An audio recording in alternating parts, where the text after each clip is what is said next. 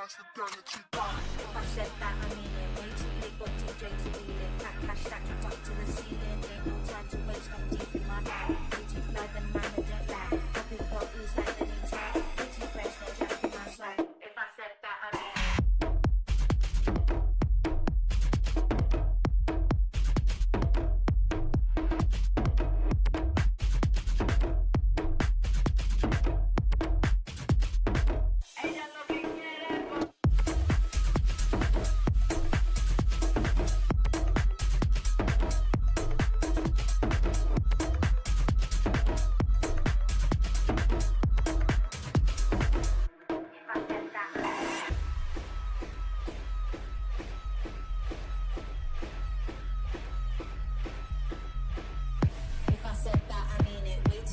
DJ to wheel it, fat cash stacked tracked up to the ceiling. Ain't no time to waste, I'm deep in my bag. Way too fly, the man a jet lag. Popping bottles like the new tags. Way too fresh, they're jacking my swag. We're too nice, the gang are too bad. If I said that, I mean it. Way too late, got DJ to wheel it, fat cash stacked tracked up to the ceiling. Ain't no time to waste, I'm deep in my bag. Way too fly, the man a jet lag. Popping bottles like the new tags. Way too fresh, they're jacking my swag. We're too nice, the gang are too bad. If I said that, I mean it.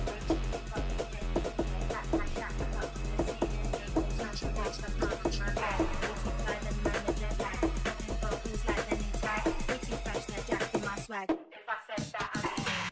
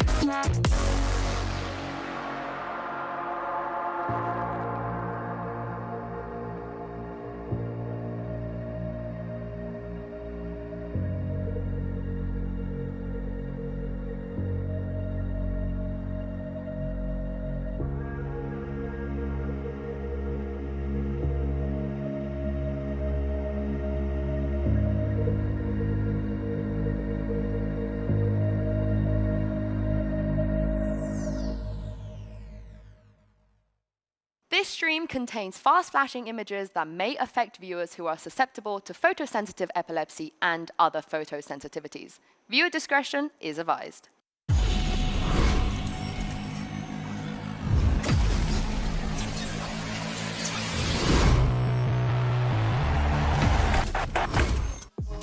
Expectations have been completely thrown out the window for the first 3 days of VALORANT Champions. It's time to see what BLG, MIBR, RQ and Fnatic can do at LeSaurent in Paris today. Hello everyone and welcome back to the most important tournament of the year and the best. I am your host Yingsu and I'm joined here by two people that did not tell me the dress code of what was happening on the show today. Uber and Wire, welcome. Why did you leave me out? Bro stole my swag, but that's okay. He needed it. That is crazy. I'm going to draw back the curtain for you folks at home. We go to our wardrobe people, the lovely people in our wardrobe department, they tell us what to wear. This is a setup. I've been set up to look like this goon.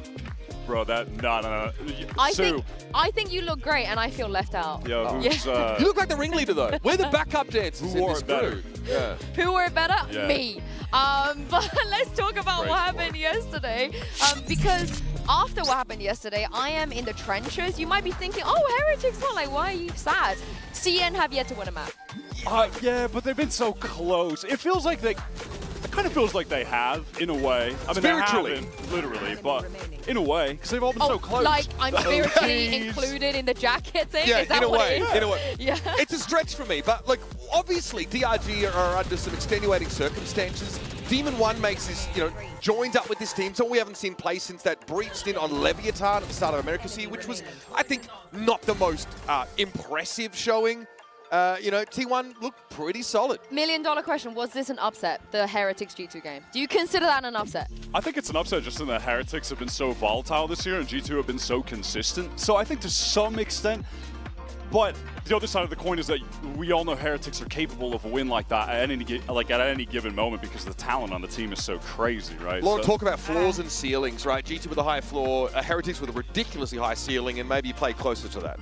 Yeah, and how are we feeling about the group today? Because I came into this thinking yesterday was a group of death. Does today have legs, you think? Oh, it depends on so much. We haven't really got a good chance to see what MIBR are cooking. They've been in Germany boot camping for a fair bit. And honestly, on the BLG side, it was not the most auspicious showing in Toronto, falling out in Swiss. Then obviously another good domestic performance from this team, but we need to see how their style matches up internationally.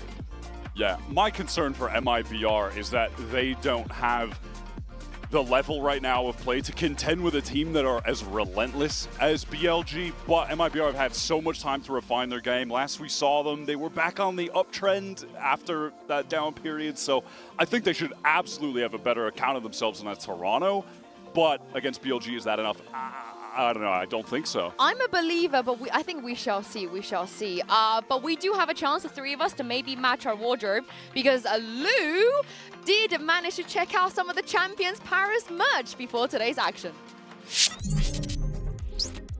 And what would be a VALORANT global event without its merch? I'm now joined by Vinny. Pleasure to have you here. You're working at the Riot stand, and I have a few questions for you. First of all, what is your favorite piece of merch for Champs? I think the best one will be like the new one we got. So it will be the big jacket.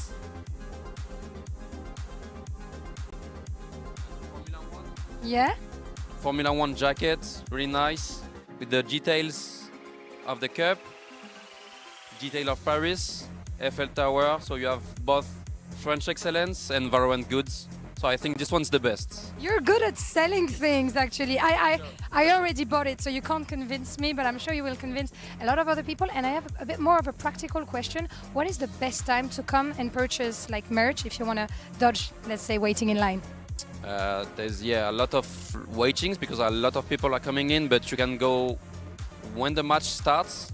Everyone wants to see them, so you can just come and buy the really good jackets. So if you don't want to miss the match, maybe when there's a tactical timeout or a tech pause, just rush to the merch. Big rush, like run to us, and we will do everything we can so you can get to see the match in time. Okay, so you see, you can just come meet Vinny at the venue whenever you're here to purchase some merch. Thank you, Vinny, and we're going to enjoy some more games today. Good game, so pretty. I bought the jacket already as well, and I would recommend. It is really, really, really, really nice. So maybe one of these days, 3 of us, we can finally match. The hoodie, though, low-key amazing. It's like a weighted blanket. It is so heavy. That's nice too. So nice. Real high quality. That is really nice. But I feel like so far the vibes of us 3 has been kind of mild. Are you guys down to maybe turn the heat up? Yeah, I agree, actually. And hear some hot takes? Because obviously we've had some insane Valorant action so far. And who better to dial the heat up than some of our Pick'ems faction leaders? Plus, a very special guest. Now, yesterday I was told that I am trolling by not being a part of Mixwell's faction.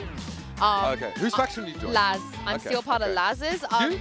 Respect. Whose faction did you join? I'm not. He's not like fraudulent, he's not like bro. the other girls. What you know? faction are you in? Yeah. Tense's faction. You're in You crazy? Tense's Yes. faction? It's his or Tarek's, bro. What do you think I'm gonna choose? Honestly, Bro. I thought you were gonna say Dauntless. If you know, you know. Anyway, let's hear from our first leader, of course, my boy Bayaz. Miss you. He's been doing great, I hear. So let's hear his hot take. G2 best team champs. I mean, that one's aging poor. I actually think it's incredibly mild. I mean, well, Bruh. when Okay, this I is think before it's the game. mild. This is before the game, right? It depends on the timeline. It's either mild or extreme heat, but I'll say mild if you're going into the tournament. Extreme heat after yesterday. Because people But- have never lost a game before when they win champs. Like, yes. I mean, but It's fine. But, bro, the corrode comp... They're just picking... Why are they playing corrode? Anyway, yeah, bro. it's got to get banned. Like, But they bluffed. It's mild They going bluffed. into the tournament. Right now, it's spicy. It's like Satan's armpit spicy. You know what I mean? Okay, we'll talk about your culinary choices later, but for now, let's take a look at the next hot take from Whipper. Let me think about it. I think VALORANT is gonna win champs. I mean, that's an obvious. There's nothing that could. That is extreme You heat. gotta decide. Pretty spicy. spicy? Pretty spicy. Nah. I thought they looked pretty good. I'm not gonna lie. Well, I mean, yeah, they look good, but DRX winning champions, like they can make a deep run. The map pool looks so good for them. This current map pool with Abyss, them looking Yes, good on Abyss Abyss. being back and helps a also, lot. out of all the players that's been to every champs, Maka has been there and he's never won. So maybe every there's champ. Yeah, exactly. That's There's why something it's in the extreme heat. water. That's my point. That's my fifth time point. lucky. Have you never heard the saying, fifth time lucky? Yeah, fifth time lucky, getting fifth, sixth again. It's A lot of fifth, teams. sixth A version. lot of teams are And that's a suffering. great placement. If DRX come in fifth, sixth for this tournament, that's a great result, and that's why it's extremely spicy if they get higher. I'll take. No, I think they've got some serious potential. A lot of teams suffering with Icebox out of their map pools as well. Them being so adept on Abyss just gives them a pretty big edge. And if we get to the best of 5 phase with this team, and if they come in higher seed in any of those situations, I'm feeling like they got potential. and they're from the best region. Potential. So Bro, they're from the crazy. best region. It's like, what is it? Pacific's That is 4 true. seed is better than all of the other regions' first seed I at mean, this yeah. point. So, Low-key. you know, best region. It's And over for us. we're saving the best till last because it is the GOAT herself, Alexis. I can't wait to hear her hot take.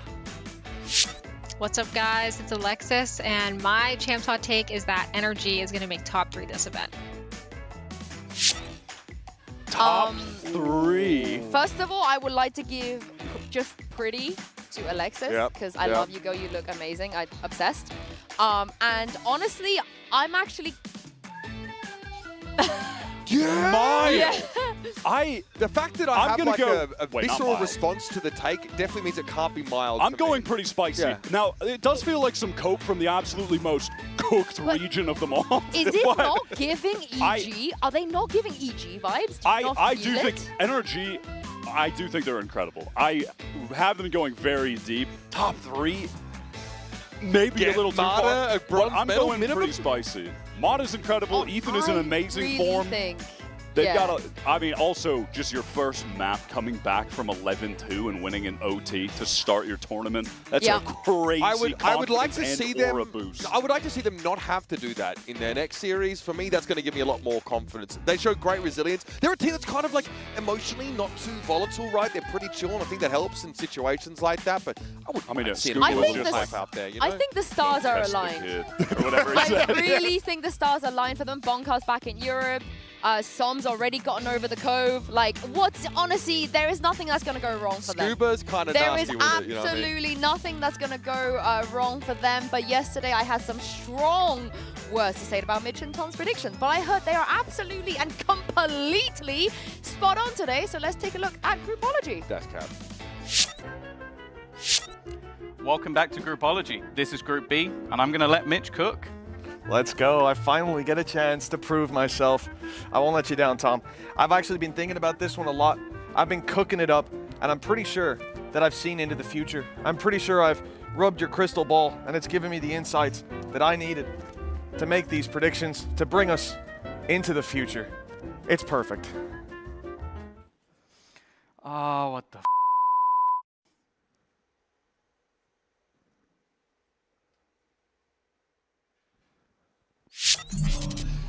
This is why we don't let Mitch do anything ever. Like, he cannot be, he cannot be given any power. Such an apt response. It feels like I was just feeling some mild dismay and a slight disappointment. Bro had MIBR going through in uppers. We live in a world of rage bait. Hey, you never know. You actually never know. He could just be the Oracle. He could. And I want to know if you guys have the foresight, the fortune, the powers Mitch has by asking you to vote in our MasterCard fan poll today.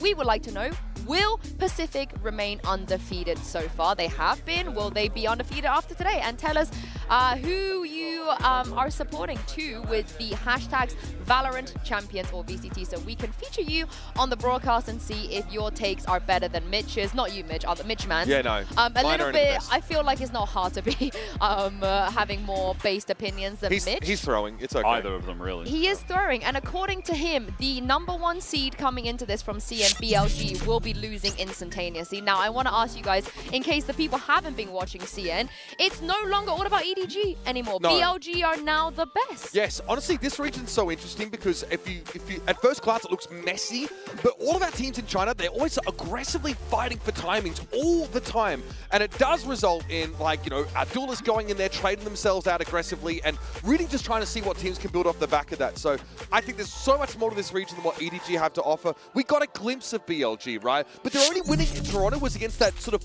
I'll say, weakened TL, right? Penny comes into the roster. There's questions about whether Nats would be able to get there for them. Now, though, looking like the real deal. It was a crazy final with these guys. WHZY stats are ridiculous. Neff is the highest assist per round player in all of China for Stage 2. These guys are cooking. Yeah, and at all times, they just have an absolute world-class duelist that plays with a very unique style that can be hard to read at times, and even if you feel like you're prepared for it, it doesn't matter when he just swings into you and immediately one-taps you. WHZY has just been the best duelist in the region, bar none. And have Russia. The guy is disgusting. Incredible aim, unreal game sense. Like one of the most clutch players you got in this region. The guy's so stable and bails Billy out of some compromising spots they can get into because of that volatile take on the game we see early in rounds. He might be my favorite Harbor player of all time also. Like, I actually enjoy watching him play Harbor sometimes. But I'm glad you mentioned WHZY because it is a tough job to dethrone Kong from being an MVP. I think he has been every MVP in CN, every single split since 2023, without fail. He's just consistently the MVP. But what is different about WHZY? You spoke about that he is a little bit different, but talk to me specifically what we can expect.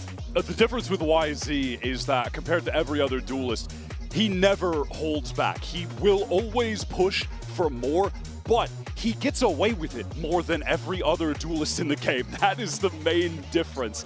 And there are just so many moments, so many critical rounds where he is the difference maker because he will be able to isolate that second unexpected duel and be able to get that critical kill in the round to put Billy ahead in situations where other duelists are just not able to get that same impact kill. Yeah, I mean, I don't like pairing WHZY against other duelists in head-to-heads. I pair him against side anchors because that's basically what his job is to do, is get in there and bust it up. And in this kind of matchup, he'll be going up against some pretty proficient side anchors, but the guy's audacious, always asks for more, and he tends to break the normal conditioning of what sort of defenders expect from him.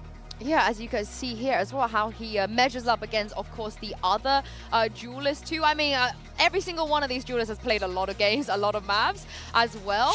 But does it feel weird for you guys to see that it's not Kong Kong at this point coming in as almost the face of his region? I would say also not even with Kong Kong being as good as he is, because WHZY takes so many more duels than everyone else. Like, he has a lot of deaths too, obviously more kills than deaths. He takes more first fights than the other duelists in the region. He is just straight up taking more duels. Yeah. Kong Kong is also playing the Yoru in double duelist comps as well, so his role has become a little bit less upfront, not playing the Raze so much.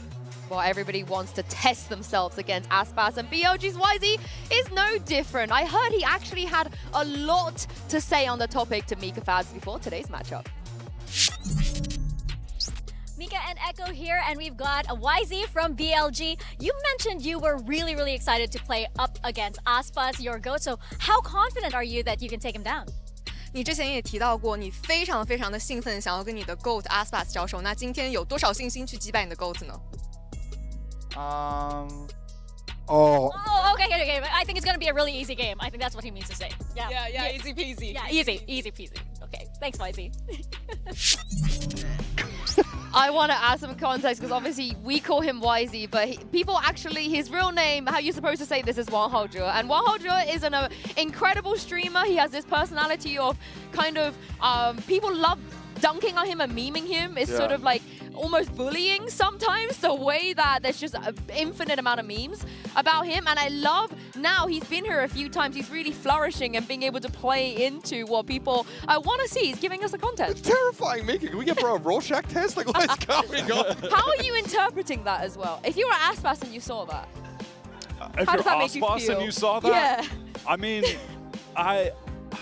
that's a tough question. Those are, by the way, two duelists with insanely different playstyles on duels, and I feel like that actually embodies Answer the question. style. Answer the question. I was going to say, what that is he trying to embodies say? his style. Is he trying to just... Aspas isn't eating the mic like that. No. That's what I'm saying. The that illustrates the stylistic difference in-game. Yeah, with that Aspas is maneuver dodging out the of mic, game. honestly, when he can. Yeah. Yeah, I think the mic comes to him. Yeah. You know, he's not going And then he to the leans mic. back away from it, you know. But I want to know more about BLG at this point. You know, what a team Well, here. just something. Just a word. Okay, you actually want a word. Yeah. I got you, because Tom, Biz, and Neff had a lot to actually talk about. I'm not trolling this time before the tournament started. Welcome back, everybody. I am joined by BLG Neff, and are you ready for some word association? Yeah, I am. Basically, we're going to be watching some different clips from old Champions matches, and I'm going to ask Neff to basically give us a word or phrase that he thinks best describes those moments. So I guess let's get into clip number one. All right. So this is, of course, Demon 1, Champs LA, 2023. What do you think? Are you getting up on any tables this event?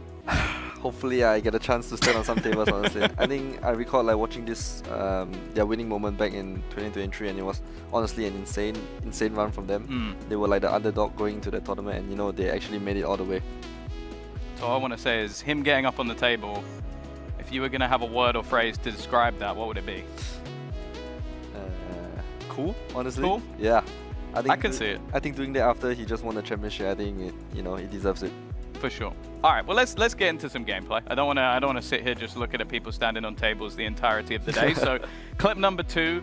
I honestly think this one is my favorite, maybe on the entirety of the list. This goes back all the way to Champions Berlin 2021. And I want to see if you remember this one when we get to it. Other utility remaining, they're now going to look to clear out the I remember this. It has to be the Chronicle Ace or 4K, if I'm not wrong, at Belong. I think this is my favorite moment I've ever casted in my whole career. I don't know if it will be topped. I think this was one of the first 3 games I watched from the very old Gambit roster. And yeah, I think it was insane, man. At that point, I was still like an amateur in this game, and watching this made me like, it was like so cool. Well, yeah, it's going to be interesting as well. Obviously, Chronicle now with Fnatic, but just... I remember every single thing. It's the last kill. The last kill is just ridiculous. I don't know how he reacts that fast and well. Could you think of a word to put, just one word to put that into perspective? Because I'll be honest, I don't think I can. One word, I think I have to guess him, maybe just Clutch Master, honestly. Looking at the score, it was like 11-9, and he actually like secured this round, and I think it's probably a huge morale booster for his whole team, Do you know what? I'm going to go with my word I said in the moment, which is ridiculous. Because I don't think... I don't think there's many things that could beat that, but our next clip Maybe. It's going to look a little bit egotistical because I think this is me casting again. But this is just a little bit of Con coming in from Champs LA 2023. It's not quite lining up, and it looks like the side of EDG might have to do it. The question is, do you remember this one? I remember when they played against Giants, but I don't really remember what. Oh, I remember it was the 1v2 at 2 guys at Heaven, if I'm not wrong. You are correct. Yeah. That is the play that's coming up. And this is one of those ones where I remember watching it and being like, it's not winnable. He's lost. Yeah. Like, they didn't play badly either. It was just insane reactions from Kankan, man. Yeah, and then it just cuts to him just smiling as ever. The most Con thing. So, last one. What would you give this one? Handsome, honestly. Do you know what? I think we leave it there. Thank you very much, Nev, for joining me. All right, thank you so much. Best of luck in the tournament. Of course, everybody knows Con handsome. Going to be a big task for Billy today. They're going to be playing against MIBR. Now, for the non-knowers, talk me through their year and how they actually got to Champions. Yeah, I mean, MIBR started off being one of the most consistent teams in Americas. This newly formed Brazilian roster built by Aspas, upcoming players from the region. They get third in kickoff, then they get third again in stage 1. Bomb out at Toronto, worst performance at an international event from a team ever. They start off in stage 2, still playing poorly, and then they start to pick it up at the end, but it was too little too late by that point. This team's characterized, though, by picking really promising rookies up from Brazil. So, something that people often criticize Brazilian teams in Americas for failing to access adequately. And then they add Verno in, who is unsuccessful in his time with NRG, and everyone's like, how's this supposed to work? The guy's so nonchalant, so quiet. And it looks like a honeymoon period that I couldn't believe how good they were. I think Cortezia is probably the standout rookie in Americas this year. It's been an incredible stabilizing presence on this team, but MIBR are suffering with Icebox leaving the map pool. That hurts them badly. But they get Abyss back, so is that a fair trade, you think, for them?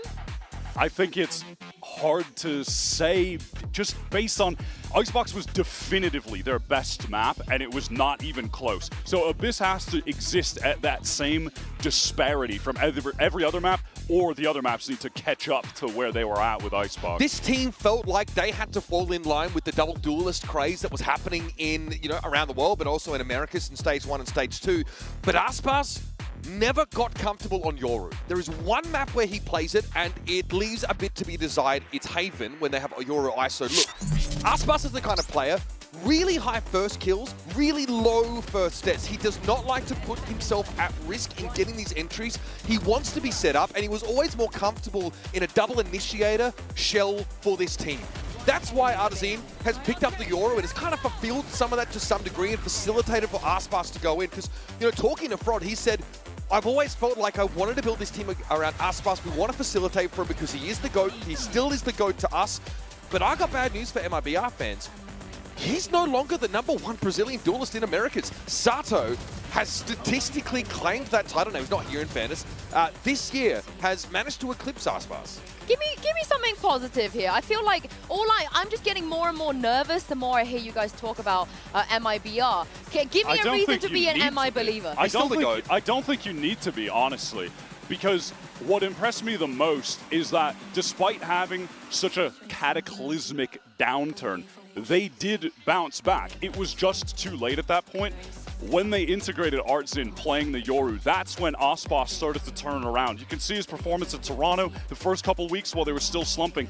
But the last 3 weeks of play, Aspas was back. He essentially put up 45 kills for 30 deaths, 3 series in a row, even in a very close loss to NRG, who are obviously a very high-quality team. So I do think that MIBR were able to bounce back from the slump. It was just too late to make a run in playoffs, but it was enough in regard to the Champions points to get here. Yeah, I mean, I was really impressed. They didn't feature in playoffs, but we had reasons to feel confident. Cortezia was also performing at a really high level. As side anchors, he and Shannon look more than serviceable. They look very, very solid. But these guys have to either reintegrate Corrode into their map pool or go to Abyss and really workshop that map. With Icebox departing, like we mentioned, they need a wider map pool because they've been permering Ascent a lot, haven't been wanting to go there. So these guys played a great Lotus as my standout map for them at the end of stage 2 against NRG. It was close overtime, didn't quite get there.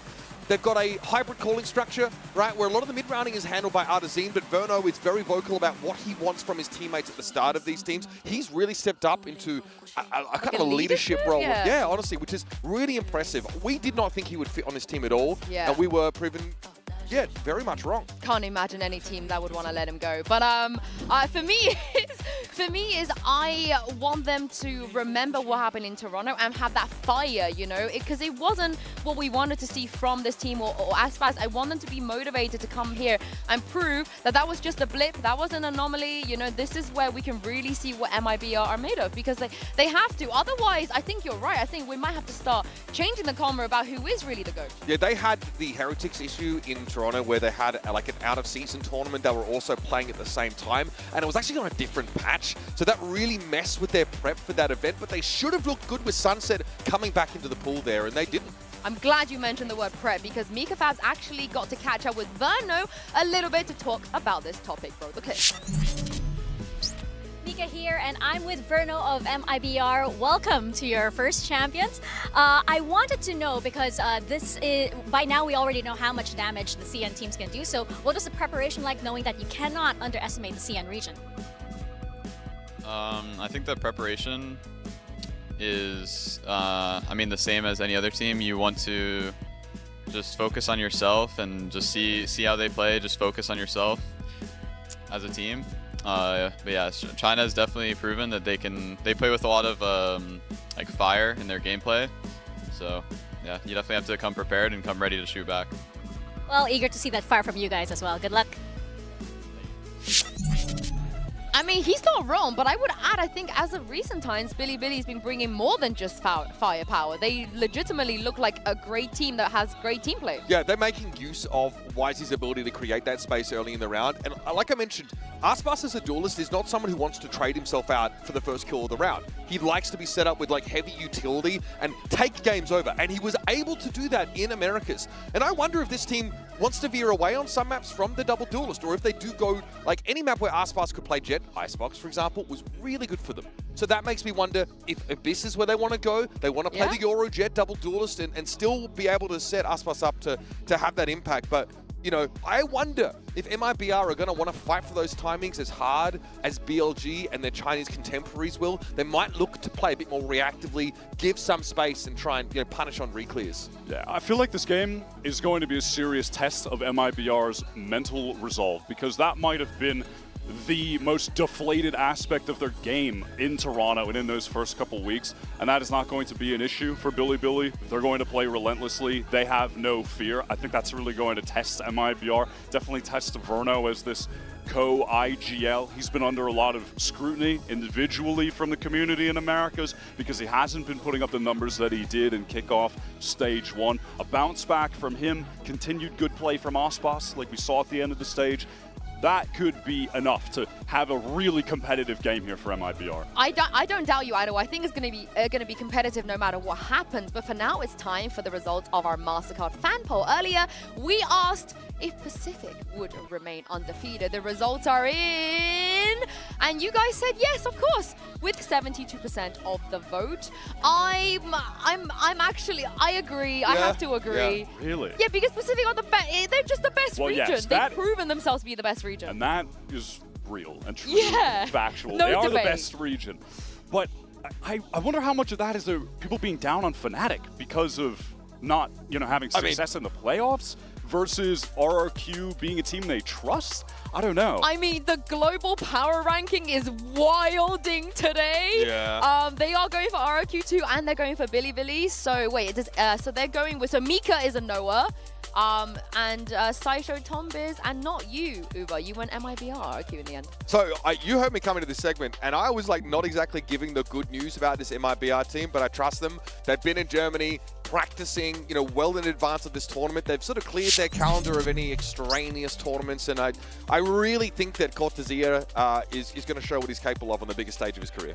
What did you go? Sorry, why? I didn't pay attention to your preds. I didn't have enough clout to make it on the graphics. Get on there, wait, so go on then. What's your pred? But I'm going for Billy and Fnatic.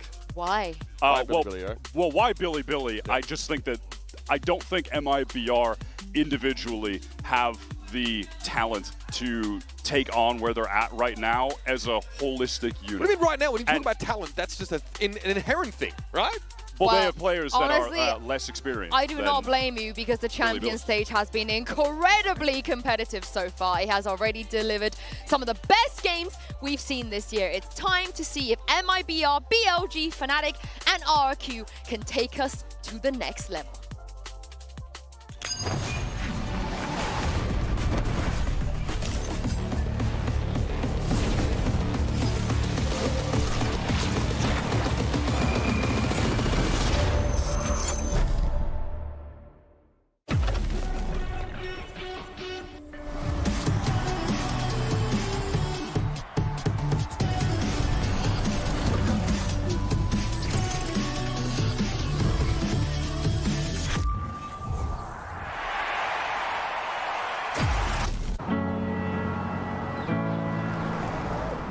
Now that I'm in Champions, it means everything to me.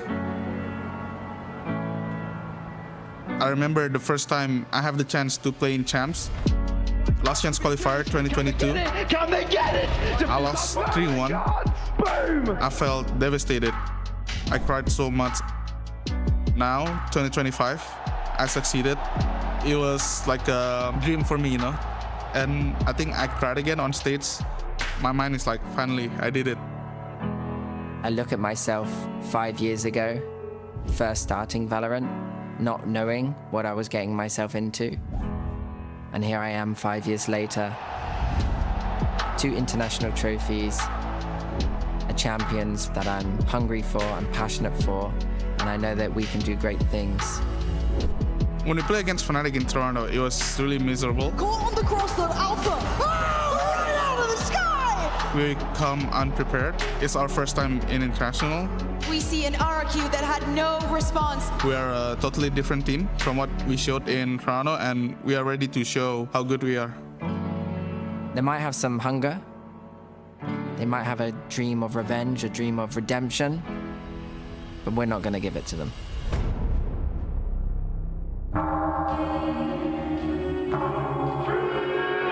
Since I was young, I've been a very competitive person, and I don't really like losing. Whenever I do take a setback, I feel very discontented. It strives me and pushes me to become a better version of myself. Esse amor pelo jogo, como é algo competitivo, ele me dá uma vontade de querer estar sempre sendo melhor, estar sempre melhorando, porque se eu estiver melhorando, eu vou conseguir ganhar. E ganhar é uma coisa que eu gosto muito. Eu faço isso pelo meu país, pelo meu time, pela minha família, pela minha esposa. Although their placements in the Americas League was not very outstanding, MIBR still has a lot of potential. Eu já joguei contra times chineses antes e todas as partidas que eu joguei contra eles foi bem interessante pelo fato de eles terem um estilo de jogo muito diferente. We are a team that is probably the youngest team in Champions, and I think a lot of our players look up to Aspas as an idol in the past as well. And I think that having the opportunity to play against a player of a high caliber is honestly a good experience for us, and I hope we can take him down. O mundo chama de talento, eu chamo de destino. Tô bem animado para jogar contra vocês, vai ser uma partida muito divertida.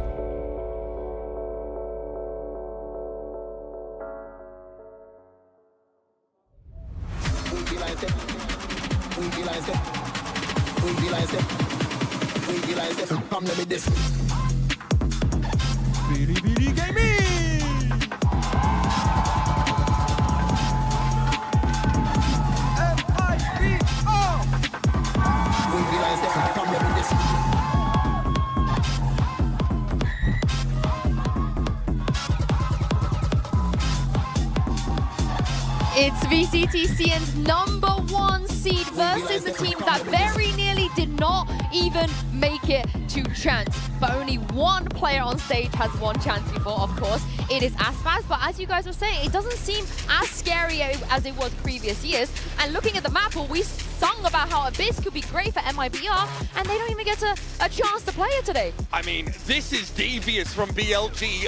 Picking Haven off the back, the map I think that puts MIBR's double duelist situation in the most awkward position.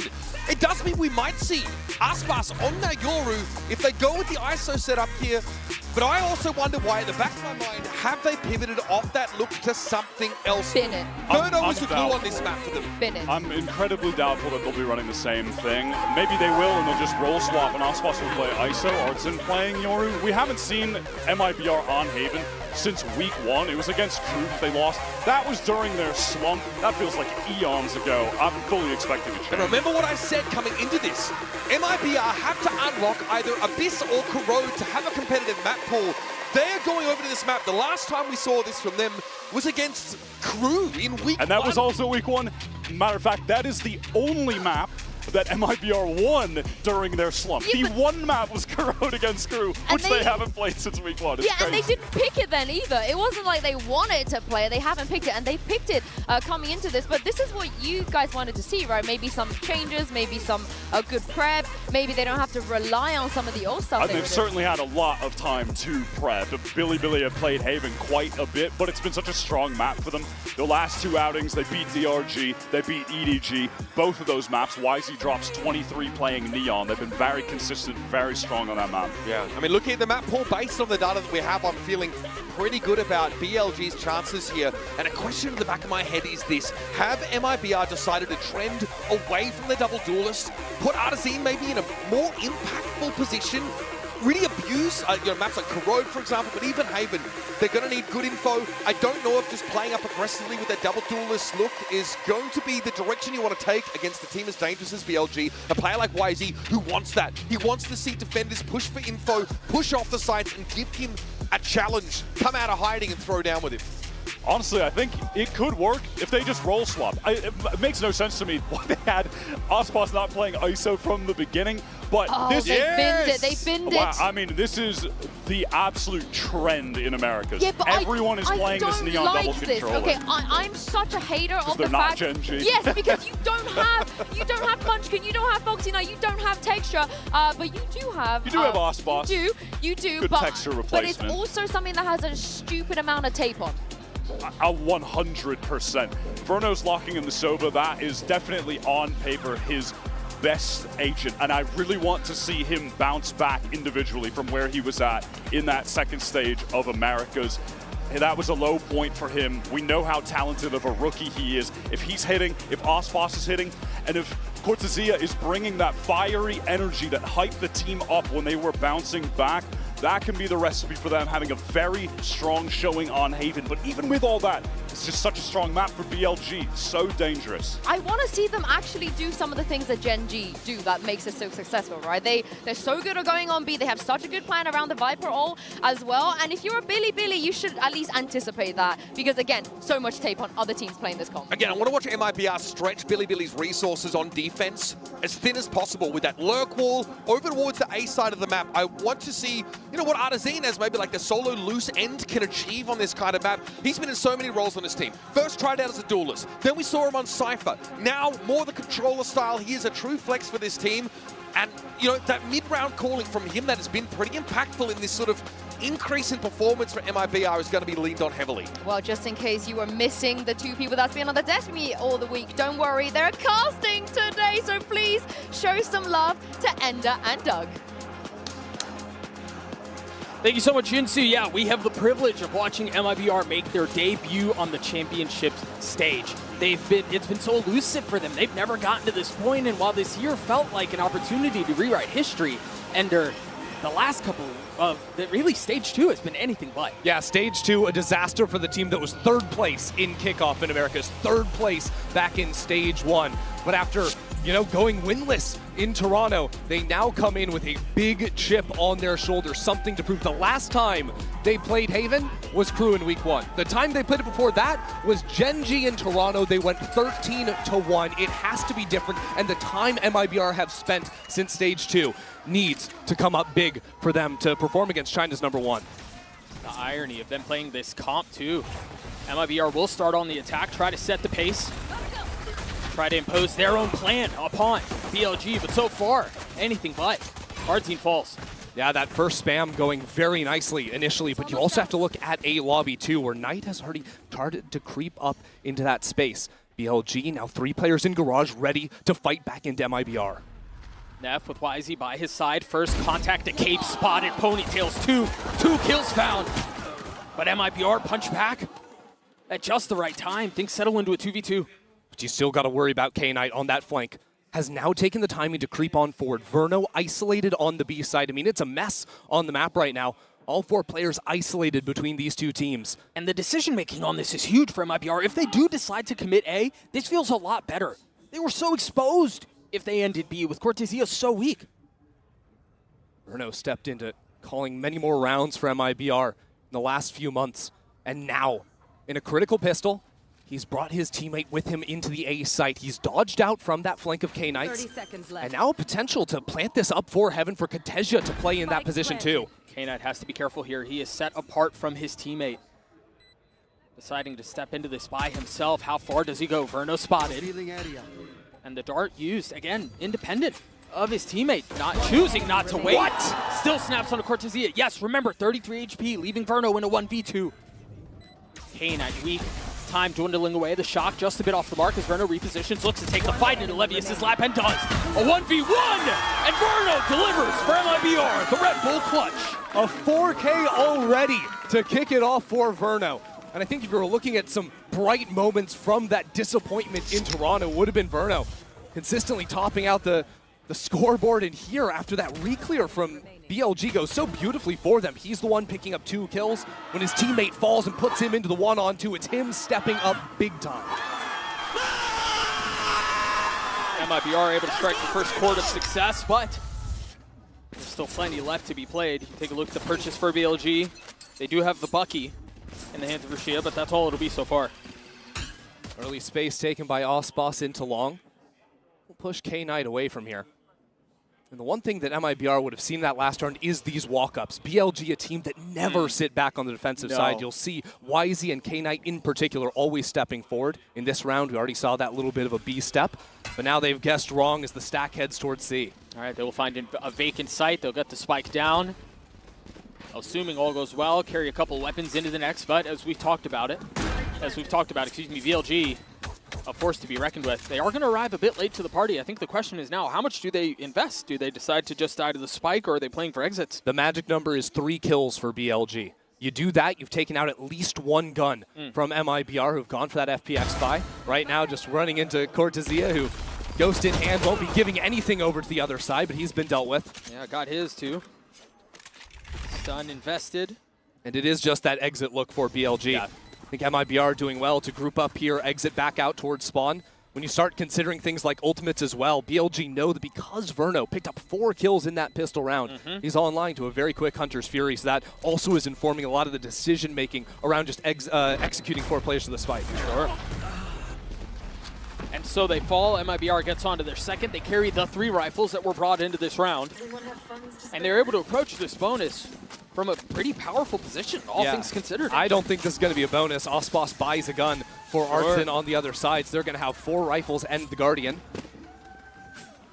That'll set them up so nicely. This, a chance to completely break BLG's economy. Already in here in round 3. You see some of the pings on the minimap already lighting up the left side of B. This spam line could hurt MIBR. Safe passage found across, and now all eyes set forward. With Osbos, the tip of the spear. Champions kill leader. Still not on the board. And he pulls out all that utility front B as well. The Paranoia now pulls Rusha into Garage, where the fault line comes down. He can't quite connect the shot. Timing just off. So an exchange of utility results in no lethality. So my eyes turn over towards the A side of the map, where now all of a sudden we've got the Peter and Ardzine stepping into the long space. BLG 2 in sewers. And remember, Neff used his stun for the Garage hit, so that will not be in play. But they're rotating over to this. You see BLG has already pulled more members A. It's a very good read, and this drone only sees the Viper. That's critical, but BLG still hold their ground. Some noise made from Ardzine running away from A long, but BLG know that's fake. quietly creeping forward, playing on such a dangerous line. The swing out from Aspas falls at the hands of WHZY, but Artsy counters. 2 kills found, but the spike is in such an awkward spot. Artsy has to get out. He's trying to run back. Cortezia just broke a tripwire in garage. He's stole his ground, but at the same time, Levius is back out in mid, and now this mad dash out of Artson trying to dodge away from the fault line, dodge away from a Cypher net. Now here's his approach. It's gonna be death from him.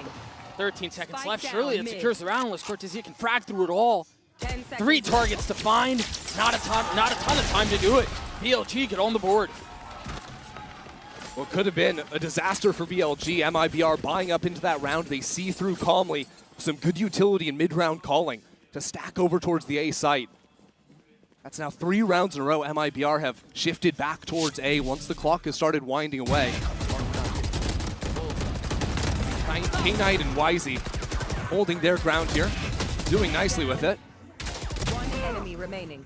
That tripwire, almost the bane of Levius' existence. Yeah. The turret. Yeah.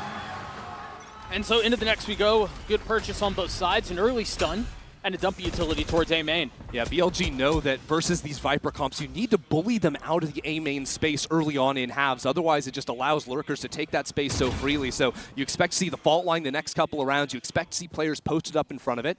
That does leave their C side very vulnerable.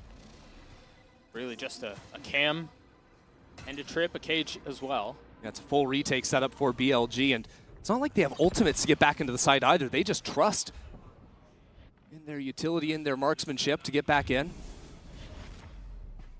Neff, no stun, but silence across the map. A couple of rounds now, BLG have had 3 players stuck on B. Look for exactly this, but this time Cortezia shows up massively. K-Knight was there to respond in kind. And things quietly settle into a 4v4. They're going to rotate back into all of the space that BLG took away, eh? This is wild. I mean, we're less than 40 seconds left onto the clock. MIBR have player C, have players Garage, have player A. It's lurks on lurks, and now with Artson falling, they have to go C. Left. They will have 3 there. K-Knight somewhat on an island. I mean, Levius is within striking distance, but the smoke goes down. Aspas strikes, and now the dash through. The site should be secured. Now we'll see what they do in the post plant. Rushia still has the paranoia. Still a stun for WHZY to play off as well. Aspas's position will be critical here if he can dodge away from that key utility because he's playing so close to that smoke back towards C-Link. They're not playing long. They're hunkering down into the site. The first paranoia out from Shenum. Traded now. Both flashes used. Aspas waiting on the other side of the smoke. The dash is just too much. Reposition, stays alive. Looks to take a fight the second time around, and Verno saves the day. A 1v1 now. Levy is weak, but Aspas worse. 3 HP, a stiff breeze will knock him over. And Levius delivers. 5-1 now for the Sentinel. Levius started off the pistol round with a nice kill. Has continued that in the last couple of rounds. Has been so solid, playing into that C retake, but when he gets back out onto the site, shows up in a big way. And this is starting to be a little bit indicative of how these teams want to play. You know, BLG grouping up often to fight around the breach and the neon. MIBR going to look to spread out across the map, play these much slower rounds. BLG's planning in these rifle rounds has netted them 2 wins. And it's forced MIBR here off of the back of that last one into this light buy with a Guardian, a Vandal, and a Stinger.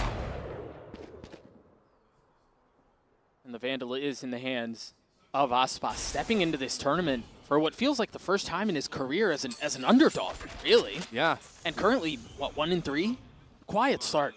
Quiet start for him. People will be used to also seeing his Jet on the international stage, but he's been playing a whole lot more than Neon in Americas this year, incorporating that into the pool. But this MIBR team was always a team that was underdogs. You know, 11th place, back-to-back stages in 2024, but the signing of Aspas and these incredibly talented rookies at the start of the year, and Cortezia and Shenum propelled MIBR to the best finish they had ever had in 3rd place.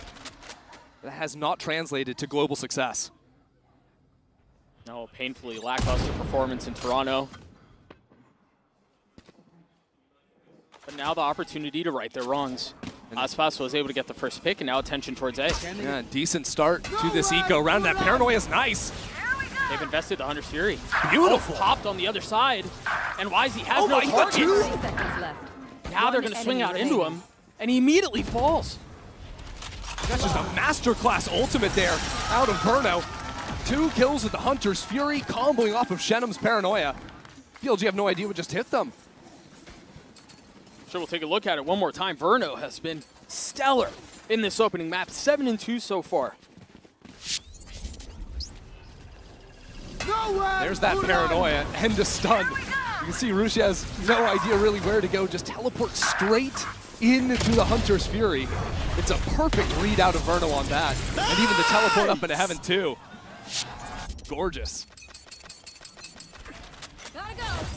Great start for MIBR on VLG's map pick. And again, we're going to see a lot of this attention towards A main at the beginning of the rounds.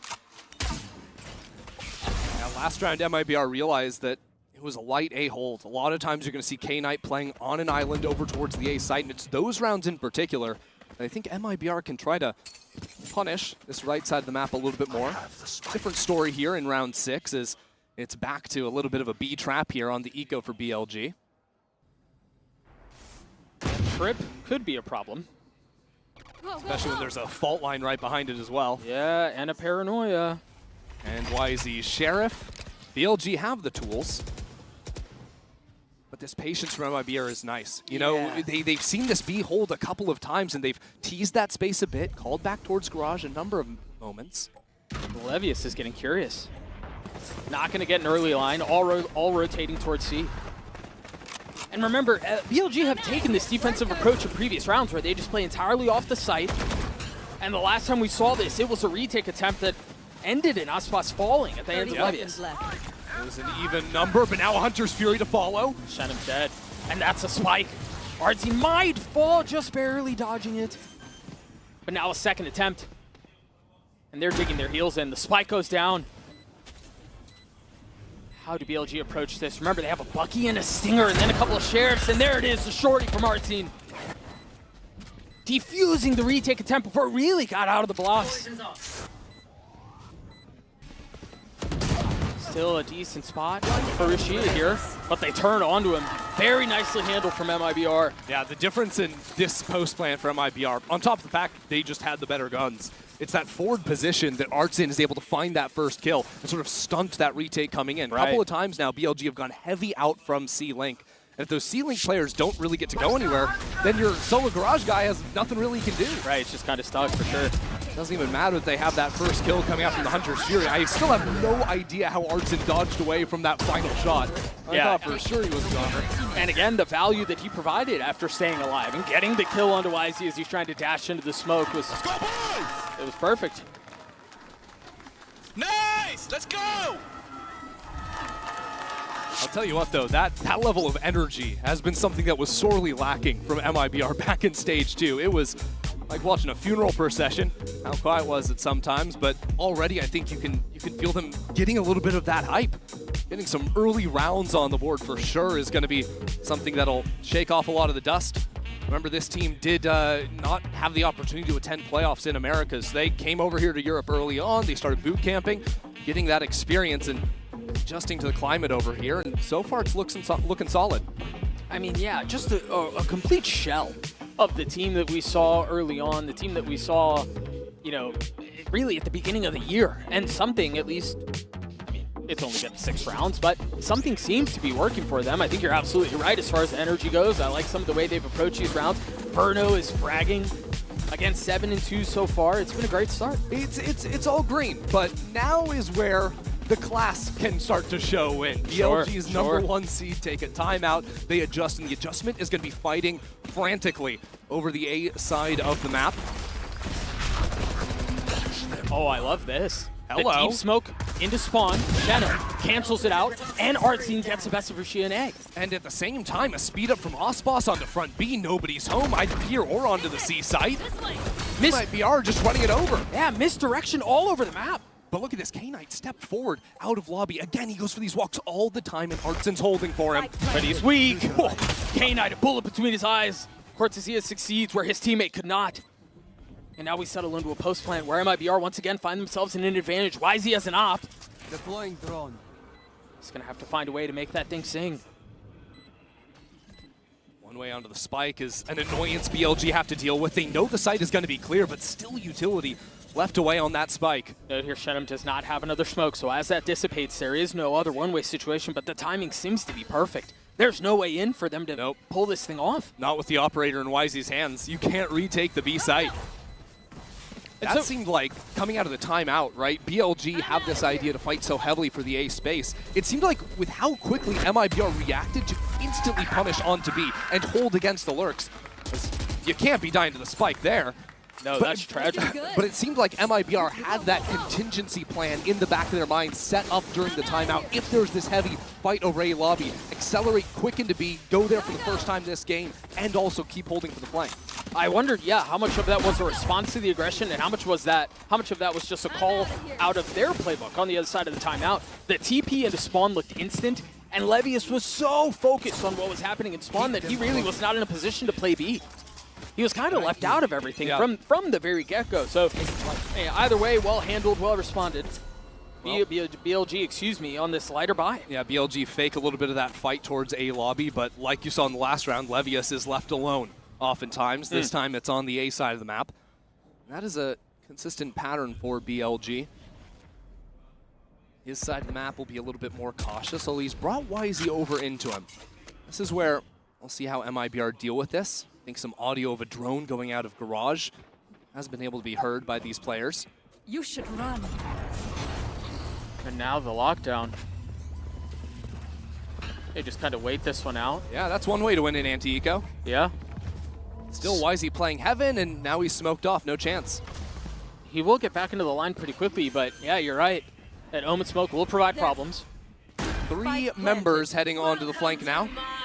And now the pit, they're putting a lot Verno into this. Looking to secure it. Verno gets 2, make that 3. 1 HP. He takes them all. The round is done. There's no way in. WHZY has to save the op. Yep, it's another save. Levius will go into his death intentionally this time. Just a tough situation to be on. And BLG, I think now's the time where they need to make some adjustments. They've tested the flanks so often, both here and domestically. And MIBR come into this, while it is going to be BLG's map pick. MIBR know that the preferred maps of BLG are going to be Haven and Bind. So they've done plenty of homework on this. They'll know exactly what's up, and now they don't even have to worry about that operator. 11-2 for Verno, 1 off of having his Hunter's Fury on mine once more. Kid's a monster. And this is what it felt like when MIBR picked him up back in stage 1. Remember, they weren't playing with this kid in kickoff. Right. Verno was wearing a different jersey with NRG. And it seemed like that signing from MIBR just made everything click. All of a sudden, they're winning everything. Again, a top 3 finish. While individually, he looked decent enough in Toronto. This is kind of the promise we had with Verno in the offseason. Aspas has an op, Artine has a Marshall. Or an Outlaw, excuse me. A little bit wild, but honestly, when I was watching BLG play, I think that on the attack side, an attack op really works against them. If you hold extremities, you hold that contain against the walk-up of, well, what is WHZY doing right now? K9's also gone for that. You'll see BLG walk down C long. You'll see them walk out of garage. Those scope guns can be so good at shutting down BLG's playstyle. Man, 4 of them are on light armor. You see the Outlaw was put down in exchange for a rifle. Whew. That was close.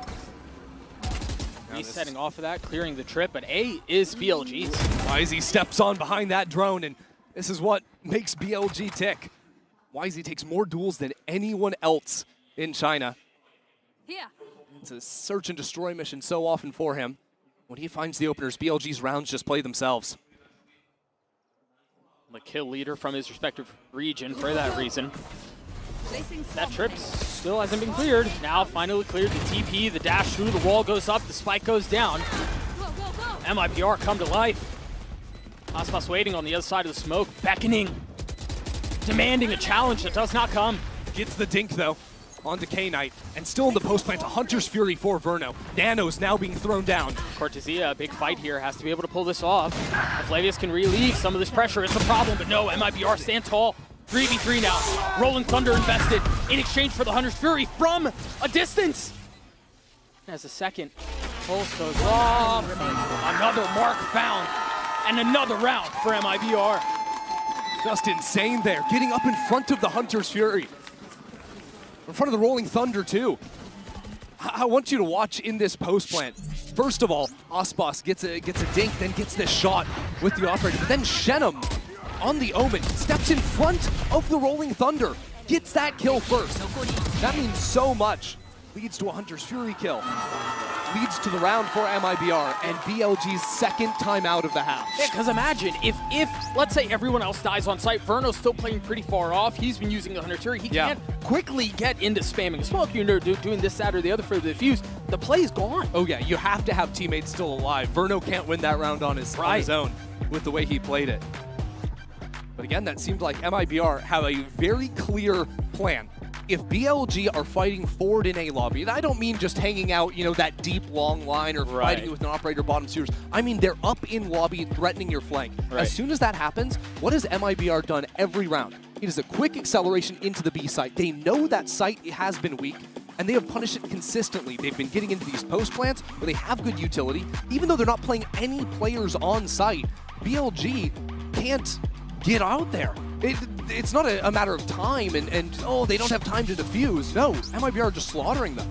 I was talking to Frog prior to the series starting, asking him how he felt about the pick bans and how it kind of went down, and he had a smirk on his face and said, we got both maps we wanted. They picked our first choice. And I was hesitant to believe it, to be honest, and forgive me for being a doubter, but given history, I don't know, but yeah, he was right. And it just makes sense, right? MIBR have the extra time to prep. They know BLG's tendencies, and they're debuting a new comp. MIBR with the double smokes, now another fight into long, but this one, even between the two squads. And Odin rattles off right off the bat. No damage found, but a couple kills traded. YZ for Shenum, I take that any day of the week. We'll see what Levius can do in the corner here. Stinger in hand, not tagged up. He's been here a couple of times. Hold on, what is going on? Body block, Neff falls. But traded back again, the Stingers proving to be a problem. BLG gets another. They made a good adjustment out of the timeout. Very quick to respond and start threatening on this B site and into Garage. So you can see that scattered MIBR a bit. Their spike is still outside Garage. It's time to maybe regroup, play together. This was a bit of a half buy from BLG, but they're ahead of it again. BLG are already rotating into A before MIBR arrive. And they have the information too, know exactly where these final two players are. A gun for K-Knight. Just over 40 seconds left in the round. You do have time to play this out. You're not forced to commit A. Oh, pop, wall through. Last boss left to fight. We'll find his one. K-Knight down 3 on the round. 30 seconds for the duelist, and one more waiting on the other side. Dashes back, throws it in reverse, and gets another for MIBR. Just dancing on him. Aspas had no clue where that last guy was. But it doesn't matter. The Stinger cannot hold up against Aspas with the Neon ult. That kill from YZ at a distance is kind of insane. It's wild, but it doesn't amount to much of anything.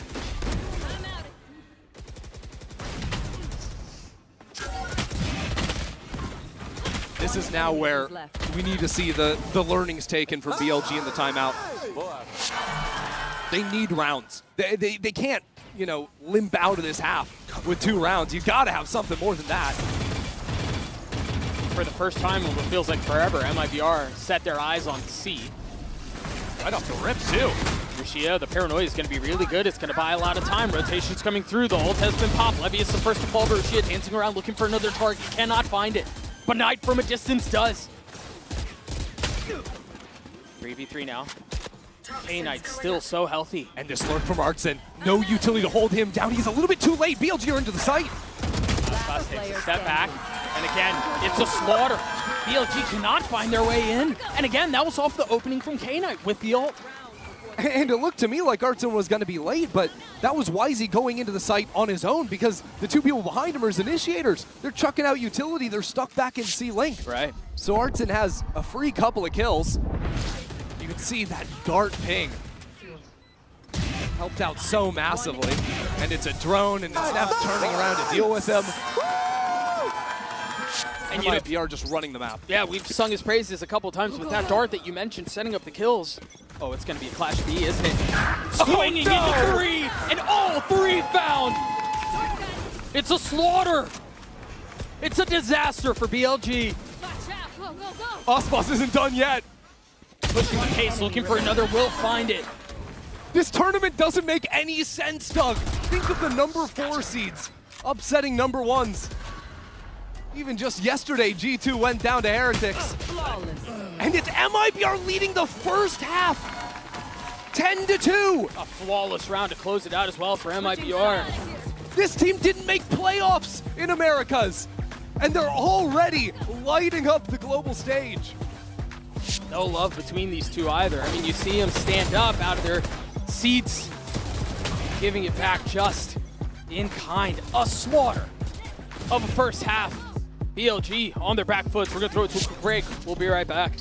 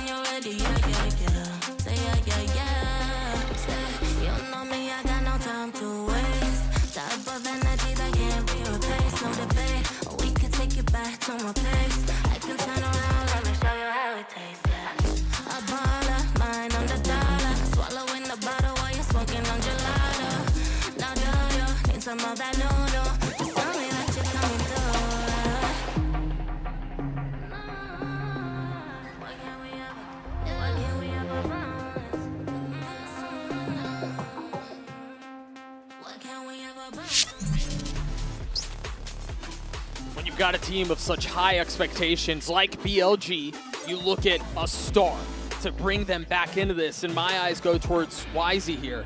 Christian. Yeah, WHZY was just completely shut down in that first half, largely in part to Verno. Yeah. You can see down here with the Coinbase Econ report, this guy was absolutely torching BLG. And I think that MIBR's game plan really supported this shutting down of WHZY, a guy that on defense so often will step forward and seek out those fights.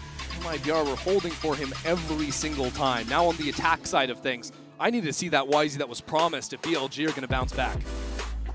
And BLG will require it.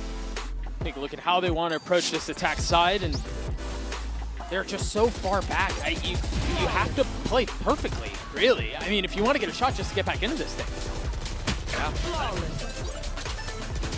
Absolutely insane how things started off. The flawless rounds, I heard 3 of them right there. MIBR were so clean, but BLG gonna start things off geared up towards the C side, which is light right now. Just a nano swarm to hold things down, and the poison cloud, of course, from Artzin. All right, I do think a lot of our attention will be, we mentioned WHZY, and for good reason, but Neff in particular does such a good job of setting him up and unlocking him. So it's as much on his shoulders as it is on WHZY's, in my opinion. It's gonna come down to breaking MIBR's hold over towards the A site. Osmos on this forward line, not over-peeking into lobby. Just gonna take a shot and fall away here. Cautious here. Shenum is close by, has a paranoia. But they're gonna go long. Not even really giving that angle. Does Levius walk into the double stack of MIBR garage? I mean, he's calling his team back into him. I think he expected rotations to hit a lot faster, but now that the turret's cleared, there are still 2 players here. And Artzin ratting it out in his cloud. Cortezia feeling a lot of the pressure. Artzin, his cloud goes down. He gets 1, make that 2. The frenzy tries to find a 3rd. Tucking behind the box, but Cortezia delivers. Now the paranoia out. BLG trying to will their way into a pistol, and they cannot. 11 for MIBR. BLG think themselves out of the round. MIBR didn't clinch with that double garage trap setup. They had started in those positions at the very beginning. Artsine and WHZY never left each other until they decided to fall back into C. And that quick thinking, that reposition out of Artsine was so nice. The only thing that stopped him from killing everyone, the magazine size on his frenzy. 30 seconds left. One enemy remaining. This is now 9 rounds in a row for MIBR. And now BLG have to force up into it. Yeah. Not even with the generosity of a spike plant. 5 Stingers, light armor on 4. K-Knight, the one exception. So double body shot from Aspas here, good enough to take out Rusia.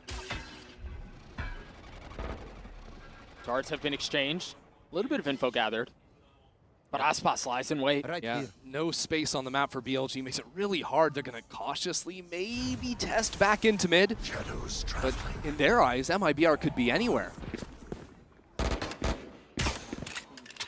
This wall from MIBR just takes away so many options too. I mean, you take a look across the minimap. Utility C, garage, the wall B and A. BLG might have done the right thing, though, by making that noise B, by not showing anyone A long. They've now pulled the rotate away from Verno, so only 2 players to hold them right now. They've also let Levius go on a bit of a walk. Yeah, but Shenum's holding it on the other side. I mean, maybe with different weapons, you got a shot at this. Artsine feeling some of the pressure, takes a step back with the judge. And they try to brute force their way onto A, and so far, so good. They're succeeding. 30 seconds left. They've gotten the sight, they just don't have numbers, and they really don't have the guns. Chip damage well onto K-Knight. Look at Rusia. He needs to keep going forward. He needs to find something for his team. Upgrades into a Guardian. Entrenched in the smoke. Waiting for the challenge. And as it goes down, the kill goes up. WHZY finds it. K-Knight dropping Verno down from heaven. Into 1v2, swings it, delivers a dink. Still more damage to be dealt with. And WHZY avoids disaster as MIBR get the round. That was the force up as well for BLG. That was the last chance for them. Just an absolute stunner to open things up here. Good hold out from Shenum. Bit awkward here with that flash connecting onto a teammate, as WHZY had to try and turn back around into the judge. He ends up eating up the breach blind.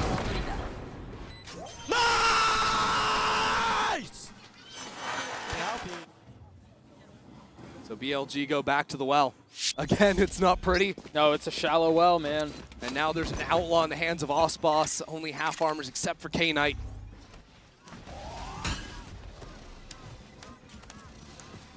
What can they do here? There's even an alarm holding this heaven jump. And they hadn't seen that one. They hadn't gotten that far up, and they've also only played, what, 2 defensive rounds? Look how quickly MIBR have started shifting over. Completely prepared. They smell blood in the water. A bullet between WHZY's eyes as Shenum gets 2. K-Knight tries to open up the site, but can't, and the spike is well out of reach here. He didn't even pick up the spike. No, it isn't. I don't know that he feels safe enough to at this point. And so Aspas can just hold it. I think he just missed it. He was right on top of it and didn't connect. And now it's being hard held by 2 players. You might be right. Tragedy. Bears spots it. K-Knight's head snaps back, as has been BLG's. MIBR flawless to close out map 1. BLG's map pick. The last time we saw MIBR play this map on the international stage, they lost 13-1. They have now taken down China's best team 13-2 to open up the tournament. And now they turn their attention over to Corrode, which was the arena they wanted. That's where they wanted to play. That's where they wanted to fight. It looks rough for BLG. We'll see what they can do on this second map. We'll be right back.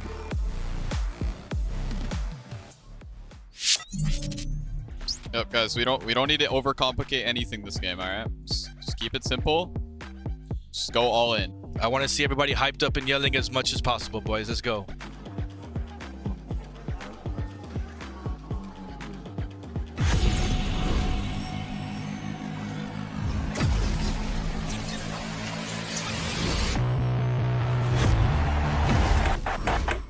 Now that I'm a mom, things are different.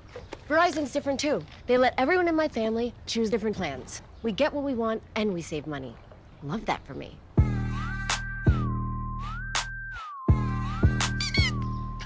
An update is required. Financial system updating.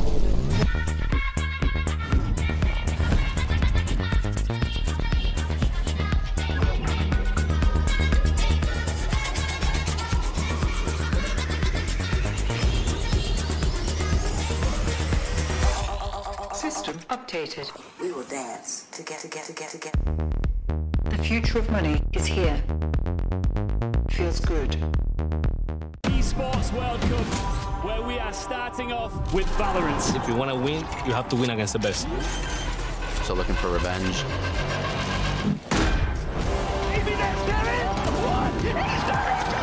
Alpha able to find one. There's the shorty. And Alpha goes crazy. They've all battled through the pressure and expectation. Heretics have come back all the way! Finally, we won. Finally.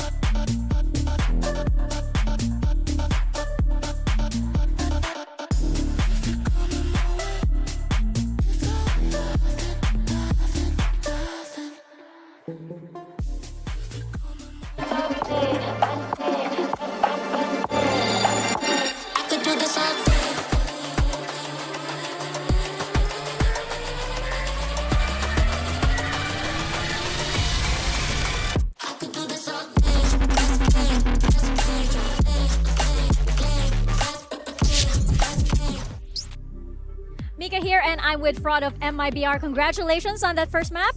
Congratulations on Haven. Just wanted to know quickly about the team dynamics, because when last we heard Verno was IGLing, I believe he still is, but because the team seems to be in top form, we just want to know, is he passing that around and with the communications within the team? No, Verno's fully in control. After the second game of our split, we made the decision to swap him as the IGL because he was really wanting to do it. So we're just all in with him, full faith. We've been working with him every day to try and improve his calling, his understanding of the game, which is already at a high level. So yeah, we're not, we made the decision and we don't look back. Even though we've made a couple other decisions, we stand by those decisions and go forward, and that's exactly what we're doing. Well, he's in top form as well, so a good call on that, and good luck on the next map. Thank you. Well, it's not just the calling that's been amazing for Verno, the shooting, the everything. Uber and Wyatt, I can confirm now with you guys, Verno has broken the global KD record previously set by tens. With a 7 KDA, which is absolutely ridiculous. Light work for the boy. Insane. In stage 2, Verno was the 3rd lowest rated player in the league. A lot of people were attributing it to him picking up this IGL role that Fraud was just talking about. And maybe it just took more time to fully adjust and be able to figure out how to play his own game within it. That was the best game he has played, possibly, probably all year. definitely since Toronto. That was mental. I love how it happened too. He just started calling one day, apropos of nothing. He's like, all right, guys, I want this, I want this, I want this. And one of the most impressive things from MIBR we just saw was their macro. The early round shot calls that we're getting from Verno, that's so good. And it looks like they really understand how to play this comp that they've obviously just moved off of recently.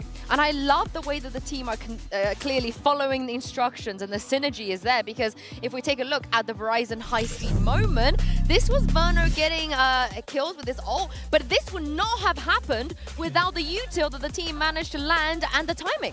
Yeah, this was absolutely beautiful. And just in general, having very good Hunter's Furies is something that Verno is known for, was known for when he was coming up. They gave him beautiful setup here. I mean, Russia kind of accidentally into-nerfed there by TPing into his spot. That happens actually more than you would think a lot of the time when Omen players get pinged off by this. Yeah, really set things up for MIBR. But man, so intricate. It's not just moments like this as well, it's like their post plants on the B side have looked so good.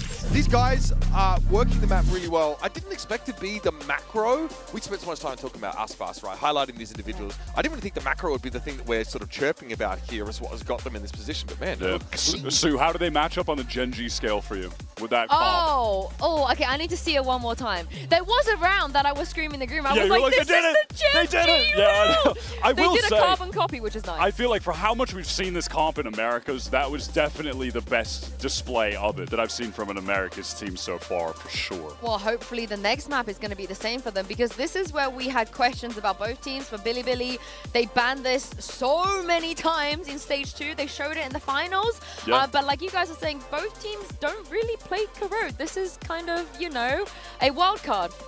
I like the pick, honestly, though, from MIBR. They've had so much time to work on their pool. That should have been the #1 thing on their agenda. And it's a map that they could reflect on of, hey, we did actually have success on this while we were at our worst that we've been at all year. It was the only map when they had during that time period. And they were running a double duelist with the Raze Yoru that actually was paying off. Aspas was able to op a lot and play off of Artson, making space, being that entry. Give me more Aspas attack side op.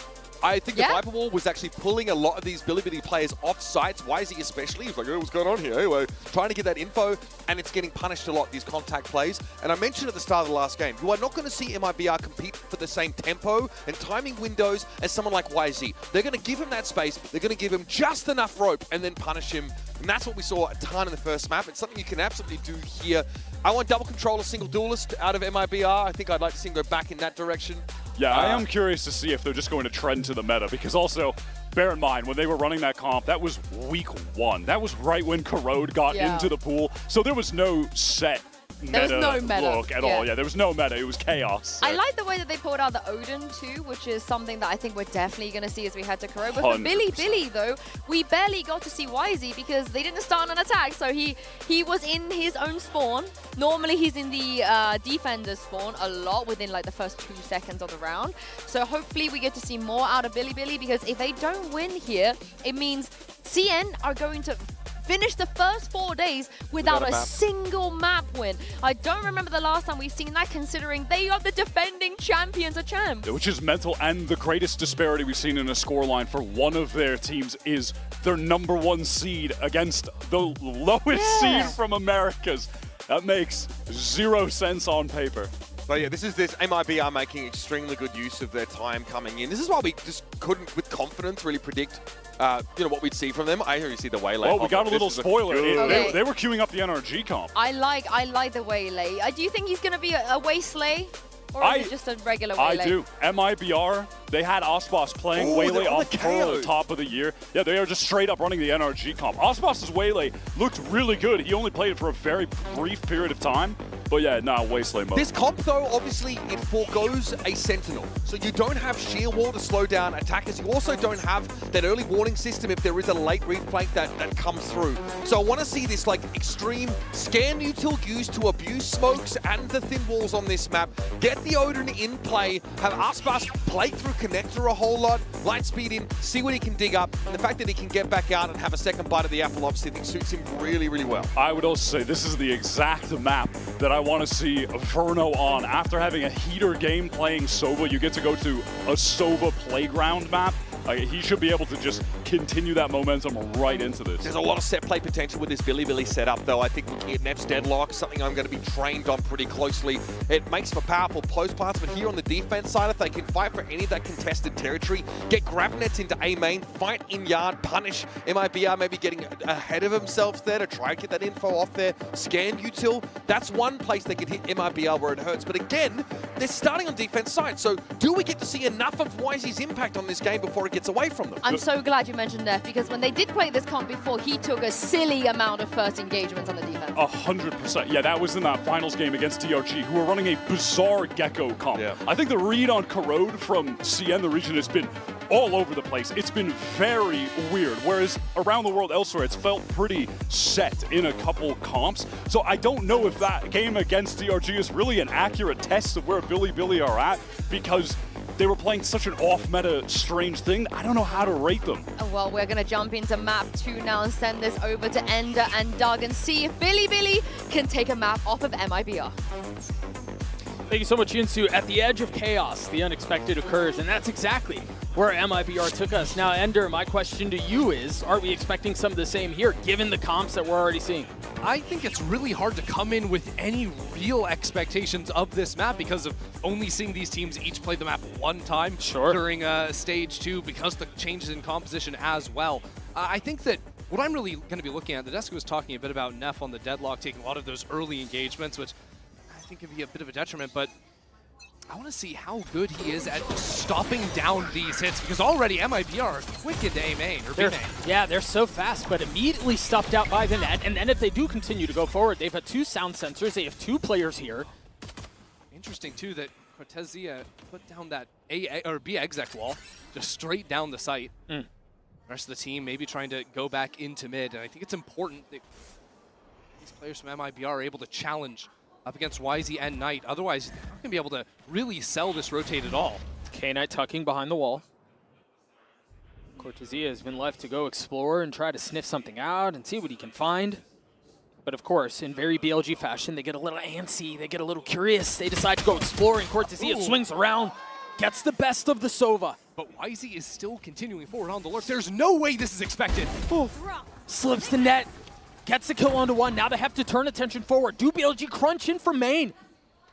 Got Neff who's considering it, but they're waiting for us on the other side of the wall. They've actually left WHZY on an island, not forced to join the fray. And now, as a matter of fact, all of a sudden, Cortezia is up into mid. He's got a chance to come in from behind on BLG.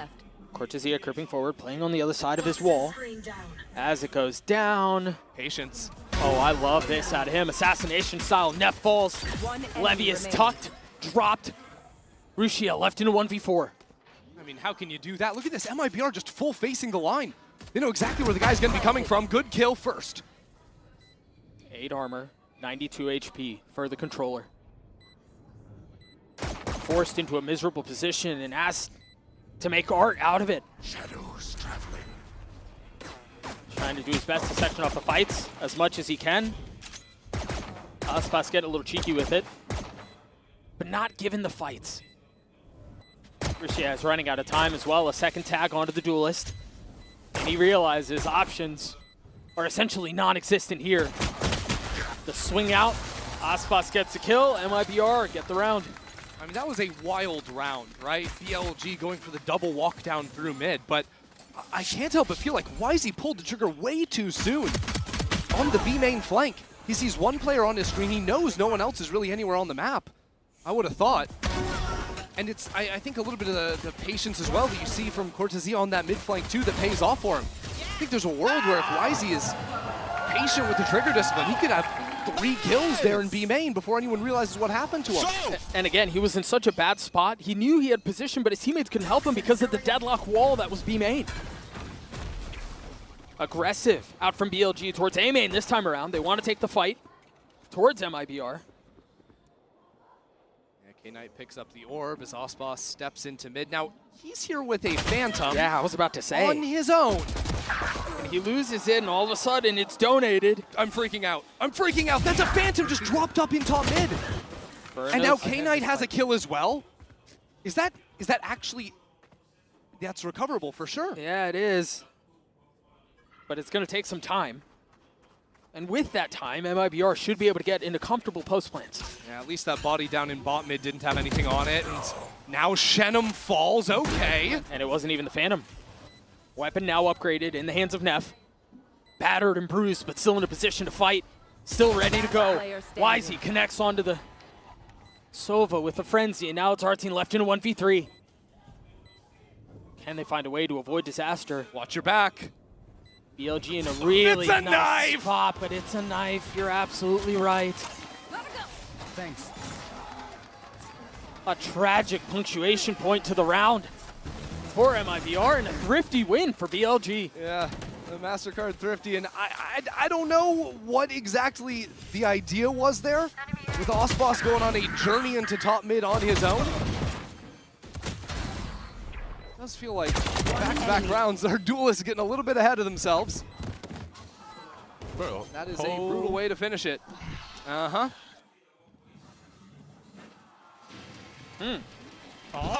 he might get out of his seat. Thought he might get a little verbal across the stage. No. So off of this, they give a rifle to Aspas again. Already has the TP procced. Flash over the top, looking to take the fight. There is no one there. You can see the benefits of the KO flash hitting both yard and towards elbow. Aspas looking for a fight. Remember, he failed at this the last time around. This time succeeds. Aspas with 2. The side is theirs. K-Knight with a Bulldog. Can't find the target. Yeah, okay. These are the most nonsense rounds I've ever seen. Osboss just fully picking things back up after a blunder in round 2. MIBR just seized the reins once again. You wonder here if you're BLG, I think they're just calling for the save. Yeah, I mean, at this point, it's probably better than giving over even more guns to MIBR. Yeah. Just cut your losses and play the next. Tough to really see what the financial situation is for Neff and Levius, but you imagine it's a bit spotty, and so they're trying to clutch onto their pearls, trying to keep that carried into the next. The next round, well, they're going to have a bye because, of course, they picked up all those guns from the last round. Right. Verno is going to have the Hunter Fury online. You remember how deadly he was back with that on Haven. Back-to-back MasterCard Thrifties. I think for MIBR, we've seen a lot of what their approach is and a lot of their plan is on the attacking side, and you mentioned it. The flashes from the KO do such a good job of unlocking Waylay. We talked about it on the desk yesterday, I believe. Yep. This is the meta that is evolving in this tournament. The flash with the Waylay, let him go, take a fight, job, guys. and then get out. Oh my god, okay. Who is watching? Yeah, sure. No one. Yeah, nobody. Well, nice save there from production. Yeah, didn't catch that one. A little bit of a different reaction from our coaching booths compared to round number 2, but here you go. See some of that speed with the Waylay. The knife out. Aspas takes the fight, waiting for a second challenge. Good night, brother. And the follow-up, too, from Verno. It's only the spam from K-Knight to try and equalize. He's going to get caught in the drone. He's weak. That was beautifully played up mid by MIBR. Primarily Osboss. He goes for that double dash towards Khan there, but then freezes. So that reclear with the stun doesn't connect on him. He gets the 1 kill, dodges away. Verno takes his place. Neff falls, leaving Levius in a 1v3. Yeah. And he's so far away from the play. I found from watching Neff's deadlock in the finals, it was kind of hard for him to play off of his stuns there. You can see where they are on the map. And the positions he was actually trying to work with, I don't know how to draw apparently, but the positions he's trying to work with so often struggle to capitalize off of that. The majority of value he's finding is off the wall. But I see BLG try to adjust against some of these higher tempo execs. The last 2 rounds have just not even been close. It's been a blistering pace from the attack. And maybe we get a timeout pretty early on. You saw some of the frustration. Yeah, that's beautifully played. The patience there. He's not hit by the stuns. There comes Verno. Even this extra layer of arts in scaling forward. Here's the reload. Here's the drone. Easy push for the kill. Drone. Enemy and that is just that's a demonstration how to deconstruct a mid-hold from a defending team. Yeah. Snappy hit from Shenum 2 to close out the round. 5-1 for Osboss. 5-2 for Verno. Here's that quick pace to A. It's just WHZY here. Is that going to be enough? Right back. Just WHZY. The TP across, he gets his one. Just not enough there. But Rushi is tucked. He's got to judge. The flash through. K-Knight joins the fray. K-Knight gets 2. And now it's WHZY left in a 1v3. Good play. And already 2 players approaching. Quick on the flank. 45 HP, he's left alone. This is going to be difficult. He spots his one, no real idea of what's waiting on the other side. And as Neff creeps forward, might be the easiest kill of his life.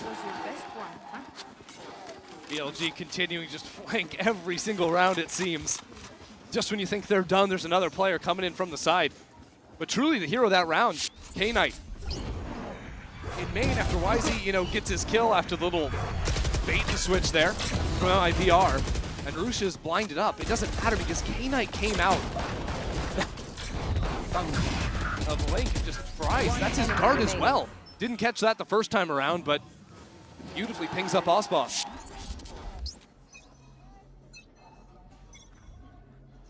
One round between these two teams. You see the exec wall A this time.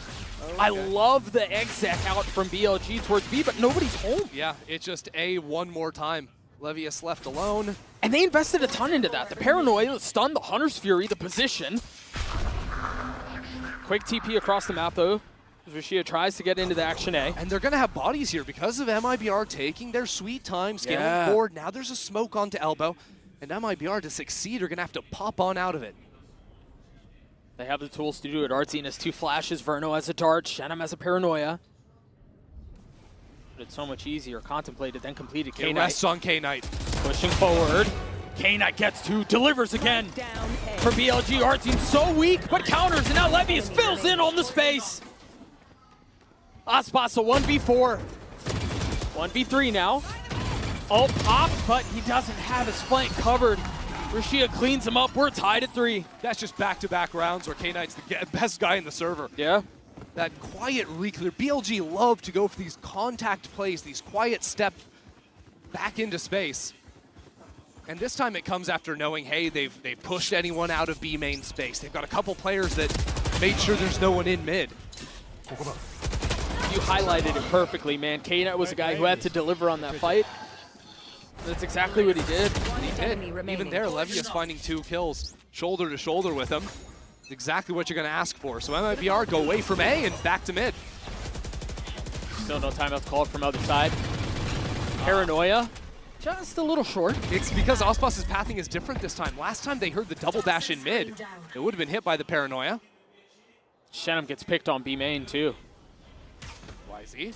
A really nice spot. That stun's going to connect. They have to swing out into it. Osboss shoves the barrel of the Vandal down his throat, but Rushia counters. And now they can speed up towards A, but again, down in numbers. They have the pit, and they have Artseem's ult. I mean, this is funky. That pit gives them a lot of space to work back into CT, but BLG are doing everything. They're clearing away A main. They've got 2 players coming in from mid. Really, it will be WHZY inside the smoke. K-Knight has a dart. He's been so good. He's been so good. And now Levius is going to drop his pit too. Green goo everywhere. It's like Nickelodeon in the 90s all over again. K-Knight with the dart drops it down onto the site. The spit will follow. WHZY playing on the other side of it. It doesn't go through the top of the pit. WHZY left in a 1v2 and BLG's numbers advantage is just too much. That was insane. The fact that WHZY wasn't actually tagged by the dart there, it seemed like he was maybe in the perfect position to capitalize. But Levius gets back in there, takes those kills, and gives BLG the lead. Enemy tag. So much riding off these 2 kills from Rushia. That's I don't know how many rounds is that in a row now, where BLG are forced into like this awkward spot where somebody has to step up. 3 in a row. Back-to-back K-Knight and now Rushia. Yeah. And if they're the ones who continue to answer that call, you look at someone across the stage to be able to do a bit of the same, and that hasn't been the case these last couple rounds for MIBR. No. Verno had taken over early. Osboss had a couple of rounds, but now it'll be Prod pumping the brakes. And look, MIBR have ultimates to play with, okay? We've got a Sova ult, a KO ult, and Homan ult. You can get active in a round like this, and I think I've actually really enjoyed the faster rounds MIBR have played. I think that they've just guessed right a lot of the time and hit towards the weaker side, but it does seem like what they've been able to draft up in terms of execs with this comp they're debuting here have been effective. Yeah, I mean, it's caused some problems more often than not, and if not for the heroics from BLG, I mean, it's tough to say what kind of conversation we'd be having, but those are the X factors that show up in high-pressure moments such as this. For sure. And I think if MIBR do want to start slowing the game down, they need to go back to full dealing with the lurk style that BLG are going for. They're flanking every single round, you know, walking down mid, walking out B main, A main, everything. Like, can MIBR get an operator online to attack? Sure. Can they start hard holding these lines? Because no Senti in their comp leaves them vulnerable. Sure, I do think they tried that in the last round. Remember, Shenum got the 1v1 outside of B main, and he got bested ultimately. Exactly. And I mean, it was a 1v2, but still, even if they do know that's what's coming, they haven't really been able to solve it. This time, a 3-2 approach from the attack. Other ideas they could play with is just, you know, fighting more aggressively for the main space. That's actually an attack smoke they dropped down in B main. Look at how far back WHZY's playing off site. He's hanging out all the way back there. Take flight. Yeah, with Artzine's ult online. Can play for a faster rotate, retake. I what more of the idea is than that. You know, you'd expect Neff to be the one playing off so that the sensors stay up, but this A-pop coming in hot. And the sensors go down. Cortezia has a lot to deal with here. Two members of BLG have taken this space, trying to tuck their way into this so he could strike a little bit later as the rest of the defense starts to encroach in around the site. Good patience. They've lost the site. This is wild. Neff has to deliver here, and Cortezia has no idea. Verno committing to getting the plant down. Neff has his ult, WHZY does too. Now Rusha creeping forward, gets the best of Artzine, looking for a second and delivers. The Paranoid will connect onto Aspas. It's another slaughter as BLG emerge on top. That's just unreal. MIBR know exactly what BLG are going to do, right? They're still looking for the flanks, trying to deal with it, but they're looking the wrong way. Neff just pushed through A main. It doesn't matter if his sensors are down or whatnot. This aggressive style from him, even choosing to split away from Rusha. Yeah. Those players could have played together. A lot of teams would stick those two players together. But BLG choose to play on their own, and it pays off. Little frustration starting to show on the side of the MIBR camp. I remember we heard, you know, their pregame talk before game one saying, let's get loud, let's hear some energy. Yeah. And here, even there, it's mellowed out a lot in these rounds. Number 4 seed from America starting to show some cracks. Again, pacey. We saw Aspas in this position and was able to net a kill. This time draws out the Paranoia and gets out. That Paranoia adjustment from Rusha has been effective, allowing WHZY to get up here into mid. But it's a bit awkward for MIBR, who have spread out 3-0-2 around the map. Yeah, they have control of mains, but you can't really go anywhere without numbers in mid.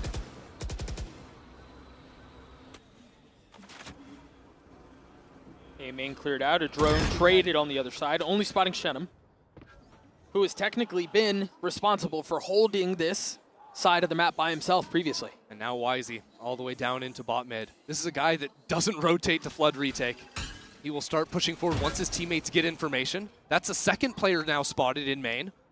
And here goes WHZY. Cortezia, there to greet him, there to best him. That's the difference, though. Finally now, the flank has been dealt with. Now the acceleration into B, but there's already 3 players from BLG here. Flash over the top. They're committing onto this, but the spike is rotating away. Yes, it is. Now a counter ultimate into the other side. Shenum behind enemy lines, and it's only Neff here to hold down the fort. With 25 seconds left on the clock, and Elbow walled off by the deadlock. Neff could stop them in their tracks. The wall, the only thing keeping them apart. But they have found safe passage through. He's got a timing. He could be everything for BLG. A lot of the hands of Shenum here. That's the first kill found, and now they're going to buy time. I don't think they can make their way out. The spike is still waiting. Neff holds the line. 5 seconds now. The spike will go down. Aspas gets the best of K-Knight. And Levy is not able to play spoiler. Now left in a 1v3. Into the swing. The high-low is too much. Artzine gets 3. MIBR gets a 4. That's crazy. 1 second left on the spike to go for the plant there. Neff was almost the hero for BLG. And it's in these slower rounds especially that I think Neff can be a monster. But MIBR can fight their way out of that choke point, even against the deadlock wall. I think making the right call to pivot away as soon as they heard Rusha's Omen ult head over towards the B site. Yeah. It does feel like these rounds live or die by whether or not the flank is controlled. The lurk is bested. If BLG are able to continue to abuse that, they seem to find success. Right here. This A side looking a little bit light from BLG. Yeah, but it is Rashia on the other side. 7-7 so far. And K-Knight's not far off. Wall goes up, the spam through, that will connect. And he gets out. Hunter's Fury looking for a little bit more damage as WHZY looks to join the fight, looks to join the site. Yeah, Knight got tagged up by it. So now with K-Knight onto the site, MIBR, slow things down, start to creep back up into yard before they move on in. BLG creep back just a bit, playing this dangerous push and pull. A tap of the spike, Verno now committing. Another round of double flank for BLG. This time Osboss is holding, but he's only got 20 HP in main. That's so much to ask of. He still gets his one though, and he buys time and gives MIBR the numbers advantage. As the spike ticks away, BLG are forced to answer very quickly. Do they commit onto this? Do they save? They should have enough money to do so. So all eyes set forward. The dart, the wall, WHZY on the swing, gets the kill. K-Knight beat up a bit, and that might call it. Neff is rotating away. I think they're done here. You leave K-Knight out there to maybe try to get a kill, one off of his ult, but no, the weapon's more valuable. WHZY's movement there, real nice to step back in front of the retake. Just catches WHZY in motion. So we're all tied up now. These teams getting a little bit better of a read against each other on this opening half, but there's only 2 more rounds left to play on this side. And I do think for BLG, this felt inevitable, right? We're talking about the #1 team from the CN region. We knew this was not going to be a walk in the park, regardless of who they were playing against. So honestly, I'm more curious about how MIBR responded to this, because the first map was a stomp. They were all confident. There really was no reason to doubt. It was happy days. But now that they're getting punched back in the mouth, now that they're getting pushed, how do they respond? That grit has been something that we haven't really seen from MIBR this year, right? Exactly. When the highs were high, it was all smooth sailing, right? You know, it was kickoff, stage 1, 3rd place finishes. But ever since Toronto, it has just been a drought. Say this team is streaky would be a bit of an understatement. Agreed. It's now coming back here, being tested in a map 2 is really where they get to define themselves. Yeah. And I think we got to give tremendous love to BLG for the fact that they're in this fight with their star underperforming still. I mean, WHZY has struggled, I mean, to be candid. Yeah, it's been tough for him, and I think a large part to it is that he's fighting on his own almost every single round. He's playing to his style, sure, you know, going for a lot of these contact walks, but MIBR have done their homework. It's not like it's a surprise by any means, and while a lot of the time, kind of like WHZY's going to be able to outskill you if the team you're playing against just knows exactly and is in your head, it's tough to do. Yeah. Now you take a look at the minimap here quick. MIBR look like they're going to want to go fast B, and there's not a ton of defense here. You got the flash set up. You imagine Osboss will double dash out. Yeah, the trick for Osboss is trying to catch Levius when he's got util in hand, trying to stall out the choke. So Levius going up towards Heaven, played a little more passively and more of a honest retake setup is the right idea. Paranoia, flash. Oh, he's going to Heaven! Oh, and Levius is there to greet him! That's crazy! And now K-Knight filling in on the space. WHZY with the ult. Gets the best of Shenum, looks for more, will find it. Verno never really made it out onto the site. Yeah, I mean, he's throwing darts for his team. Osboss is already up in Heaven. Seems like a bit of an overreach. What a hold. Out from BLG. Verno gets his 2, but Levius bests him with 3, and BLG take the lead.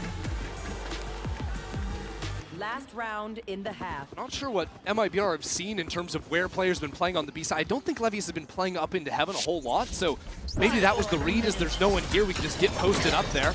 Levius was even hit by the flash. Wow. But it had timed out, the timing just not connecting. I mean, I don't know how much faster they could have gone. It felt like that was full octane. Yeah. And you'll sometimes see things like this, the timings on exec pieces be ever so slight left, because that's just a difference of a half second between Osboss getting there. That can be It's the same hit. It's the same hit. The paranoia out. The Hunter's Fury through, and this time it finds Verno. Artscene falls. Aspa swings into his death. And now paranoia traded. Shenum trying to respond. Will.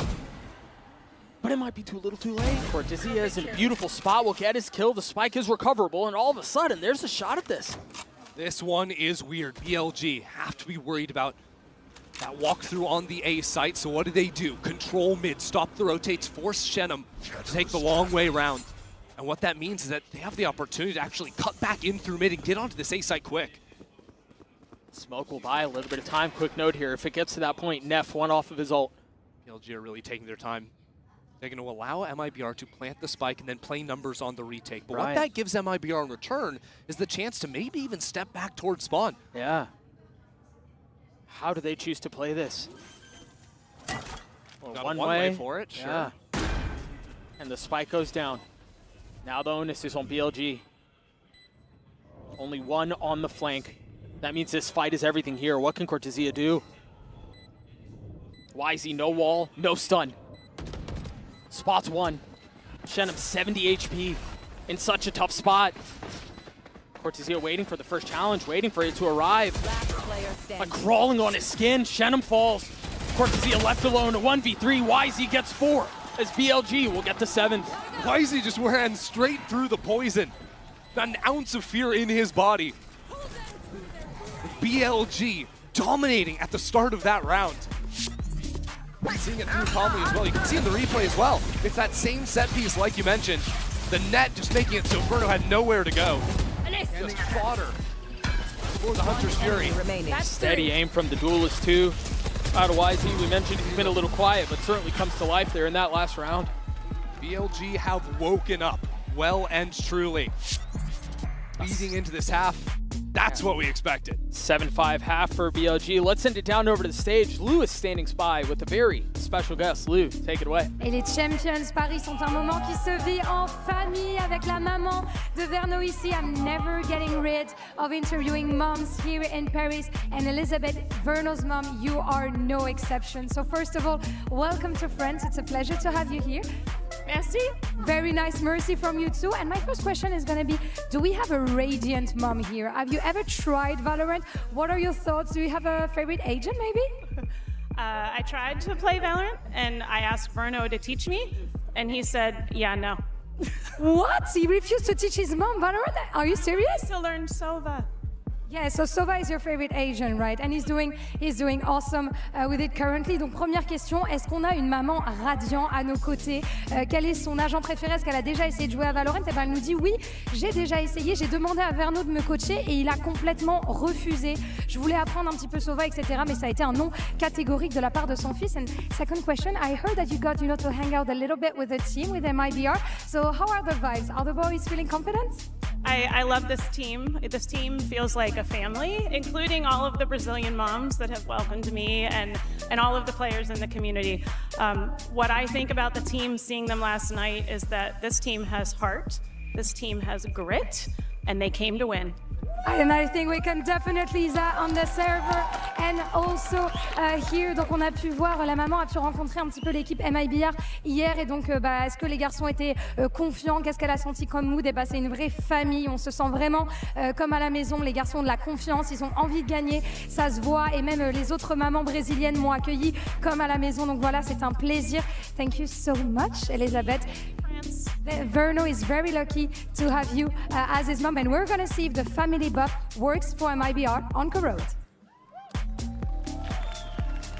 The family buff, the grit, the confidence, it's going to take something for MIBR to get back into this game. Christy, anything that tickles your fancy here with the Coinbase Econ report? I mean, honestly, I think right now we're highlighting Osboss, which is fair. I think he started off that half with a couple of big rounds, showed up in a major way. But I think on the other side of things, I'm just thinking of the amount of rounds K-Knight just straight up won for his team. The amount of hero moments for members on BLG between K-Knight and Neff in particular was really major. And I think the reason why they come into this half leading has been individual moments of brilliance. Those are often the ones that make a difference. Those are often the moments that separate the good from the great. BLG hanging on to this 2-round lead. Now on the attacking side, now it's on them to try to dictate some of the pace. As Aspas has already taken an aggro line, already gets the best of Levius. That's a great start. Yeah, I mean, absolutely. No threat on the A side of the map whatsoever. And now over on B, well, if you try to exec in here, Artsen's been holding on to the knife. So that's an easy way to shut down any chance of execing. Unless you die before you get a chance. Yeah, let's try not to die. That's step one. Gets the info, though, drops the knife. Only one found. Okay, so MIBR may be layering their utility at the same time a bit too much there. The wall goes down, the snake bite, and the knife. And yet it is enough to encourage BLG to step away from the B side of the map.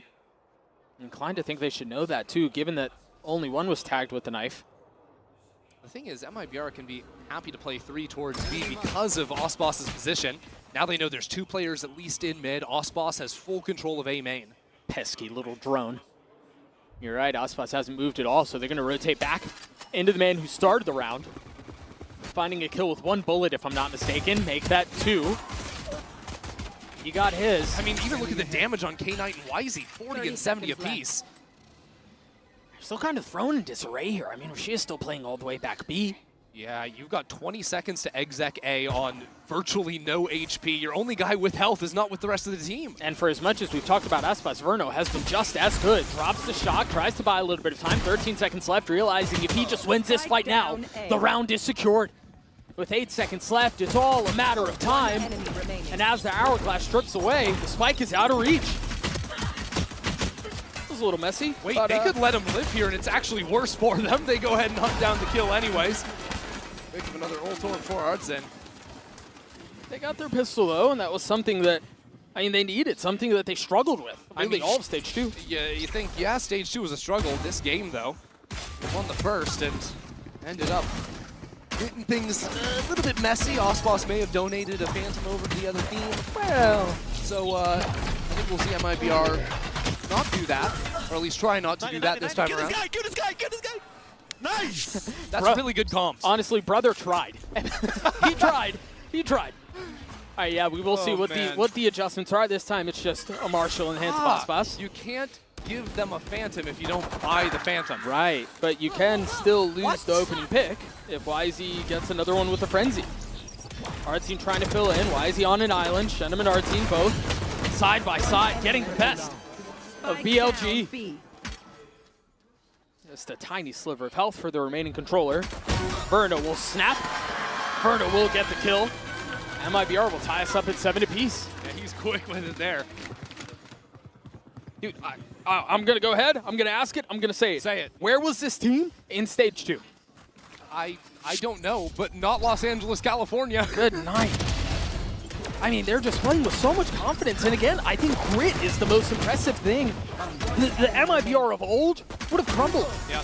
They would have never even been in this position, much less had the fortitude to hold it together. And you think about a team with 3 rookies to the America stage, let alone the champion stage. Yeah, I'd argue 4. I mean, our team wasn't there a ton. Hello. Oh, I love this set! Oh. It's beautiful! Osbos gets 3! BLG were in 0G and he just comes in and kills them all. That was unbelievable. Waylay believers rejoice. Osbos gets 4. He knows what the people want. Question is whether or not he'll get a chance to do it. He is 1 off of his ult, so you imagine you want to let him off the leash. Go make a play. We'll see if he can find it. They know where he is. The king returns to the international stage and does it with an ace. Long have we waited. Osbos is back. Look at this play. I mean, he does it all himself. There's a paranoia too, but everyone's trying to jump. They get paranoid. They're trying to jump away, and they're just caught in the air. That was so sick.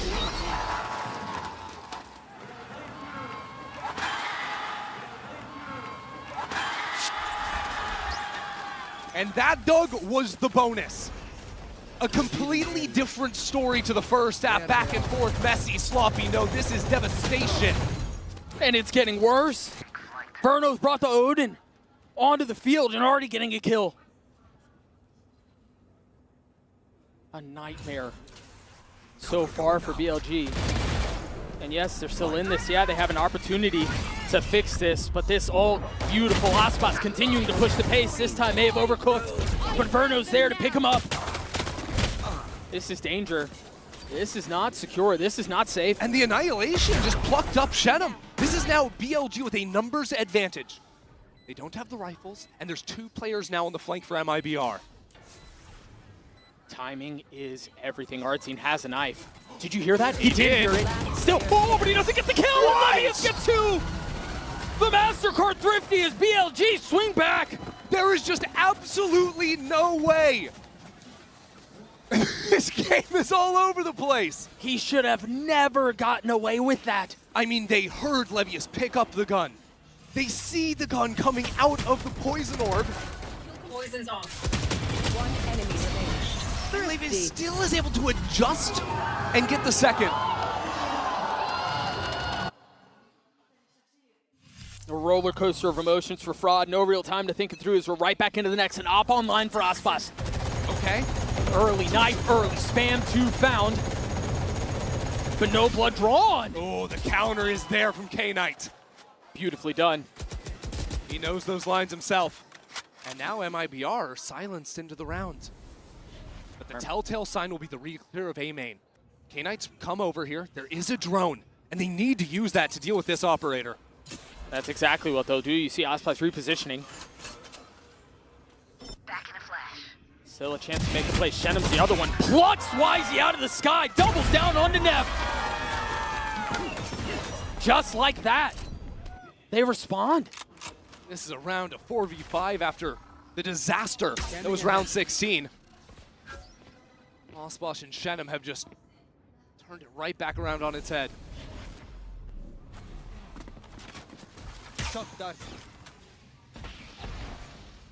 BLG looking for a little bit of room, a little comfort, a little space to breathe and try to get the spike down. But not fully committing onto it yet, setting up in the crossfire first. Cheeky little lurk out from Verno. And the spike goes down. The spit, the dart, any info would be devastating for BLG. But they try to dig their heels in. So far, gone off undetected. We've seen some silly rounds. Has the potential to be another one. K-Knight on the swing, but aspas and Shenum cleaned it up. 3 on the round for the controller, who had a very quiet start. Oh yeah. As MIBR take the lead back. But you can forget all about that after the 2 kills he just found on BLG's mid players. I'm sure we're going to see it again. His first shot onto WHZY was jumping, sprint jumping to try and break the crosshair. This is after Artsine went down early, but it's that kill there into the reset. So nice. And Nev had a chance at it, but very well done. Nice! Perfect, boys! There's an audience.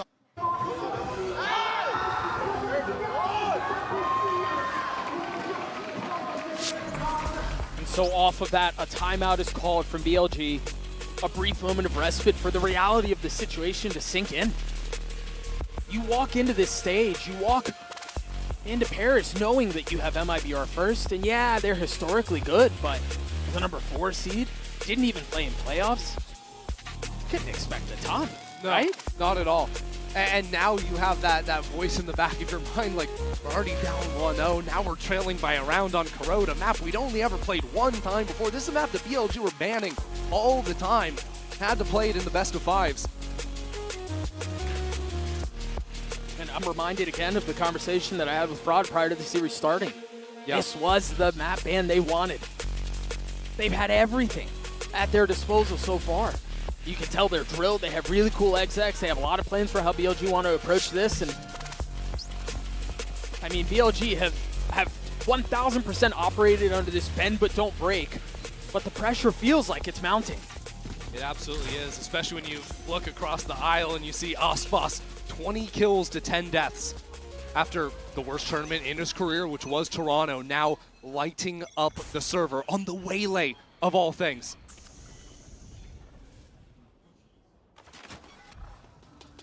MIBR getting curious and exploring across the middle of the map. While BLG set into a 4-1. ult picked up, and going to rejoin alongside Levius and see how they want to approach the rest of this round. Yeah, BLG might just want to play for a couple of ult rounds back-to-back, pretty close on a few of them. First challenge will be dealing with this 1-2 punch from Artsin and Verno. Good timing on the drone to see the other side of things, but no one's scaling behind it. That will conceal Artsin, though. Caught by the net, forced to take the fight. Verno's there to help, boldly removing it in the middle of the chaos. Artsin just gets out there? You gotta be kidding me. Suppressive fire was enough, I guess.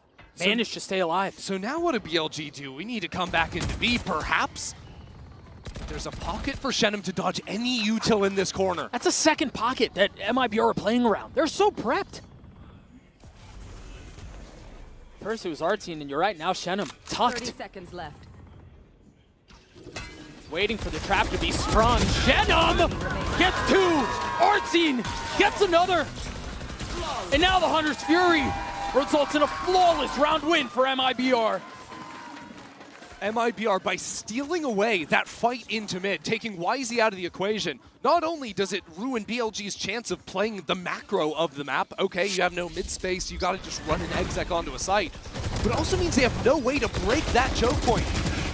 And Artsin, who was the player that survived by the skin of his teeth in bot mid, runs all the way back to B to hold that 180-degree crossfire.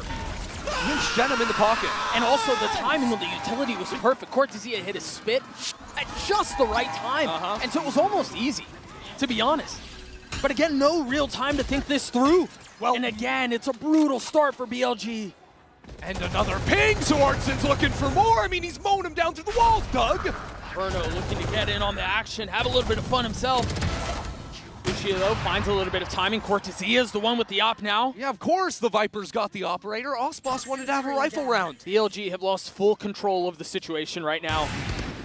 And a leg, too. I mentioned it earlier. It felt like it was bend, but don't break, and they were able to live off of that for so long. But MIBR tee off as they get to 11. WHZY was the rookie prospect in the offseason, coming up to join this MIBR squad. And a lights-out kickoff stage 1, and now with the operator of all things, dominating in this round as well. Combo of him and Artsin just dismantled BLG. Nice! Let's go! Woo! A complete subversion of expectations, but the job's not done. Does he stick that ult? Yes, he does. No smoke to conceal it either. Ooh. So a little game of cat and mouse as Verno rotates around looking for... Verno's looking the wrong way. Yeah, he's looking for the hunter, but he's the prey. But things might turn. Little ring around the rosy. No Will way. Verno find him? Yes, way. he will! Everything going right for MIBR. And now they can turn their attention back over to A, where yes, all of BLG are. The wall will cause problems, but they're just fighting through it, and it's exactly what MIBR needs. WHZY gets two. Neff, isolated. Trying to hang on to this spike, trying to hang on to position, trying to hang on to the round. But his grip is slipping. It slipped from BLG's. MIBR, series point. It's just a position that no one would have thought we'd be in. At the very least, not in this fashion. Right, from the 13-2 scoreline on Haven to now, a dominant second half out of MIBR. And these rounds are getting chaotic as well. BLG are throwing everything they've got at MIBR. The ultimate into the back lines. Verno's doing his best detective mission to figure out where this guy is at. But MIBR somehow seeing the pathway through these incredibly chaotic round states. What's the play now? Do they have something dialed up to be the final hook? They're running 5 players straight into a Viper's pit. They can bully him out of this if there's not enough help. WHZY must be careful here. The drone to lead the way, and now the spam through, and once again, an obfuscation of sightlines, the paranoia through. And as one goes down, you see BLG hang on to theirs. MIBR have to be worried though. Mid space is a question mark they're not really sure about. They don't know if people have stepped up into the pit. Now the net as well, they're stuck in the open. That paranoia is going to tag onto Shenum. He's got to be careful here. The Hunter's Fury will join as K-Knight tries to line it up with WHZY, following the red carpet that's been rolled out. The site is now theirs. WHZY gets another. Spike planted. Can they close this out? MIBR, plenty of money. No real reason not to go for it, but they take a step back, they let it reset. MIBR have Artson on the flank. He will be the way back into the round now for MIBR. He's got his ult. He's got to get these kills though, not able to find him. Both fall, Aspas left in a 1v4. Tries to slip his way through, position given away. BLG, do not relent. They're not done yet. BLG reacted very nicely to the Viper's pit being dropped down in main there, countering out with one of their own, then signaling into the site. Sova dart into the Hunter's Fury. And this is coming down at the same time there was a net to back site. So Shenum had actually tried to teleport away before taking the net out of himself. He's just a sitting duck. Follow-up from WHZY there is nice as well. And Aspas just showing a little leg, and that's what cost him his life. But MIBR are able to invest into this. They still have Nodin, they still have an op, and they still have Artzin's ult. Is the solution just B-execs for BLG? Is that really it? You know, they've played a few of these rounds where they step up into B main and then drop down that sensor to stop any refight coming through from MIBR. So this time it isn't that acceleration into the site again. Aspas is up really far. Remember, he's got the op. He's got to clear the drone, but can't. Aspas has to give the line up. So BLG, after pushing that player out of mid, now set up to go back into B again. Paranoia line ready. One big difference here is this. Artin was on the other side of the map previously. Now he can stall this hit out with his ult. And that deadlock wall instantly busted down by Verno's Odin.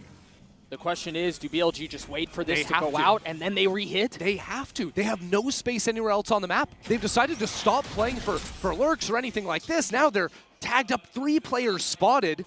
Tells MIBR everything they need to know. They're not rotating off of it. Both teams know what's about to go down is a matter of skill. They're not scurrying back B. The spam through from Verno, denying entry onto the site. WHZY trying to do a bit of the save, but Aspas gets 2 with the out. Verno gets another. And now the ult popped. Artzine paves the way. K-Knight left in a 1v3, and he will fall.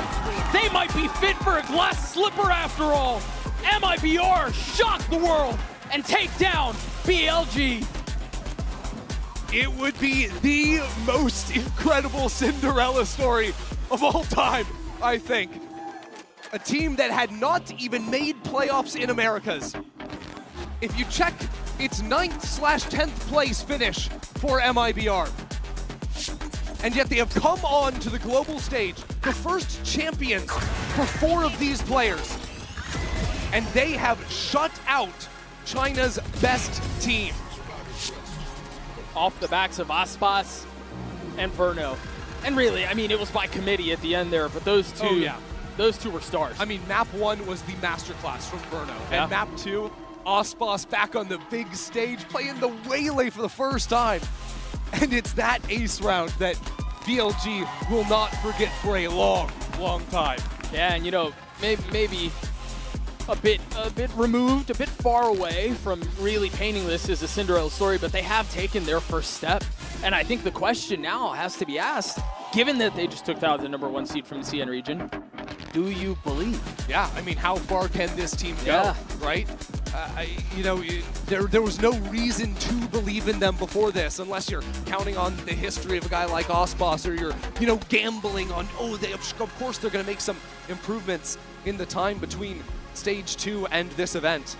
And I do want to point this out too, because remember, you mentioned it earlier, Verno joined after kickoff, right? He was playing on a different team, joins MIBR, and all of a sudden, who are these guys? They might just be back. We're going to throw it down to Lou on the stage for the Verizon post-match interview with WHZY. Lou, take it away.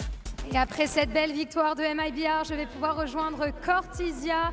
Cortesia, congratulations. I'm going to have to borrow you for a second after this beautiful victory against BLG. So first of all, parabéns. Congratulations. Obrigado. Thank you, merci. So my first question is going to be easy. We have a multilingual team here. You guys are Brazilian, so your native language is Portuguese, but we have Verno too, who can speak several languages, but you guys keep it in English for everyone, you know, to understand. So does it happen sometimes that you switch to Portuguese in clutches? How do you handle all of this?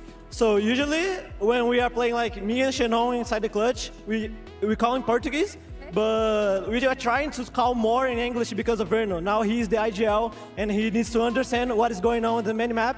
So we are trying to improve more in the English so Verno can call better. It takes time, but I think you guys are doing pretty good indeed. Donc on a une team qui est multilingue. On a des Brésiliens donc qui parlent portugais, mais aussi Verno qui parle anglais. Donc comment est-ce qu'on gère ça? Est-ce qu'en clutch, ça leur arrive de parler portugais? Bah oui, quand Cortesia est avec Zenom en clutch ou en extrémité, c'est vrai qu'ils parlent un peu portugais, mais ils essayent de passer à l'anglais pour aider un petit peu Verno qui est IGL. And my second question is, I'm very proud to see a mix of Brazilian and French attitude and trash talk here on the stage in Paris from you. But how do you maintain focus? How do you maintain lock-in when you send the chair and everything like in the air? So I think every team needs a guy like me to hype up the team. We see Baby Bay, we see Zelzis, so it's really important, and I am this guy. So you are this guy, and it helps you lock in actually. It seems like you're playing better when you do this. Yeah, it really helps me a lot, but I think it's more for my team. It helps me, but helps more my team. You do it more for your teammates indeed. Donc on le voit se lever, Cortesia, il célèbre à chaque round, il se lève de sa chaise. Comment est-ce qu'on arrive à rester focus, à continuer de cliquer quand on fait ça? Et bah tout simplement, je le fais pour ma team. Il y a toujours un coéquipier qui fait ça dans l'équipe, que ce soit Zelzis, que ce soit Baby Bay. Dans mon équipe, c'est moi, je le fais pour mes teammates. And I think that's really beautiful. Thank you very much, obrigada, for your time and congratulations again for this victory. And we're gonna discover very soon who's gonna take the win between Fnatic and RRQ. Stay with us.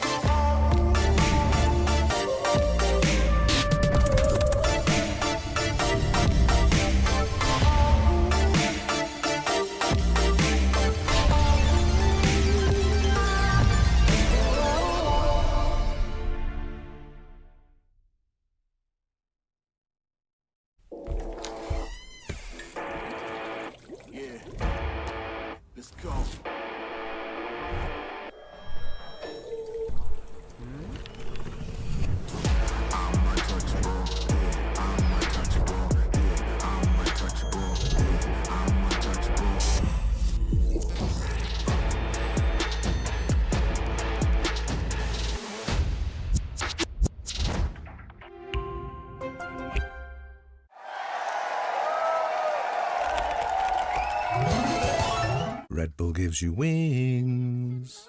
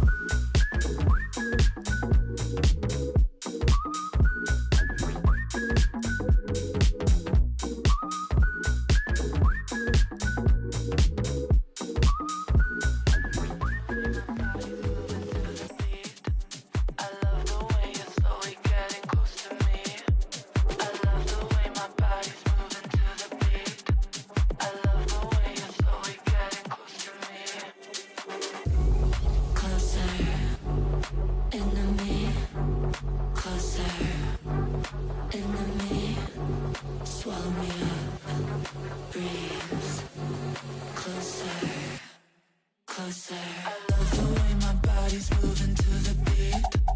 I love the way you're slowly getting close to me. Closer, into me, closer, into me. I love the way my body's moving to the beat. I love the way you're slowly getting close to me. Closer, into me, closer, into me. I love the way my body's moving to the beat. I love the way you're slowly getting close to me. I love the way my body's moving. I could do this all day.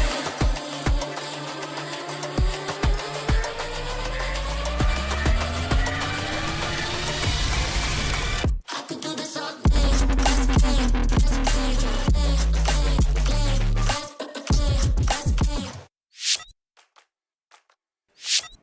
I'm here for the lightning round with Fnatic. We have boasters. We have Crashy and we have boasters. Together we are brashies. My two favorite Fnatic players. The rules are very simple here. You're going to hit the button as fast as possible. After I read out the question, you're going to have to answer the question correctly. Some of these, I pray you know the answers to. They're all Valorant related, obviously, which is to your benefit. Yes, thankfully. All right, number one. And this one, maybe a little bit of mathematics, if you need to count. What number of global event is Champions Paris since the start of VCT in 2021? Holy guacamole. All right, let's think. This one's tough, I'm not going to lie. Crashies has the answer. You don't even have the answer. 16. No, it's not. Incorrect. It's not. It's I hate to say it. I hate to say it. It's so you just do it like this. Berlin, Istanbul, Korea. Yeah, bro, there's a time limit. Champs, Paris. Bro, this is about to be a 3, 20-minute 6, segment. 9. It's the 12th. Got way more off than he was. Yeah. This is What do you mean? It's higher. It's the 15th. Is it? This is the 15th. Bro, I was close at least. Wait, which champs did I miss? He was close. You missed a year. I missed a year. You missed a whole That was year a of gaslit year. events. That's criminal. All right, next question. Name at least 3 of the 4 Champions MVPs. Yeah, right, bro. What's he got? Aspas, Kong Kong, CNED. Close. Yes. See? Kong Kong, Aspaz, and less. No? No! Can I go again? Wait, I already said Aspaz. Wait, let me go again. I'll bet you get one more. Wait. Aspas? No, sorry, not No, Aspas. you already said it. No, Yes, I meant yes. Kong Kong, CNED. You're wrong already. It's not CNET. Okay. It's not CNET. It's What's not he doing? CNET. Why are we making it? Aspas, Kong Kong, and Zeke. No! He got it. He got it. It was Zeke. It was Zeke. He got it. He got it. I And the need other a one- point. The other one was Demon 1. The other one was Demon 1. Oh, All that right. Demon 1. They won This one, champs. That's y'all- the champs I missed. LA. Y'all better both get this or you're fake. What team did Chronicle play for in Champions 2020? Hey, you cheated. Gambit. I thought the question at the beginning. Gambit. No, I already know what he's going to say. Gambit. Yeah, I knew too. I'll allow it. I'll allow it. I'll allow it. NA favoritism. All right, next. This is unheard of. I'm just smash my head on it. Who has the most kills in EMEA Stage 2? Oh, stick. Ara. I mean, know that. You're correct, but at what cost? Oh. Yeah, Bro, what your cost? IGLing is going to be off I've got in your first concussion. game. How many Fnatic players are in the top 10 most kills at Champions? Yeah, good luck, mate. I don't even know. Hold on. 2. That is correct. It is who? 2. On It and is Alpha. Alpha. Oh, okay. And that's a double He point, just brother. knows. You said you were nervous before I we was. started. I You were was nervous. locked in. All right, the final question. Not Durka. Yeah, kind of shocking, really. Last question. Let's see if you can redeem yourself. Crashy's kind of on point. I got concussion. Which players tied have the most Champions appearances to date? Boaster, Mako, and who's that other guy? Buzz. He's done it. That's done it. But He's you've lost done anyway. The buzz one, I felt that was a tough one. I'm not Came gonna out of lie. nowhere. That I was saw his difficult. face and it was like... Did anyone keep track of who had... No one in the room? Me. No, because Winner. I'm as the ref, Winner. I lost count. Me? Was that a three-person? Was that tied? Me and Austin combined, we won. Yeah, fair enough. The viewers are the winners. Yeah, that's true. All right, and that's the end of the Fnatic lightning round. And that was Wyatt in our weekly third wheeling session here at VALORANT Champs Paris. Did you feel like you were third wheeling? Yeah, absolutely. The romance. Welcome the to my tension world. across The the stage was immense. I know. Yeah. Did you? I kept taking note of the way they were looking at each other in the eyes. Like you weren't in the room. Long They'd act no, like you're not in the room. not at all. Yeah. Sorry, Sue. That's rough, man. Now you know how I feel. Yeah. But this is the thing, though. You know, we've been hearing about the way the Crash has improved and changed and evolved so much. I don't think we ever remember him doing content on his previous teams at global events and being that happy and whimsy and silly. Well, no. And far less smitten. Also, far less smitten with his teammates. Does he have a reason to be? They qualify for champs pretty early doors, but I mean, the truth is, Uber, playoffs was not it. No, I mean, and there's like a narrative around Fnatic about this sort of stage 2 holiday that they had. I think they qualified up to beating Apex officially, but they did, in fairness, try a bunch of different maps, right? A couple of different looks that we hadn't seen from them so far. I think that like a lot of the stars are still very much present on this team, right?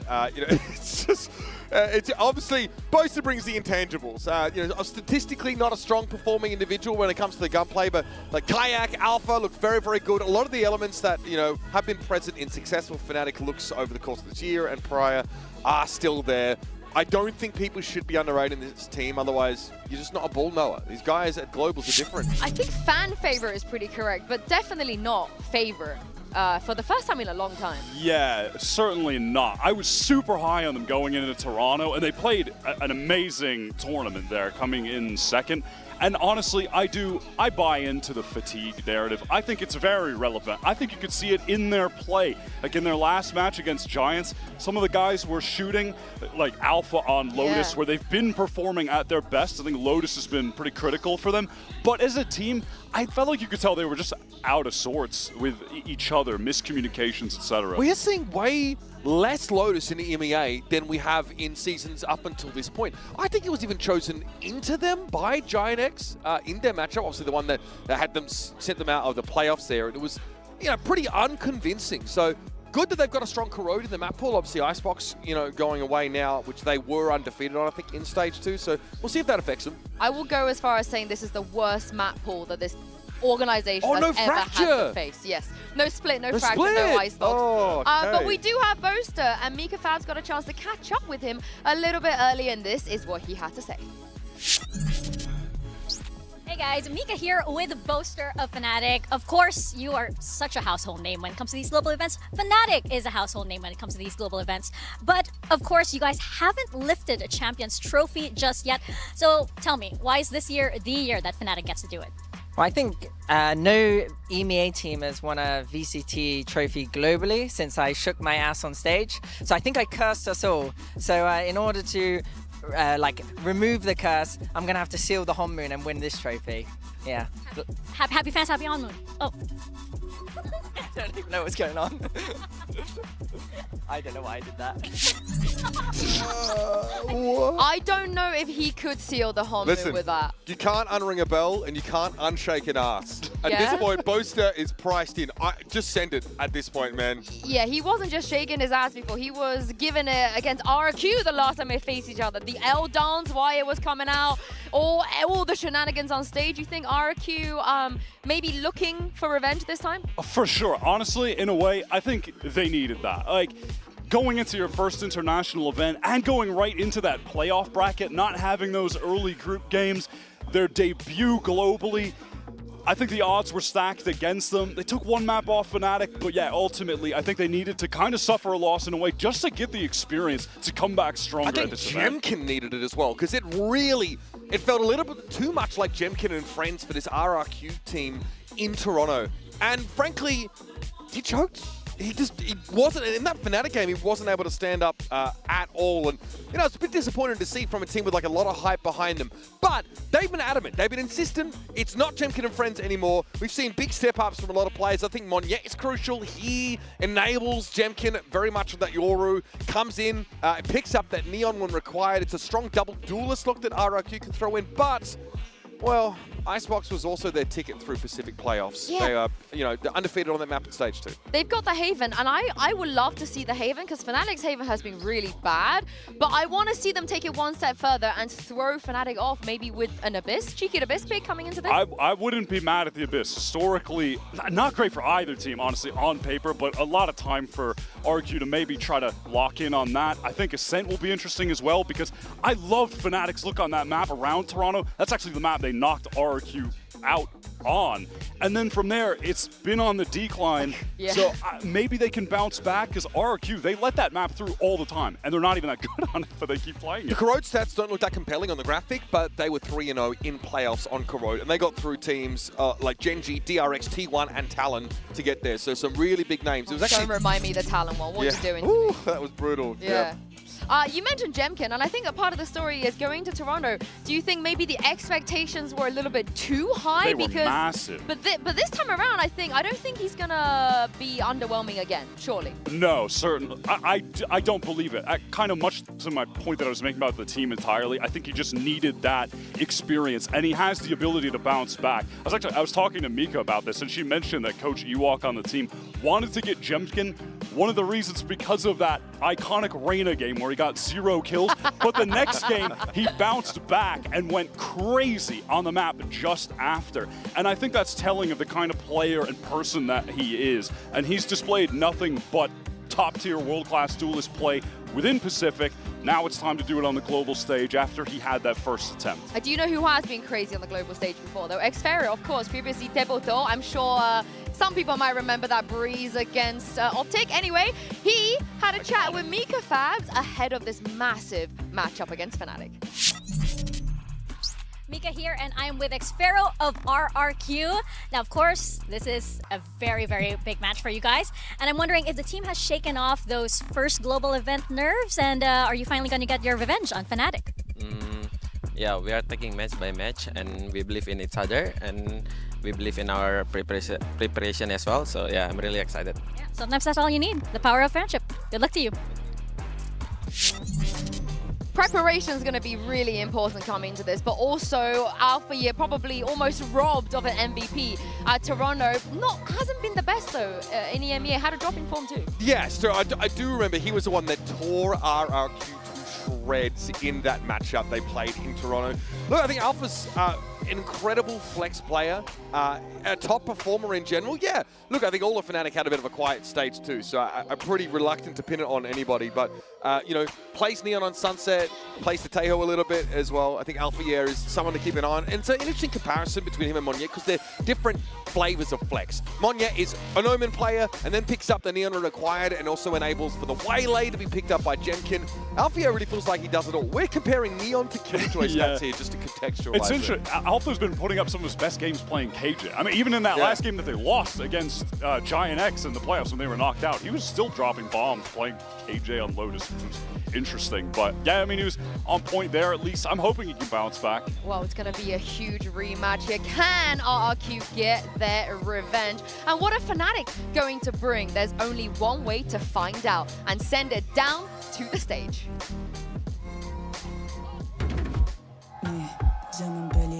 J'ai bien compris que pleurer ne m'apporterait rien. Écoute bien, si on dit à mes boys, m'attendez pas, je le fais taire et puis je reviens. Tu finiras en tôle si t'es pas mort avant. Une me vie dans un coffre, se tend la main. C'est tough, fais tes faits comme un rat, c'est beau t'y réfléchir à 2 fois dorénavant. Dis-moi comment je vais te rattraper, je suis en pleine forme. Garde tes belles phrases pour ton procès, j'étais trop sage. Marcher en serrant bien les clés, et j'accroche ta photo à l'entrée.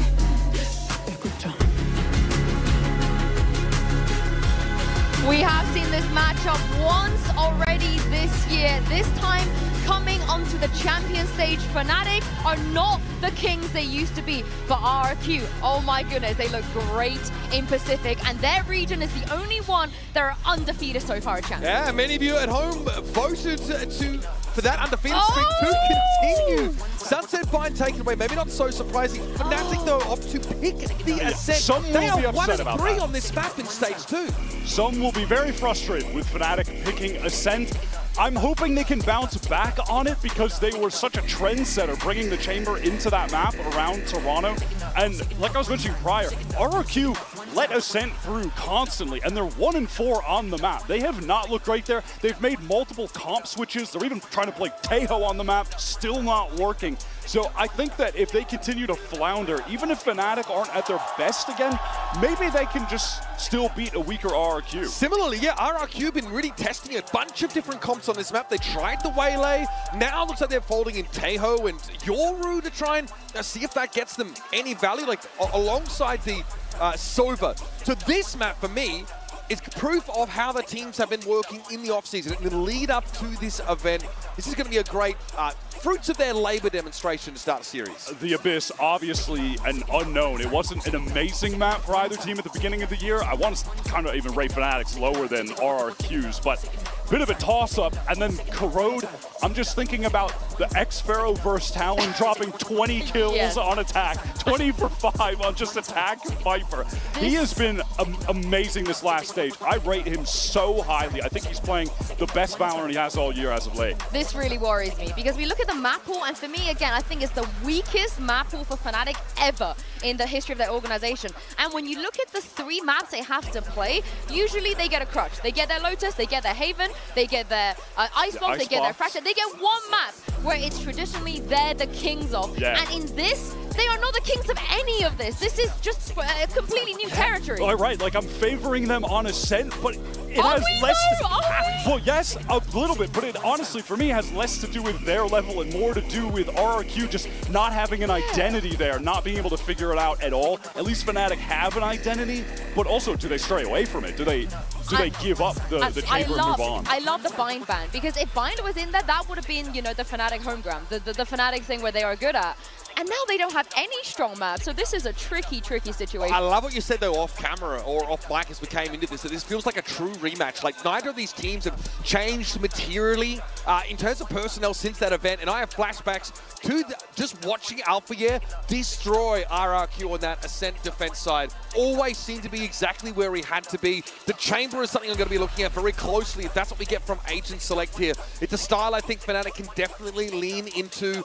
Just play extremities, answer with strong contact against this faster early round coming out of RRQ, and see if you can stop them in their tracks. The Fnatic are going to be in so much more danger against this RRQ in this map pool than they were in Toronto. This is an experienced RRQ. This is their second time on the global stage. Alpha Year's playing stage. It's a Paper X.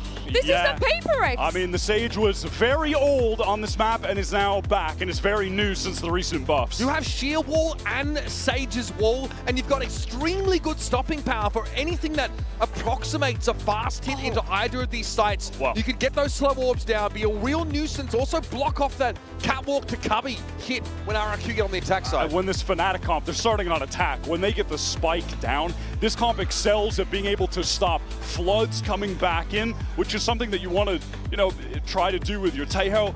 Not going to be able to do that when you're getting slow orb, hit by thorns. RRQ are going to struggle if Fnatic are able to get that spike down, get into the sites. They got experience, right? The last time they played against Fnatic, the Chamber, it caught them off guard. They've never seen it before. We've never seen it before, heck. But this is the comp that Paper Rex play in their own region. You got to be pretty happy if you're RRQ.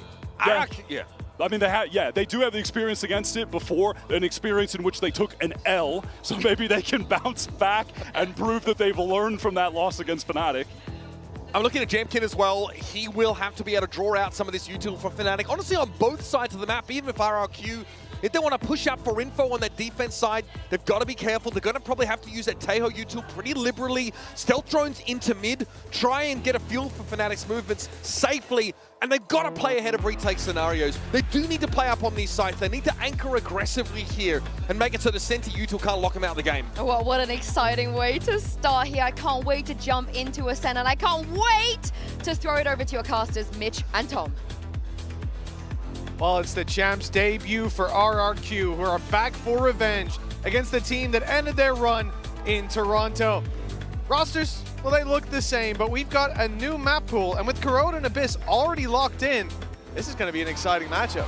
Yeah, I think also just you look at Fnatic going into this map in general, their strengths haven't really been there, and sure, a pretty hefty defeat, struggling on that attack side when playing versus this comp for RRQ, but defensively on this map, they've always been pretty good. So a defense side start for RRQ, this could be a very different story. And you've now lost what is that Alpha aggressive entry playing on the chamber and replaced it with a Sage. So I want to see what sort of attack side ideas Fnatic have, because sure, I think this comp will be great on defense. Will it be good on attack? Defensive ideas from RRQ and the pistol, firing squad in mid, waiting for that spot. A few shots fired, but none landed. It'll be Fnatic to make the first move. As RRQ just have to fall back now, play that more defaulty play, mid a bit more open. And looks like they might even be thinking about going in towards mid. Certainly with the reveal, here's some util following it up, but a lot of this is posturing from the defensive side. They're trying to make a favorable engagement happen, find something when the reveal pops off, but Fnatic are quick to deny it. And again, it's back to covering their bases. We know Fnatic are renowned for this slow style.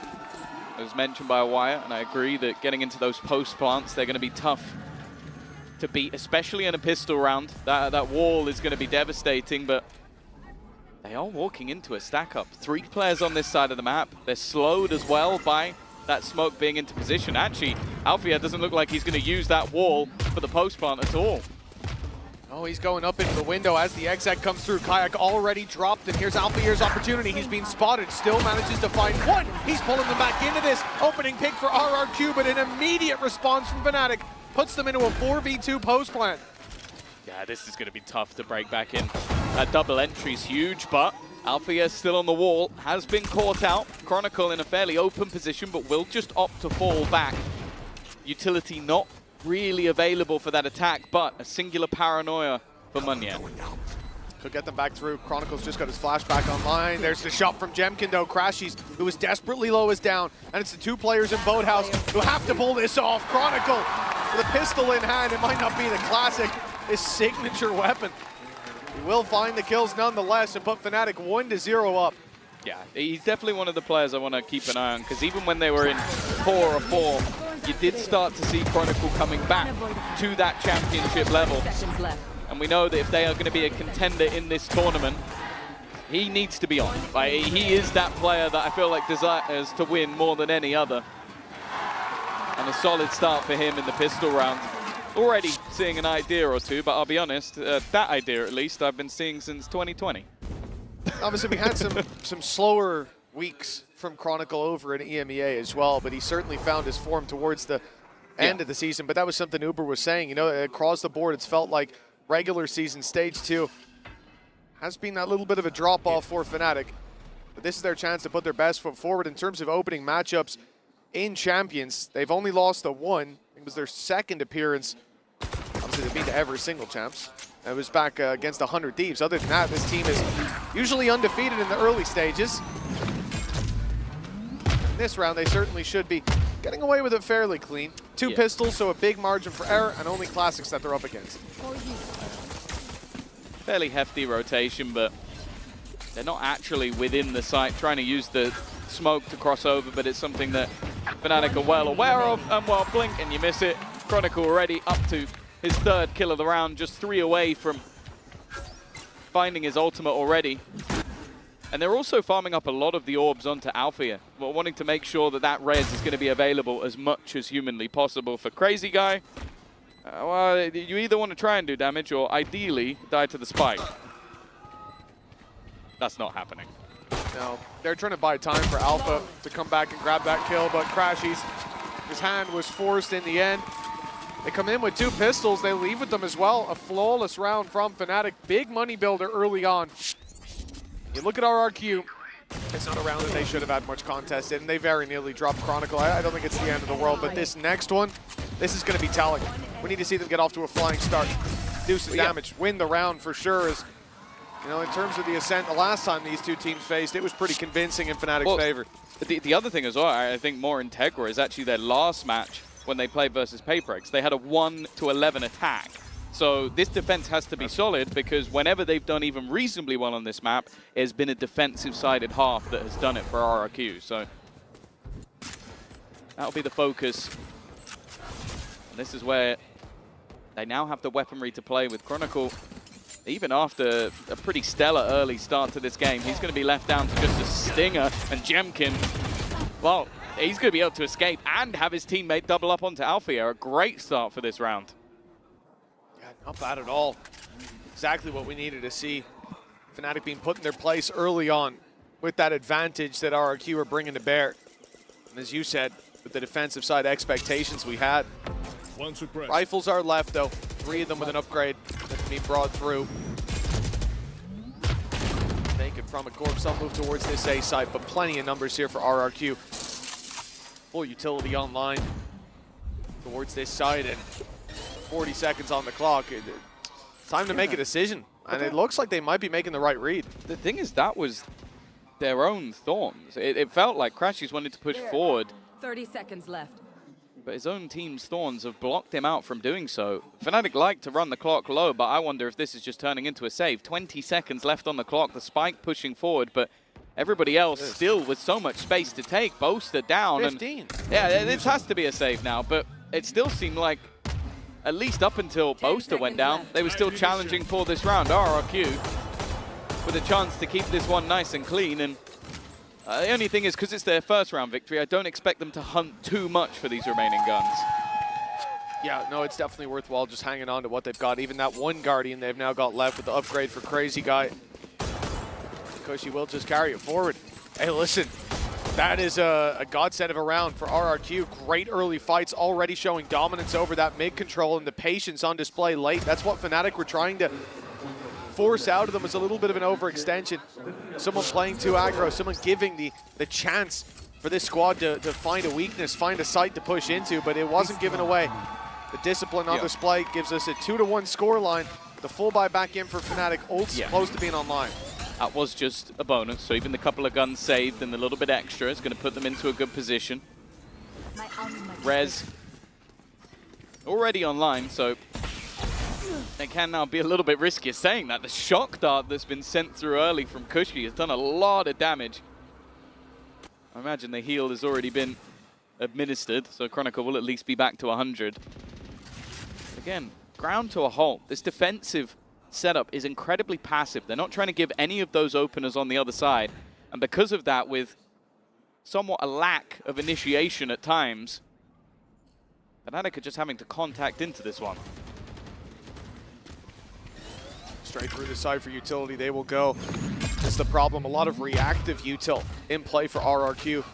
The salvo coming in from Crazy Guy still has 1 left to play with. Reveal comes in. The spams can now fire right back through. Very oppressive in terms of the util, the positions that RRQ are playing in as well. It's making it a bit of a headache for Fnatic. And with that extra time bought, rotation through from Jemkin, mid fully secured, and Fnatic are going to go for this late control. Alfier wants to push deep into the spawn. He's got a guy on the rotate, trying to cut it off, and he'll grab 1. That's the res online, but Crashy's double, and Boaster clearing out the rest of the site. What was a very labored round in terms of the time being bled out of Fnatic's clock has ended up being a huge success for them. Yeah, no, just their entries into that B site were sublime. 2 players at the back of the site being picked off in rapid succession alongside the rotations being cut off. I was a little bit nervous because you have Alpha with the res, and then he's taking a solo fight alone on the other side of the map, but it's clear that the other players are ones with utility. They're actually going to be able to put you into place, so you can't really afford to leave anyone else behind. For Munya, there's not really much of a choice. Just try and hold on to the gun. They managed to keep all 5 players alive in the previous round, so there's definitely going to be a purchase up for RRQ, but It's one where you kind of watch this round and go, it's difficult to say what they could really change because they had their players in the right place at the right time. It just seemed like they lost every single fight. Well, that's it, right? Obviously, we're on board with Alpha for this cross kill, but it's on the site when Crashies is able to find a double in quick succession. Those players on Boathouse trying to trade out while Boaster lurks in the smoke. Very good discipline right there. I love to see They had the rotates. They had Jemkin close by to support the site. They had the smoke to cover their cross in, or so they thought, but weren't expecting Boaster to be there. And well, that's a very early upset for RRQ, but the reality is they still have the money. Jemkin's come in, operator in hand. This is the benefit from having such a clean previous round, but that position from Boaster, it's sneaky. If Jemkin steps back out, if Cushy tries to cross to market, they could be caught off here. Now has the idea that there's a player in position. Here. Jemkin's gate crash is about to run out, but just at the last second he's able to catch that kill.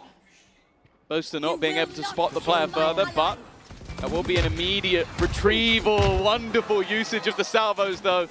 That would be the pickoff of Kayak for the second time this round. His KD taking a beating. And so are Fnatic in the early stages. They need a response, and well, Jemkin's operator has just been a game changer. Spike down. From an almost clean round for Fnatic, it's looking like we might get one in response. Yeah, I love this from RRQ. The salvos there onto the res, just perfect, and again, highlighting the benefit of having this Teho in. It's a difficult agent to use right now, but we've started to see some teams making that adaptation. And we saw it in the previous round in terms of slowing down the push. Ultimately, when the push came in, they lost all of their fights, but the stoppage ability is huge. The situational, like right there, massive. Pushing that player that was rezzed out of position, giving Jemkin every opportunity to pick off players. Like you said, I think that highlight has very much been the operator. It's not just the utility in play, the weaponry too. The way they're controlling this map, very nice. And I'm curious to see what Fnatic's adaptation will be, because after that previous round victory, they've still got money. They'll be able to invest here. And I think it will just be this back and forth with these clean rounds being traded, if that continues, until we finally see someone's economy being broken. Well, it feels like we're playing the slowest game of all time right now. Fnatic. Fnatic attack side on ascent. Yes. We've also just had like late round saves each time, so it's been like almost a burst of an explosive fight, but even trying to use the heal. And actually, Alfia goes down because he's trying to use the heal while running away. Like, that is so unfortunate, but also just wonderfully placed utility for the side of RRQ. They're definitely a squad that seem to be improving day by day, game by game. Showed massive resilience in their victory to get into that top two.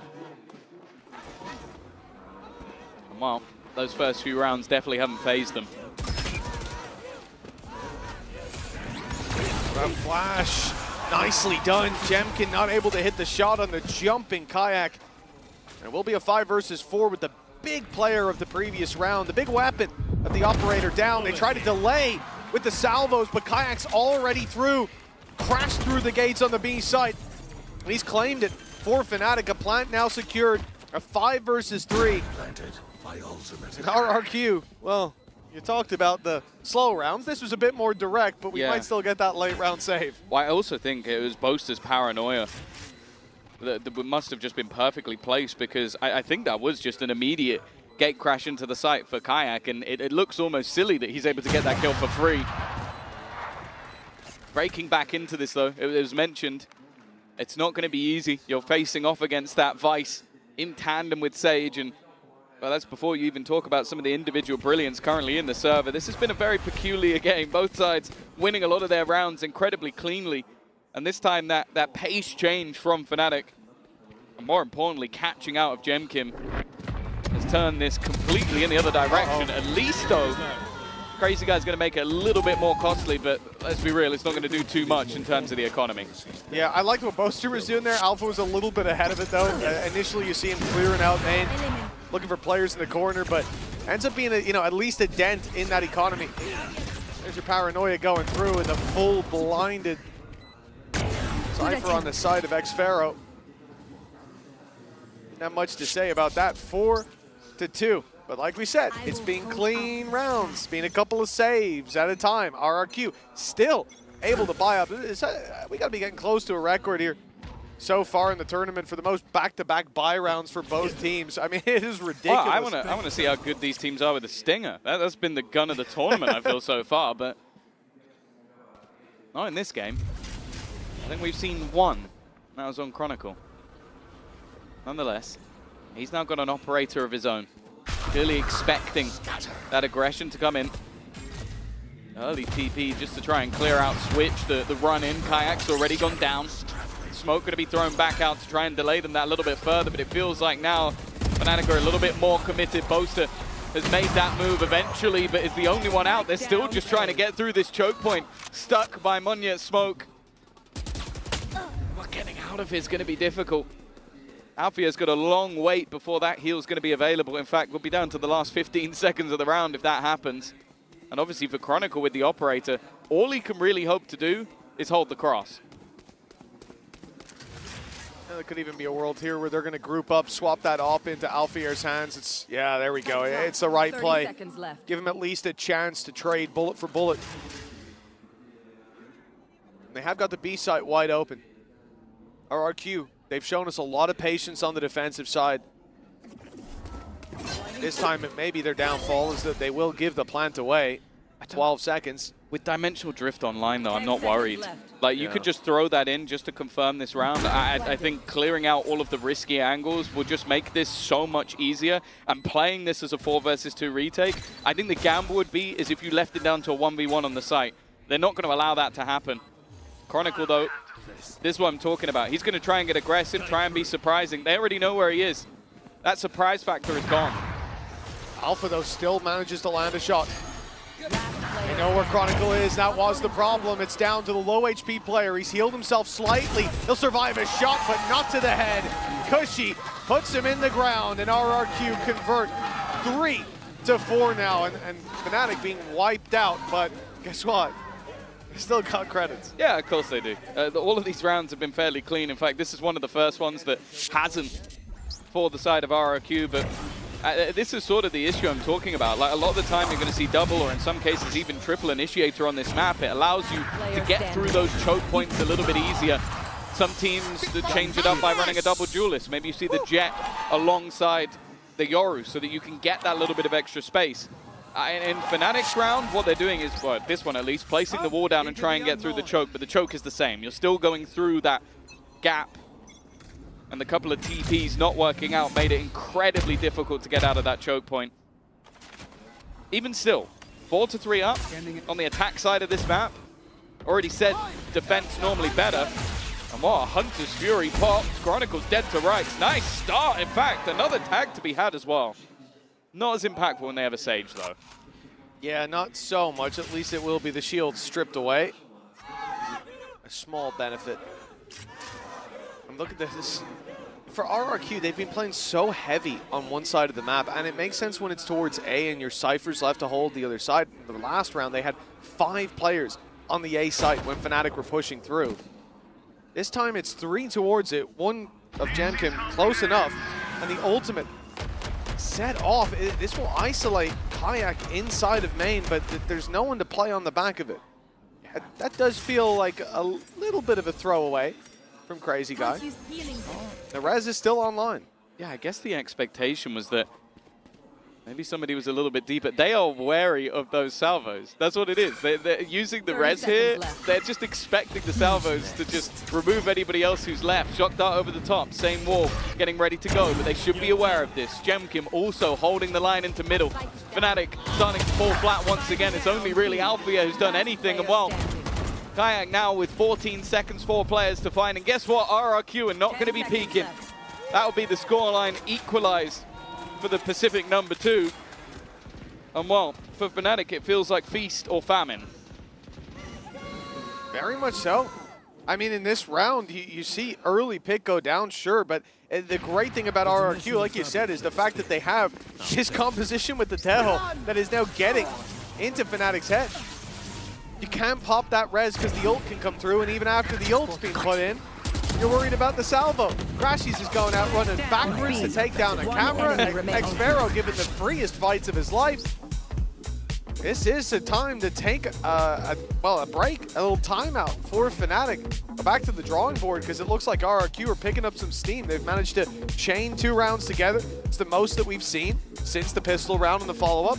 Yeah. But I think most importantly is the position that they've now put Fnatic in. With the 7th round being clean for RRQ, I think they took everybody out. The same here. Economy's going to struggle, and we'll see the first reward. Yeah, I think as well, like it's just the manner in which they're winning them. I think really struggling to deal with Jemkim, currently 9 and 5 at the top of the board. His operator has been tough to deal with, but also just a lot of those utility combos. I think getting out of smokes has been awkward.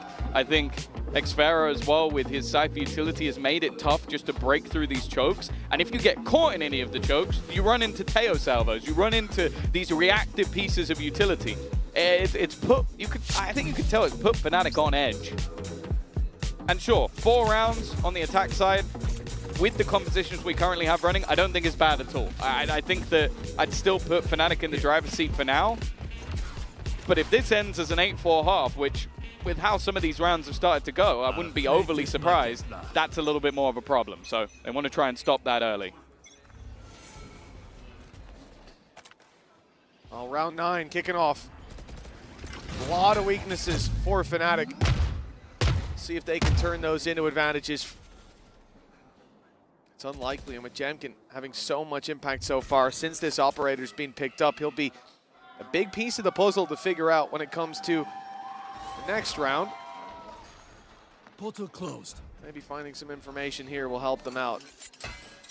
Slow start, as expected, but leaning towards the B site, which is much more open. I wonder if this is down to the Steel Garden. One way to level the playing field would be to use that ultimate, remove the weaponry. So if you sit out of the site, fairly easy to step back. It's a slow ult to activate. And then you don't lose any of your weaponry. You can run back in on the retake. And you can see all of this utility being expended, set up to try and make things that little bit more awkward. Well, there's absolutely nobody here.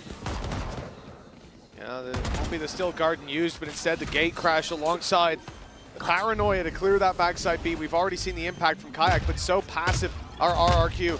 They tried to disrupt the plant, they won't find it. Chronicle lands a double poster on the Frenzy, hold on! This is looking very winnable for Fnatic all of a sudden! And Xfero falls quickly. Crashy's getting revenge, catches him looking the other way from the stairs for the MasterCard Thrifty. I really thought this was going to be RRQ taking the lead, Tom. Yeah, the one thing I was nervous about was once Fnatic actually took the site, I was like, okay, now that Steel Garden is actually really impactful. It was completely meaningless. It's just Chronicle hitting a lovely couple of shots, and then I think he even tags up the next player, which the spam, helps out Bosa. So I spoke about the potential of championship form Chronicle. This was a round that, well, as you can see, he's going to be very, very happy with. And what was it? Here. What they thought was a setup ends up not working out. 5-4. Fnatic take the lead once again. But the operator is still in play for Jemkim. He's been able to sort of dominate whenever he's in the right place at the right time. But for a lot of this map, it's figuring that out because of how slow Fnatic have been. So in the previous round, obviously playing off B site, playing a little heavier towards that right side of the map, you're in a position to try to step out of a Steel Garden towards that A site, fight in afterwards.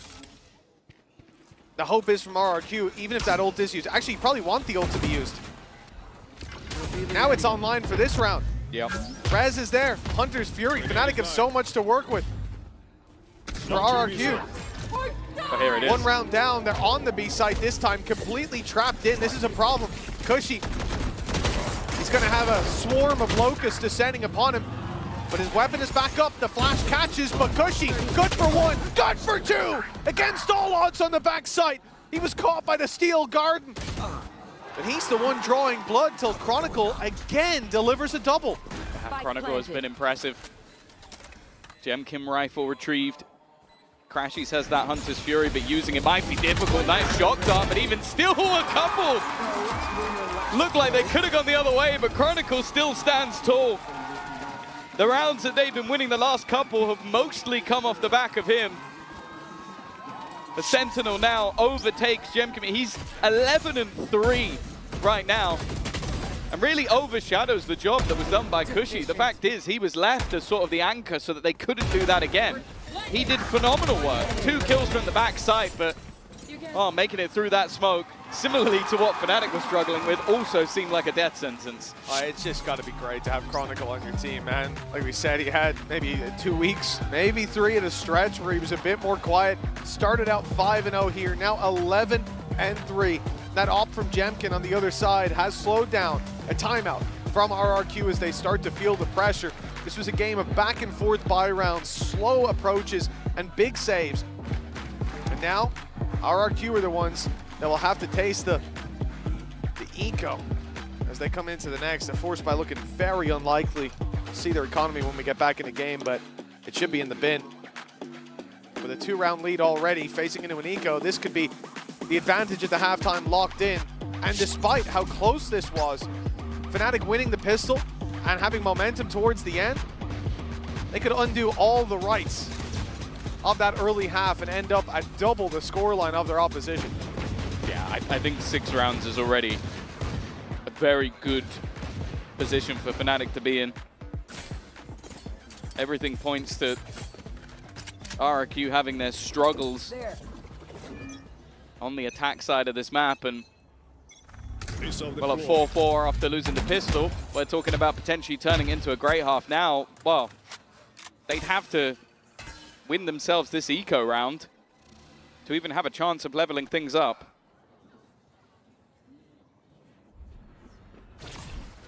Stranger things have happened. It's a good flash to start. The drone's got all the info. They know about the danger up close. Fnatic won't go running brazenly into that, but Cushy's trying to take advantage of the gap. He's being spotted, though. Boaster about to set up a smoke. Oh, he looked a little asleep at the start. Not expecting one yet around that corner, but Chronicle, reliable, takes the pick. Jemkin super low as well, and yeah, the wall is tripped on B, but Fnatic have already put their eggs in this basket. The A site being taken. xFaroe tagged low. And a jump around from Kayak will catch him off. There is damage done on the other side, though. Kayak is relatively low. They've managed to draw blood onto Boaster. RQ could make this costly, but I don't know how much impact that's realistically going to have. They needed the round win. At this stage as well, damage really doesn't mean anything. So many credits for Fnatic to buy back in with, and a 7-round attack side half. That was something they'd be happy with their old composition, with the chamber in the mix. I think now that they've added in the Sage, this is looking incredibly dangerous for RRQ, of course. Looking forward in the series, I do think that the map pool should get better for them. They're comfortable on Corrode. They've kicked into Abyss, which, I'll be honest, historically wasn't good for either of these sides, but hey, that's their choice. Ascent, over the last few months, they've been 1-6, so I think expectations were relatively low, but this is starting to look very rough indeed. Oh, Jemkin, there we go. The return of the op, and of course it's Chronicle that he finds.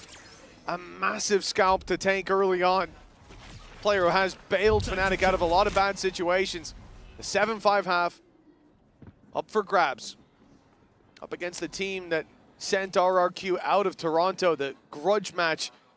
Jemkin's going back out for more, same spot as before. Of course, he's got teammates covering deep into mid, so he doesn't have to worry about his left side.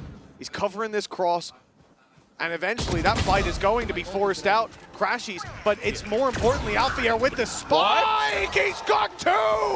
Alpha walls up, pops the res, uses it as a bait for another, but xFaroe delivers. And a 2 versus 2 spawns from this with the ult from Boaster. The spike will be reclaimed, but look at Munyet. Giving his position away. Clearly aware of the potential paranoia to re-swing, but he's not won the fight. And now xFaroe left on just 20 HP. This will be a tough one to win, but it will come down to the timing. If he can find a gap, find some space, maybe there's an opportunity down to just 10. Facing, but he has managed it with barely any HP left. That is absurd. A miracle play from xFaroe. Isolating each fight, taking them down and putting 5 on the board for RRQ. A damn sight better than it could have been as we go into the halftime. They are trailing by 2. I love the slowdown. The slow-mo on the voice lines, but that looked like it was done. One enemy a big remaining. swing from Alpha. He was on fire, but xFaroh extinguished hope for Fnatic in this round. At least a little bit of semblance of hope after what was a round that was definitely looking like it would turn into an 8-4 half. Nonetheless, it was still a good half for Fnatic, so let's go down with Lou, who's talking to Boaster's parents. La réunion de famille continue avec les parents de Boaster. Boaster parents just joined me, Suzanne and Gary. First of all, welcome to Paris. And the first question I wanted to ask you, Gary, is that we know that your son has been, handling the IGL captain responsibilities for a long while now. So do you feel like he always had that extroverted, fiber in him? Well, it's difficult to say, really. Obviously, he just took over the gaming and went away playing games in London. So yeah, I think that's where he wanted to go. Yeah, he was enjoying himself since the very beginning indeed. Donc on le sait, Boaster c'est l'IGL, le capitaine, il a des responsabilités depuis le début. Est-ce qu'il a toujours été comme ça, un peu extraverti? Bah oui, depuis le début, il était à fond dans les jeux, il partait à Londres pour jouer, etc., pour profiter. Donc je suis sûre qu'il avait ça en lui depuis le début. And my question now, Suzanne, is for you, because your son is not only a captain, he's also a content demon, especially a dancer. So what do we think about his dancing skills? Where did he get them from, actually? Is it from you? He's always loved dancing. He belong to a local musical theatre school, and his favourite was the dancing, ballet, anything. And of course now the K-pop. He loved everything, any dance. Any dance he can do, indeed. K-pop, ballet, that's insane. Donc on parle aussi des skills de danse de Boaster, évidemment. Il est trop fort, il peut faire de la K-pop, etc. D'où est-ce qu'il tire ça? Eh ben, il est à l'école, d'une école de théâtre. Il adorait la danse, donc forcément il est à l'aise pour la K-pop, le ballet. Il sait tout faire. And let's see now if Fnatic can take the win on this map. I love the fact that we have just shown clips of Boaster twerking to his parents. I'm sure they must look up on the big screen and go, yep, that's what he's done for the community.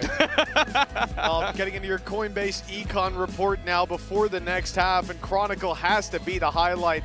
He started out 5-0, ended the half 13-4. The man was hard to shut down, Tom. Yeah, he wasn't really dying at all throughout. Like, it made it just so difficult. The finances of Fnatic became so good all the way through, and it was him and Alpha that I feel like really put up the majority of their rounds. Of course, going into the defensive side, you kind of expect more of the same. Maybe with a little bit more from Kayak. He's been a bit quiet so far, but obviously we say a lot with this attack side. It's very difficult getting into those sites, and that's where I wonder if Jemkin's going to be able to have the same level of impact. Like, can he now be as good on the entry as he was on the defense? Because it is much, much harder. Oh, Fnatic! They're giving them a taste of their own medicine! It's the stack up on mid. 3 instead of RRQ's 4. But they have found 2 picks and left xFaroh down to 5. A much more successful start. And one of the things I wanted to highlight, Tom, is the man we're on board with right now, Munyet. He has had a tough first half, and a man we have high expectations for. I don't think Fnatic will get to see this side of Munyet for much longer. But for now, certainly a lot more to be desired. And with this pistol, if Fnatic win this, that's both pistols under their belt, which ultimately, in a 7-5 half, the pistol was what made the difference. Yeah. I think it'd be a bit more damning. What? All right. Okay, that's going to help them out a little bit. A full blind shot for one of their players. Monyet's found another. You mentioned him, and he's come alive. And it's starting to get a little bit dangerous. A fight that could change it, but it's the jumping. He's known for his dancing, but he'll stand up as well. It's Boaster to close things out in the pistol round. And as you said, that extra little boost could make all the difference in their map choice. Oh, RRQ getting a little taste of the UAE chant that we know from the EMEA arena. It's a wild idea as well to do exactly what your opponents put into play. And we've seen this from Fnatic before. I'm a gardener. I got flowers and shit. Okay. I'll be honest with you, I don't know what that means, but hell yeah, Garden away. Fnatic 8-5. Strong lead, and they're up against Classics. For RRQ, farming those orbs early in the name of the game. You can see the crazy guys containing that A orb while his teammates take it on B, but Kayak's pushed up on mid. Gate crash fading. I don't think he'll stick around too much longer, and indeed, he's already out. A little bit of a ruse sold on the other side with the salvos. Of course, you can see the direction that they fly from, so doing it from the right side of the map is important. Already being tripped, and that's going to buy that additional little bit of extra time, but they are swarming in. A lot of pressure put onto Chronicle! Was that a triple wallbang? Did he just collapse 2 of them with 1, or was that the second shot? Because it looked like it could have been all of them. It looked like it was 1 bullet, 3 kills. Maybe we'll get a slow-mo on that. Yeah, I'm going to need that slowed as much as humanly possible, but that does mean there's an opportunity for the ace, and Crazy Guy does not want to give it to him. This man was confident enough as it is. His 17th kill already. Oh, Crazy Guy. He's trying to go around the world. It seems like Kayak, he is baiting. What a wonderful teammate that this guy is. In fact, they're all trying to give the opportunity for this man to get the ace, and he will get it. Chronicle. The first ace for Fnatic in the tournament. And one that, yeah, I'm going to need it slow. I still don't know. Hold on. Here we go. That was one shot. One shot, 3 kills. That's unbelievable from Chronicle. And that's what you like to see from a team. Patatek should take some notes. I do feel incredibly bad for them though, because it's like you're swarming one player, 3 of you all line up at once. That's about as cursed as it gets, but obviously it was only an eco. This is where we need to see a change for RRQ. Kayak, he wasn't spotted in the last round, so he's going to go for the same play.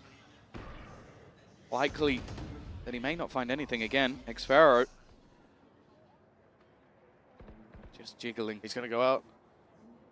The gate crash going to be used. Surely it's running out of time. There we go. He's back out, but Crashy's out of the round. He's taken down in market, and RRQ used that knowing that rotations will come through. Now they look to pressure towards mid. This is the right read. Fnatic are offering up a fight, and if the numbers from the attack go that way, they could have had a duel. Very heavily favored to themselves. In fact, they still might. Boaster's going to be walled up here. It's an audacious play, but he goes jumping on top of the box. The next Pharaoh in with the early punish, a 3 versus 5 now.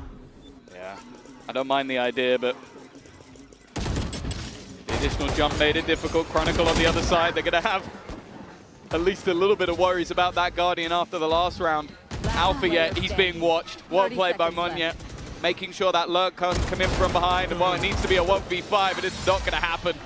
A solid round from the side of RRQ, patient in their attack. But as we know, with how clean the last couple have been, there's another bye coming. Well, it's already a margin better than the last time these two teams faced. It was Fnatic taking it 13-5. With RRQ hitting 6, but they're facing into a full bye now. Like you said, this is a different flavor, perhaps, from Fnatic. 18-5 on Chronicle. He had a lights-out start to the map, but there has just been next to no stopping him. And in round 16, it'll be a slow, methodical start from RRQ. Pressure towards the A site, but the spike still sat outside B. The salvos sent through to clear wine. It's all about just pushing Fnatic back, limiting how much info, how much control they have to play with.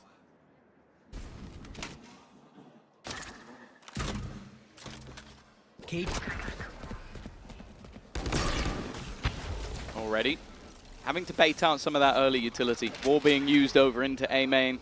This could be a big part of the game for RRQ with how much is online. Kayak, again, going walkabouts. The reveal will let him know that there's a couple of players to his right, but that's not who he's looking for. He's expecting some form of reaction. Feeling as though we haven't really seen RRQ caught by any of this. Each time they've been patient. But now with 40 seconds left on the clock, bear in mind that the Vice Wall has also been moved into middle, so they have a lot of information on that part of the map. The push, though, not going that way. The drone already put through on A. Alarm bells ringing. Fnatic know the hit's coming in with that paranoia having landed. Kayak doesn't find much. A quieter performance continues. We look for another hero on this site. Alfier grabs some info, but swings into heavy traffic. Boaster isolated. They'll be taken down after one.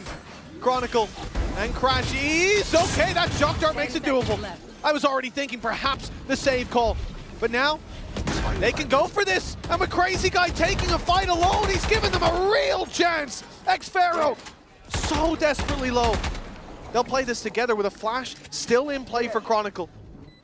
That's a good way to burst them out into this site. If Xpharaoh doesn't break this one yet, be blinded up. It's going down below. Oh, it's going up top. Okay, they're clearing it. Now looking to fight together with the reveal. They've seen one, they've seen the other, but Xpharaoh lands the shot. And it's all onto Crashies. The drop down should be deadly. A double swing, but Xpharaoh gets ahead of the play. Crashies running out of time, but he'll catch Munyet as the spike ticks away. Fnatic, it's close, but I think they've got it. Double digits on the board, and you have to look at RRQ there. Xpharaoh, that was a mistake. Yeah, he was so good for the first fight. That gets the timing perfect on the swing, but I think maybe just a little bit of miscommunication. This shock dart was huge, because as you said, this was going into a 2 versus 4. Instead, it ends up with one immediately taken out, and then the aggressive position of Crazy Guy. That is just a poor post plant. Like, I can forgive the guy planting the spike. You don't know that's coming. But from then onwards, you have one guy super aggressive, then you get it into the 2v1, and from that point onwards, you just need to wait for the drop. That's a shame, and RRQ as well, with the margin of error that they had in terms of economy. This has pushed them to the limit. This could give Fnatic a little bit of momentum to carry it across the line, to at least push up to 12. A win here. I mean, put it this way, RRQ put a lot more pressure on themselves for this round. What could have been their redemption arc. Closed. At 9-7, the scoreline closing in, the walls closing on Fnatic. It's looking like a sprint to the finish line for the defense. One good thing is that RRQ have a lot of potential to pad the gap with ults. Hunter's Fury one away. The drone's crossing path, but not really finding out too much, and the pistol shots will be heard, but again, it's just trying to bait that wall being broken. As they now look to try and move back to the other side of the map, but this definitely has its risks about it. Fnatic haven't moved. They'll catch the first, and actually that's wonderful from Cushy. 2 players down, Kayak trying to rotate into position. He's hoping someone peeks off it, but they don't. Another control being taken. Fnatic can't afford to fight this. Their economy was already on the brink after that last round.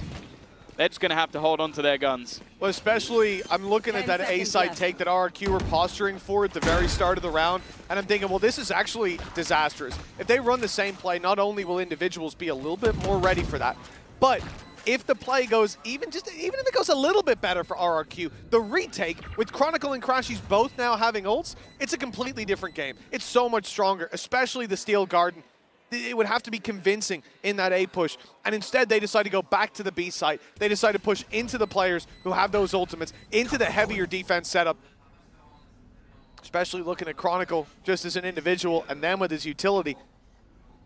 But the fact that Cushy finds not one but both of them, complete game changer. That's a course correction on what was a disastrous previous round. 10-7. 3 players save on Fnatic though. They'll be able to fight for this next one. Yeah, no, they needed all of those guns. With only Crashy surviving in the last round, he's the only one that has any hope for some bonus cash. And even still, it calls into question if they actually want to go for this. It's not the best of purchases if they do. They may opt to just play with the weaker guns that they have, and especially now with a Dimensional Drift Hunter's Fury combo coming in for RRQ, I'd almost say it's not worth the risk. Love this as well. Boaster's giving the rifle over to Chronicle. He'll play with the Frenzy. That's a team player right there. When Chronicle's having a game like he is, you better be giving him the rifle. Not sure about peeking short with the Frenzy, but it's all for info. The fall back. Very early use of the drone as well from Crazy Guy. They're looking to really claim this space towards middle, but Fnatic are responding. They've started to push down through B main, take some deep control of their own. And it's not, oh, it is being watched actually. It's Crazy Guy just posted on the angle alongside the trip. It's the amount of delay that they currently have on that A site. The Thorns have been placed all the way along. Chronicle for a lot of the rounds has been on this B site, so they'll now deep wall, which again will give them information if it's shot to break, and if it's not, they'll know that position is clear, and instead they set up a firing squad around the sheer. But this is what I've enjoyed from RRQ. They've been methodical at slowly breaking their way through this utility. Information will be had that there's 2 players around this position. Steel Guard thrown in to try and remove that weaponry, but Jemkin may be already doing enough. 30 seconds left on the clock, and 30 seconds. Oh, there's nobody here anymore, at least with the weaponry. And this hold into mid, it could be a problem. That's a spike down. Mid. They need to run back into the hands of Chronicle. He's waiting, but he can't quite win the fight. Jemkin once again with another massive round individually. And for a second, that looked like that could get chaotic, but it didn't even seem like a problem in the end. Well, it definitely could have. I mean, you look at the TP from Munyet, the fact that he goes from the shadows, the fact that Jemkin's able to make his way all the way onto that side through market to spot those players in the first place. Those are the guys who would be running down mid to pressure these attackers who've just lost their weapons. But instead, it ends up countering that Steel Guard. Hunter's Fury thrown through as well. I don't think it found its mark, but again, it's all about just pushing those players out of position. Lack of comfort. 2 rounds ahead now are Fnatic as they call a timeout. RRQ starting to heat up, starting to catch up with 2 rounds in a row. And the way that the economy's been, I mean, it's still looking pretty shaky for Fnatic. They're not on the same page fiscally. You could very well see RRQ push up to double digits soon. It's the right moment to take a timeout. Yeah, I think as well, just like, I think that RRQ have been very, very quick to sort of adapt to everything that's going on. Like, they know that the big problem for them will be if they run late into a round and there's the Thorns online, if the Sheer is still there, if the Sage Wall is available, and each time you're watching them methodically through the round, okay, we're going to figure out where each piece of the puzzle is, and then we're going to execute with 35, 40 seconds left. Like, they still leave themselves enough time, but by that point, all of the things that make it very awkward for them are gone, because Fnatic have had to react in case they're going to go diving into the site. And you even see, I think the main one there was the getting rid of the Thorns on shore and then having that Sheer removed. The second that was gone, their execution just picked up pace massively. Well, the barriers are going up once again. Timeout finished. And we've seen this trip a few times.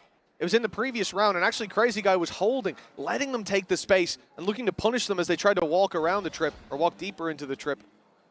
And it's all just to deny that early shock dart that's being put through. And of course, Fnatic for now have no way to know that that info is online late round. It's given RRQ a lot more to play with. The wall going to be used, but broken so quickly. They know there's numbers here, but RRQ have been doing a lot of posturing. But yeah, look, that's Paranoia and Sage Wall gone within the first 40 seconds of the round. They're not going to mind that at all. No, they're very successful in terms of baiting out their opponent's utility and not overcommitting either. Sometimes you see that work out well half of the time, and the other half you're losing a player or two in overcommitments. That doesn't seem to be the case for RRQ. No. Very contained when they're baiting out that util early round. No, I think they've genuinely been fantastic. Not overdoing it, not taking too many risks. They're now going to go back to the exact position that they sort of baited out before, the slows. Will delay them at least a little bit, and there are quite a few players here for Fnatic. Weaponry, at least on Boaster, definitely not ideal, but again, this is just posturing. They now head back towards Kayak. Now, he's been having a rough game. They could definitely use him helping them out, and with the Hunter's Fury in combination, that creates a distraction. That's the spike on the deck, 15 seconds left. This one's looking a little bit more rushed. They need to get a move on. And Alpha and Chronicle at the back of this site. All they need to do is hold the line at least a few seconds, and in fact, they've already got the Thorns to do that job for them. Fnatic find their form, and of course, once more, into the hands of Chronicle. Yeah, I like the start of the round from RRQ, getting towards short, baiting all of that, but the problem is when they rotate back, having drained the utility belts of their opponents, Fnatic have 3 players close by who immediately hear that. The rotates are instant, they get towards that site, and then you're playing a slow, first of all, 2 points. First of all, you're playing a slow round against Fnatic. They know how to play against slow rounds. They play a lot of them. But secondly, you're running with 15 seconds left into a Vice setup, and that Vice setup belongs to Chronicle. I think you're crazy. I also want to say as well, I want to give credit to Crashies. I think the timing of that Hunter's Fury, I think without it, they probably clear Kayak much quicker, and then maybe you have an extra 15 seconds on the clock to get into the site rather than 8. Yeah, which also comes back to they heard the steps rotating away. Kayak needs to get out of there, and he does quite quickly. Yeah, it was a little too telegraphed from RRQ. 11-8. Margin for error thinning, and already the economy on the rocks, but Crazy Guy comes in with a big ult online, especially on the attack side. There's a lot of angles that can be cleared by this, a lot of cheeky spots that can be denied. But this is both teams with their economy on the brink. This could be a chance for RRQ to equalize, or it could be the end of the map. Kayak again, not quite connecting, got to go forward. Position being created, awkward, and the openers for RRQ are fantastic. Nobody really here to try and deny them anymore. The spams from Crashies are hopeful at best, especially with them knowing his exact position. And it now comes down to the same decision for Fnatic. Do you risk this? Oh, I love this from Jamkin, 10 HP in a heads-up duel. He's not going to do very well, so he decides to play that very late wraparound. That should seal the deal. And even if Fnatic decide to go back and save these weapons, he will be waiting. Alpha down, Boaster follows, and Crashies inside the smoke. It's soon to fade. I don't think he's got a great chance of holding on to this weapon. And he won't do any damage. It's a flawless round for RRQ. The climb back, just 2 rounds behind again, but these teams have been keeping a healthy buffer between them. If that continues, Fnatic will hit 13 pretty soon. We need to see RRQ continue this form. Yeah, Crazy Guy's utility in this round just made that B site hold so awkward. It forced a really aggressive fight from Kayak. And I'll be honest, in terms of what we've seen in EMEA, this isn't comparable. Like, he is having a really rough time on the stage at the moment. He's been caught up by Monyet, but this is a player we expect to have large amounts of impact. Speaking of another, though, that's a nice shot from Alpha here. It removes that lurking player of Xpero. Maybe gives them a little bit of extra space. The problem, though, is Crashies has already gone down in response, and the salvo will deny any aggression. Yeah, I mean, we're talking about pistols for most players. Kayak's in a good spot. Monyet crosses over, but he's now seeing Chronicle, and Kayak lands the headshot. An outlaw and a rifle picked up an advantage in manpower. A res online for Alpha. An ult for info if Boaster wants to use it. Here. But Kayak's already got plenty to work with. This is now winnable for the defensive side, and RRQ need to tighten up the ship. They also need a pick, and that's what Jemkin gives them. Cushy following up as well. Now a 2v2, but the res will be used. Fnatic not looking to let this round slip just yet. The flash pops, and I love the thorns to the back, but they don't get activated, and Cushy continues to deliver on the backside. Boaster landing one, leaves Cushy alone, but it's a 1v1, and with Boaster so desperately low, and the clock draining, it's Cushy to find all 5. RRQ just 1 behind. He has been so impressive throughout this map so far. There's been rounds that have gone late where you see him run in and get a double, but this was all him. Sure, maybe there were 6 kills to be had in the round because of the res, but I don't think anybody on the RRQ side of things is going to be too worried about that one. A solid hold to end it out, moving him up to 19 on the board, overtaking Jemkin. But this is where Fnatic now have themselves a bye. The last round was a lot of missing pieces, but a big opportunity. Who's next? Now is where they need to recover, because RRQ have been building into this attack side. Oh, here we go. Jemkin finding the info, Cushy finding the tags and finding the IGL of Fnatic. He will lead from the death screen, but Chronicle able to trade things back, removing this extra smokes in the late round. That's going to be quite the blow. It looks like Fnatic want to get ahead of this. They've got 3 players in heaven, but a flash primed and ready. They're thinking about getting aggressive as the Rose Garden goes through. In comes Kayak. He's found one. A wall bang onto Crazy Guy, but Jemkin, he's keeping this, well, at least under control for a moment, even with the pistol in play. Late around for next Pharaoh's going to be all that it comes down to, but he's got to swing into a plant position that he just cannot deny the defuse from. 12 to 10, Fnatic, they edge out this round, and they've got 2 chances to take the map. Yeah, it does feel like every single time there's a moment that it looks like RRQ are going to get back into this. Fnatic just find an extra level, an extra little bit of form, and started with another big kill from Chronicle, but it is just the swarm of the site, not allowing them to get into those post plants. Hello, hello, where are you, bro? Hello, bro. Where are you, bro? Are you Turkish police, bro?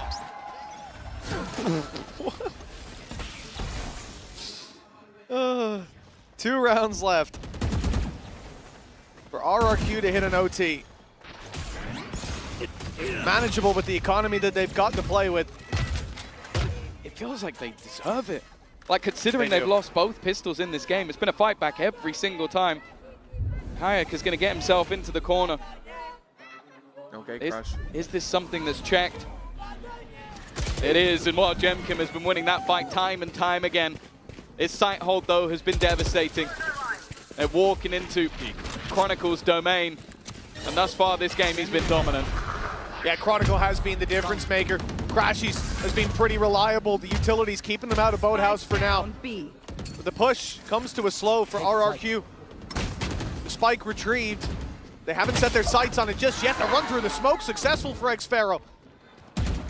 With Chronicle already gone, Boaster and Alpha have a difficult decision. Going for this. And, oh, well, it's no longer a decision. No debate. Jemkin's down, and it's X-Pharaoh and Munyet against Boaster and Alpha. They've got a real opportunity. Back into the 2 versus 2.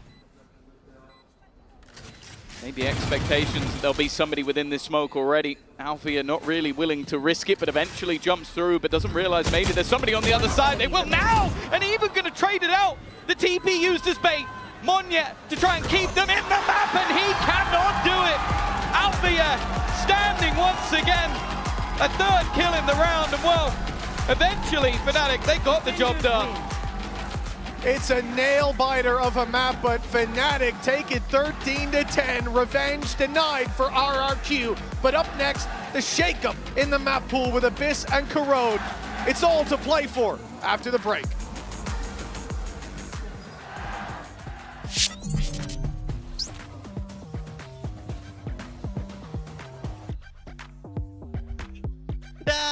Because these aren't my shots, they're Milan's. Mine are in the wash. The cameraman was so shocked. I went down, I did that, and I was like, where am I shots? I had to pull it up ASAP Rocky.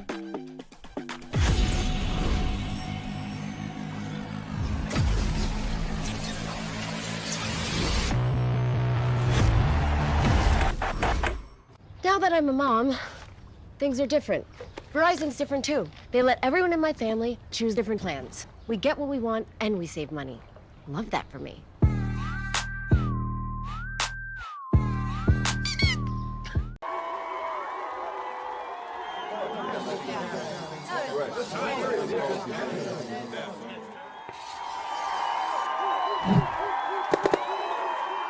Red Bull gives you wings. Esports World Cup, where we are starting off with VALORANT. If you want to win, you have to win against the best. So looking for revenge.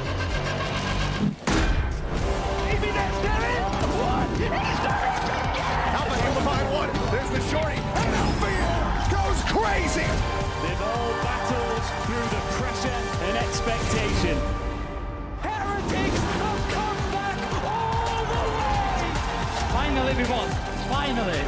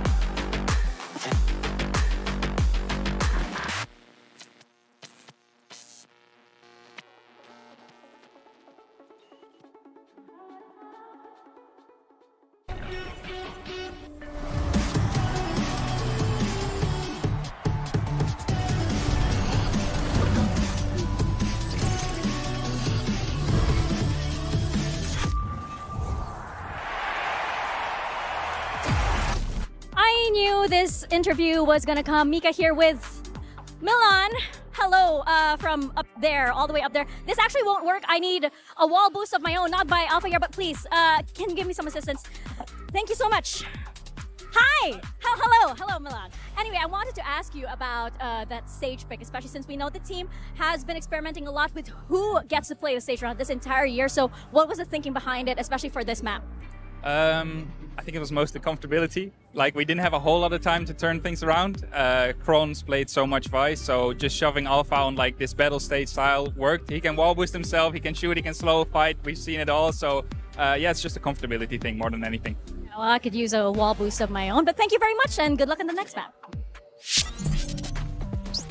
I mean, the reason that Alpha's able to do that, Uber, and Wyatt is because Kron can just do whatever he wants and win them the map. Honestly, like Kron is doing all that stuff like late in the round, but the sheer number of multi-kills for Kron, it's like 4 2Ks, 3 3Ks, 4K and 5K. So a lot of these rounds, Fnatic are walking into short-handed. They're in 4v5s and they're able to clutch out. He also had one of the most definitive game plays of the game, which was just that Guardian 2K on the Thrifty round where they were hitting into the B site and it was a full retake situation. He pops 2 coming down from logs. That was one of the most significant rounds of the game. Yeah, and of course, this is the HyperX reflex moment. We could have picked like 8 different Chronicle rounds. Yeah, but that, I mean, this one, anti-eco, sure, but I've never seen a 3-man Guardian lineup in a pro game before. I mean, and it converted into an ace round, so even better than that. But generally one of the most terrifying moments I've seen, and a lot of the work Kron did was with like these weird buys because neither team really got to set their economy up. It was so grindy, so back and forth. I mean, like, Boast is getting random frenzy kills through smoke. These guys are doing the most with the least. Alpha had a couple crazy opening kills as well. There was that little jiggle swing with the Guardian on Cat. He one-tapped someone straight away. But yeah, just having him on the stage, able to fight. Basically, he's just a guy with a gun until a post-plant throws all his jutsu down. He can just focus on aiming. Yeah, we were like, oh, how does this play into the attack side strategy? Like, let me see this, like, Sage util if they're going to fight for space. No, they just wall boosted. Alpha just gets to do his thing, which is great. But Fnatic never let RRQ get rolling on their defense side. Really disruptive play. They didn't want to fight for B main, which, as we were talking before, is kind of a hallmark of what we've seen from them in MEA as well. Well, it wasn't a bad start for RRQ by any means, so let's hear what Coach Ewok had to say ahead of map 2. Mika here, and I'm with Ewok of RRQ. That was a tough loss on the first map, but you managed to bring the score very, very close. And in Pacific, we know you guys as the comeback king of kings. We are still haunted by a lot of your comebacks. So I just was very curious to know what was going on in the comms that the team was able to just still retain some of that momentum, even though the score was heavily favoring Fnatic. I think we knew we were still fine. The problem solving was good. Everyone's still calm. It's not a bad first map for us. Usually, our first maps don't go so well recently. So hopefully we can haunt Fnatic in this one as well. Well, good luck on the next map. This is where, you know, we could be worried for almost for both teams, but RRQ picked this. It had to be for a reason. I am honestly, this might be an insane takeaway, but I'm feeling better about RRQ's chances of winning after watching them lose on map 1. Because this was easily their worst map in the pool of maps that they play. They came into this 1-4 on it in the stage.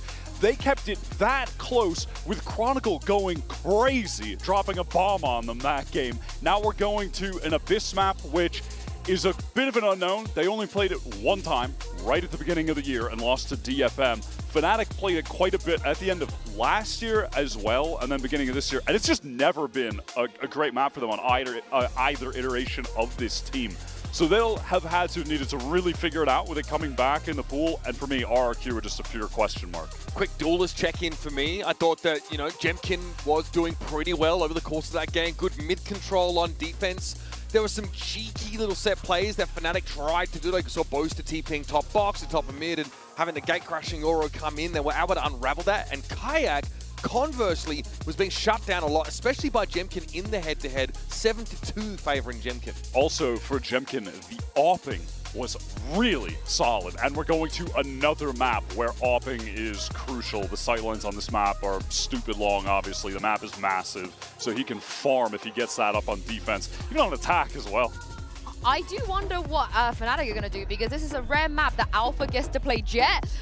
We're going to get a Waylay, and I mean, it's not going to be a Waylay Yoru, because it's Kayak that plays the Yoru normally. And this is what Fnatic, they, you know, obviously Waylay wasn't in the game yet, but back when they were playing Abyss before, they loved running Breach on it still, the double initiator. They love playing the Astra on it. I mean, Boaster loves his Astra in general, and they're going up against just the most default of default comps you could possibly see.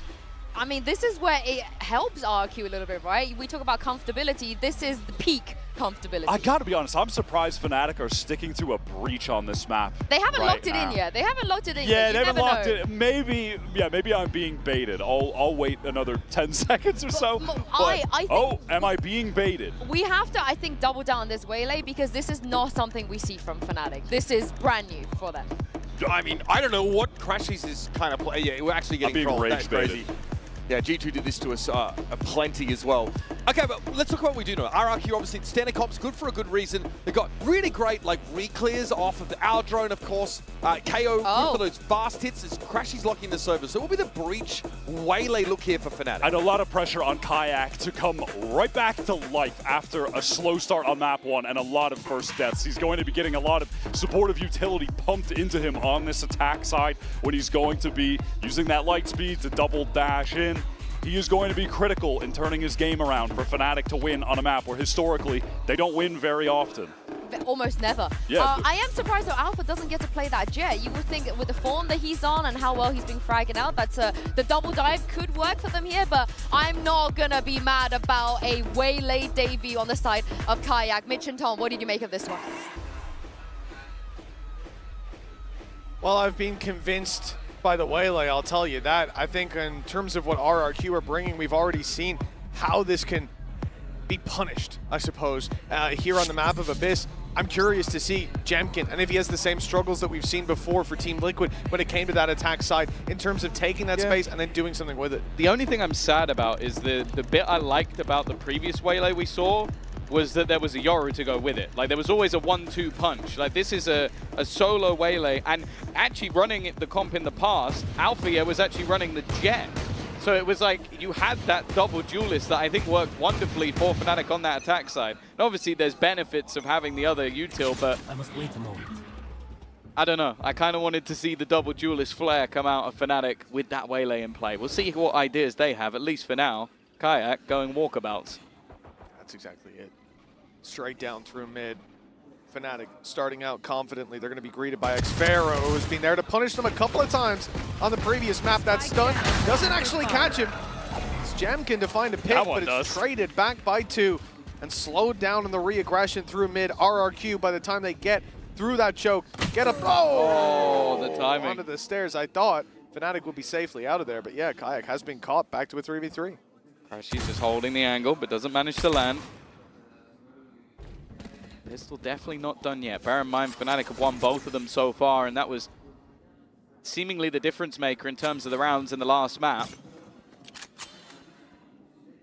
All 3 players of RRQ grouping up outside this B site, and after a little peek in that direction, it feels like Fnatic have got completely the wrong read. This is going to be a free plant, and they're going to be as far away as humanly possible. I don't know what information they had that this was going to be an A hit, but whatever it was, it has baited them completely.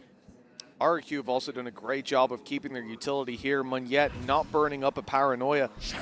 Taking this as a contact play now gives them a lot more to work with when it comes to this post plant. I'm curious to see whether this was going to be used in an aggressive way with the position of Jemkin to try to Paranoia him through when they hear these steps of the retake, but instead, they're playing back on the side. They got both of the shock darts and the recon as well, so there's a lot available for them. There's Paranoia line to try and have their sweaty little lineups. There's the Paranoia just to kind of keep Jemkin safe in the corner. It does mean they know he's there. Crashy's able to clear already. Potential, but it's just going to be the firefights for Crazy Guy, but it's worked out. One found already within the Smoker's Chronicle. He's trying to continue from Buffon, and immediately it's going to land himself another shot. It's whether or not he has enough time. He does not. It was incredibly close for another Chronicle miracle. But instead, It will be RRQ taking the round. And we know how good he is with the Classic. We saw the Ghost in the last map, and now the Sheriff here, but 0.31 of a second stands between them and success. And this, as you said, was the difference maker. When you look back on the previous map, they won. Fnatic won by 3 rounds, and they got a 4-0 start in terms of those pistols and follow-ups. It makes all the difference. Maybe it will here for RRQ as well. This is, you look at Ascent last time, that was what sent them out of Toronto. They were 13-5 on it up against Fnatic.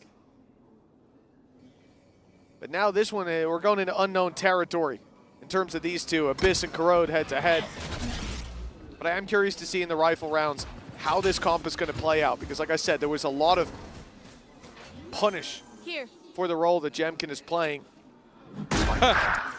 Oh dear. Player standing. Flawless. Can see the tweets already. All 5 players going down. They gambled on one side of the map. They got the side of the map wrong. They don't want to give the orbs over on the rotation either. So economically, not bad for RRQ. They get to keep all their guns, but they don't gain any of the orbs for it. That will put them 2-0 in the lead though. And with 4 rifles onto the board, there's even an argument for buying up a 5th one, but they'll keep themselves the Marshal. Set up very early in towards this B site. It seems to be their favored of the 2 thus far. We'll see if that continues throughout the map. Stunned held. There's no way Kayak's getting super aggressive here on the back of it. No, they will just sit and wait. But here comes a dive from Jemkin. Kayak with the immediate punish. He gets out. Has his refract to go back, but doubtful that's going to be used. They've made it now into a 5v4, denying the plant. Oh no, it's not. It's on the other side of the box, pardon me. Cushy's able to get the plant down nice and open. Yeah, I guess they didn't expect just for him to plant almost in front of them. It's a bit of a gamble with this many players there, but it sets them up nicely into the post plant. All 5 players from Fnatic and still a decent amount of utility. Recon already being sent out to try and clear some of that backline, but in fact it's a much deeper post plant. The spams is the aim of the game. A 1-for-1 trade, but bear in mind what they lost it on last time. It was the time, it was the clock that went against Fnatic. Already you see the fragment into position. At times starting to tick down once again, and they're only just getting onto it. The shock dart is going to go through, but it's missed. I don't think it's quite as close this time around. They will be able to get it done. Fnatic have a round, but if that shock was a little deeper, they did not. Just an inch to the right, and that's a completely different game. Yeah, that's unfortunate for RRQ, but they make that one crazy competitive after losing opening pick and then pushing into the site in a 5v4. Numbers against them. And they managed to run that clock way down, that flash popping just a millisecond too late. Guess they weren't expecting Crashies to have pushed up quite that aggressively. Now, 2-1, but the damage done in that previous, it's eating away at a few of the credits. A full buy for RRQ though, nonetheless, and a slow defaulty approach from them. Well, that's what I was going to say. Look how passive they are on B. They've not taken any of that early control, so even the aggression that's come out from Kayak is not really going to tell them too much. Shock darts even being put through or being taken. Like the ruse is that, okay, if our Sova's on this side of the map, likelihood is that's where the push will be going. It does make me a little bit nervous that, at least for the moment, he was there alone with the spike. But the drone re-clearing, oh, this is wonderful. They've sold a double fake. They've moved back so that then when the drone goes through, of course, Fnatic are going to rotate another player back to the other side of the map. Still having 2 players here, though, and the drone contact will probably be a quick scurry back to the A site. The decision then, when you see this utility come through from Alpha here, do you stick around, do you look for the fight, or do you simply back off? And it looks like he's made the right call! And Crashies, he didn't think he needed a fallback. He should have been safe inside the smoke, but he has been taken down. RRQ, I mean, Fnatic tried to deny RRQ the opening pick, and they still get it. That's a crazy unlucky fight for Fnatic. Look at Alpha as well. He's 1 HP. Like, the spams have done so much damage to the side of Fnatic. But getting back into this site is going to be a difficult one. They're still going for it. They're still trying to make that space. Kayak's actually won the opener. That's not a bad way to find themselves back into the round, but it's this late wraparound from Mumyet that could cause them problems. The fight on the site actually going the way of Fnatic, and an old school cam on the spike is going to be a nasty surprise. It means once again they haven't been able to get on it. Have they heard Mumyet? No, they haven't, but he's going to be caught. A last second check from Chronicle gets the job done.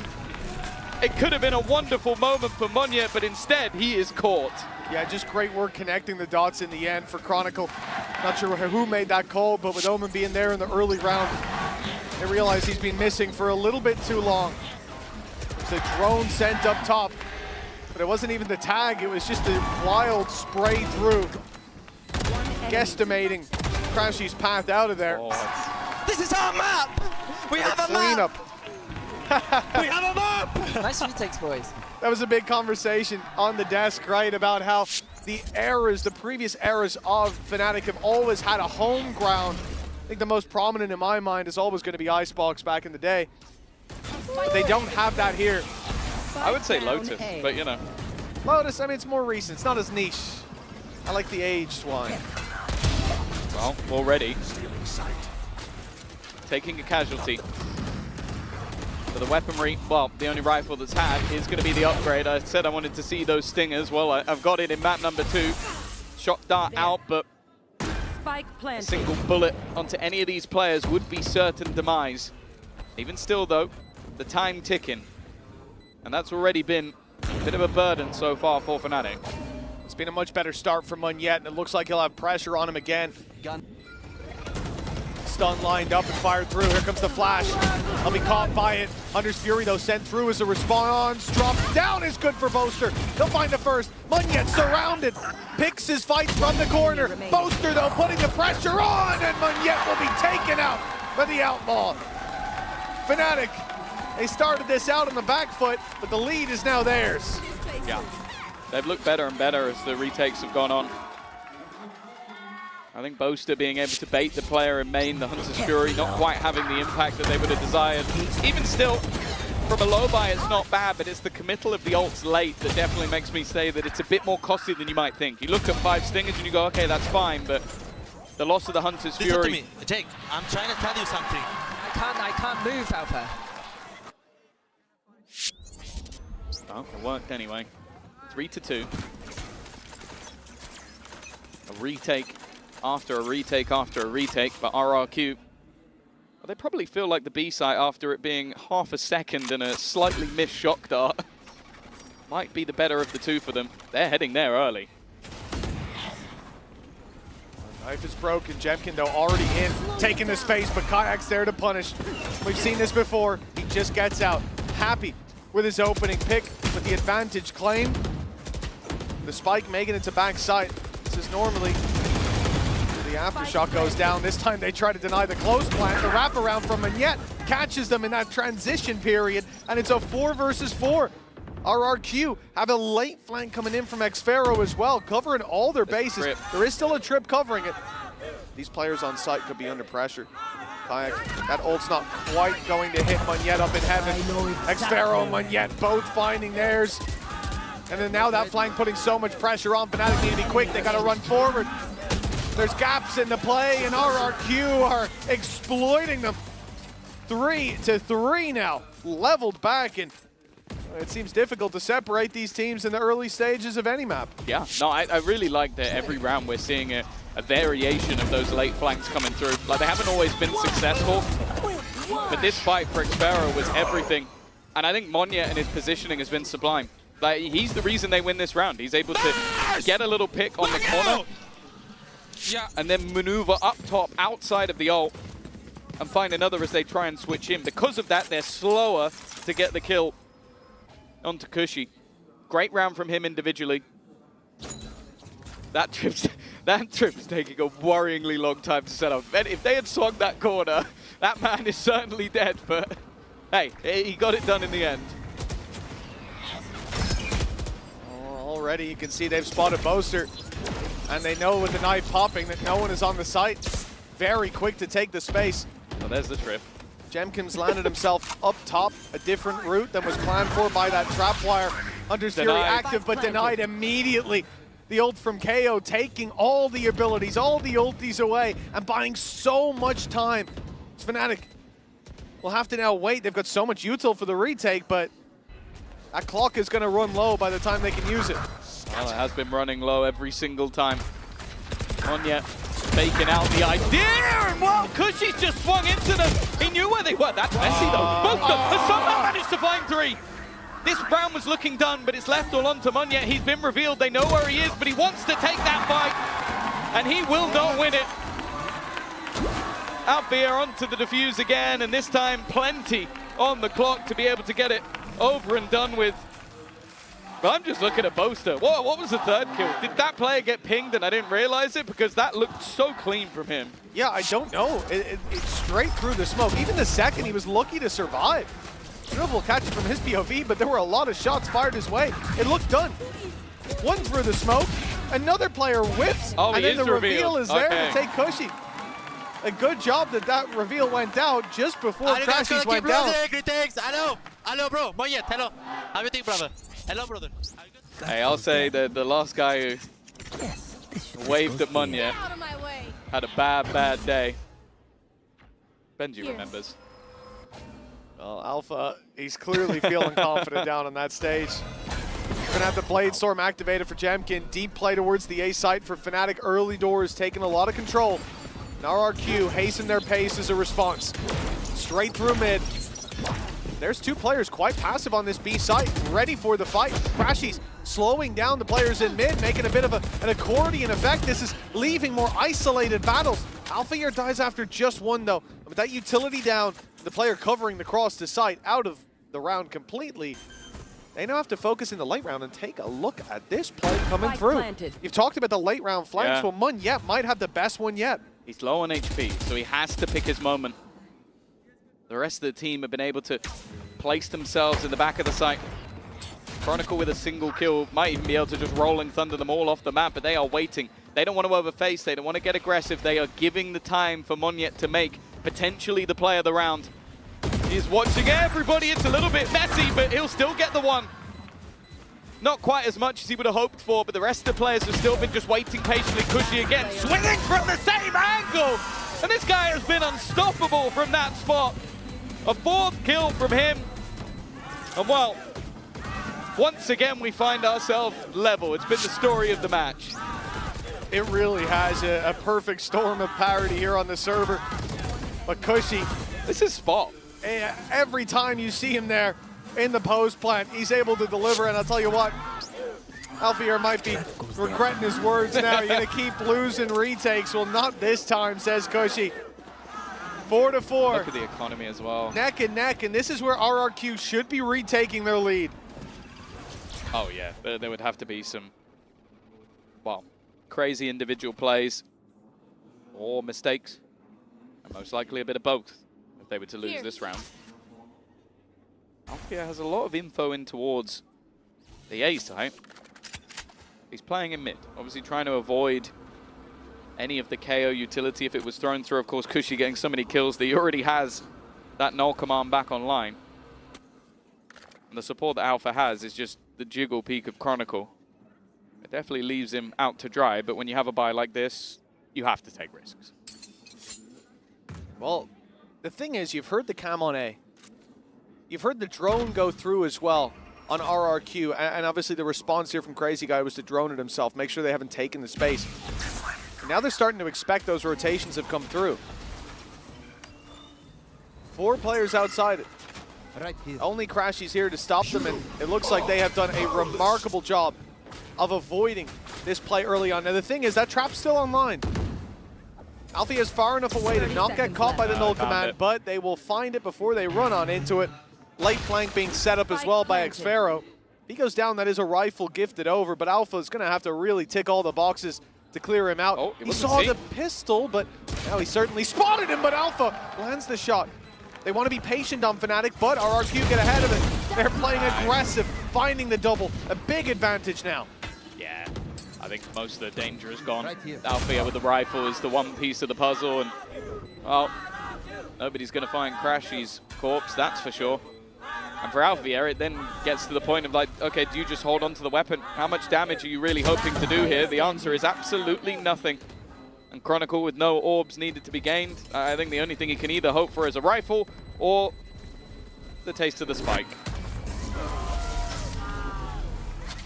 5 on the board for RRQ. The lead reclaimed, but I think most of us are expecting the next to go to Fnatic. Not because of their comp or their economy or the way they're playing. It's because of how this game's been. Yeah. Back and forth. And plenty of games of tennis here. Yeah, I really looks like another. I want to give credit again to RRQ for how methodical they are in these moments. Like, even when they use the null command into the site, they're still checking for those trips. They know that that's one of the main dangers, is just a kill trip somewhere on the corner. They're checking and pinging for the cams. Like, they are not aggressive in the way they're doing things. They're smart with it. Very enjoyable team to watch. A set play, though, being thrown in for Fnatic. The util forced them back, but unfortunately for Kayak, there was nobody caught in the stun. And RRQ don't just run to the other side of the map, knowing now that they're facing in to that rolling thunder. They'll still compete for the orb, but with 4 players here, it's going to be the exact same round minus the null command. They've lost one to Chronicle. Down A. That rolling thunder will be put through. It almost sent Munyet off the map, and instead it sent him into the waiting arms of Chronicle, but a 3v3, and again this mid-play. Alpha got the better of Xfero last time, but this time it's revenge for RRQ Cypher. The B site now open as we can see. Oster getting his rifle out. It looked like a little late, but he'll end up equalizing things. Okay, well, throughout this, Chronicle didn't move. I can understand why. You've seen a kill on the other side of the map. You kind of had the expectation that they go the other way. He's now started to claim some control. Perfect positioning, but it's a little bit labored. It's given an opportunity. Crazy Guy's been able to get out of the grab well. Because of that, he gets that early fight. And Boast has been wrapping around the backline, going all the way around the map to try and get in from behind. He does have the Cosmic Divide available, but placing it while in the open would be a massive risk. He's just trying to make his way into the site, and Crazy Guy, well, it's been too long. He started to realize that he has to be coming in from behind. The tap on the spike reveals his opponent's position. But the clock is in his favor. Boaster, though, will just about be able to take it. He's been good in these late round scenarios. And who would have guessed it? 5-5 and another retake of sorts. It was the Hunter's Fury online, though, for RRQ, for Crazy Guy in that moment. I think that's going to put so much pressure on Boaster. The fact that he goes for the tap, not trying to bait out the ultimate instead, trying to bait out the player. It was a great read, but this guy would still be sticking around up close. That could have played out very badly for Fnatic, but instead, a further lead is denied. The IGL's on his feet. Boaster's having a good game so far as well. And at 5-5, both teams dumping their economy into this one. This round may well be a fight for the lead. For RRQ. At halftime. They're going to take some early space. It will be spotted. There we go, just a little bit of patience. Jemkin still looking like he wants to challenge this, maybe expecting a reaction.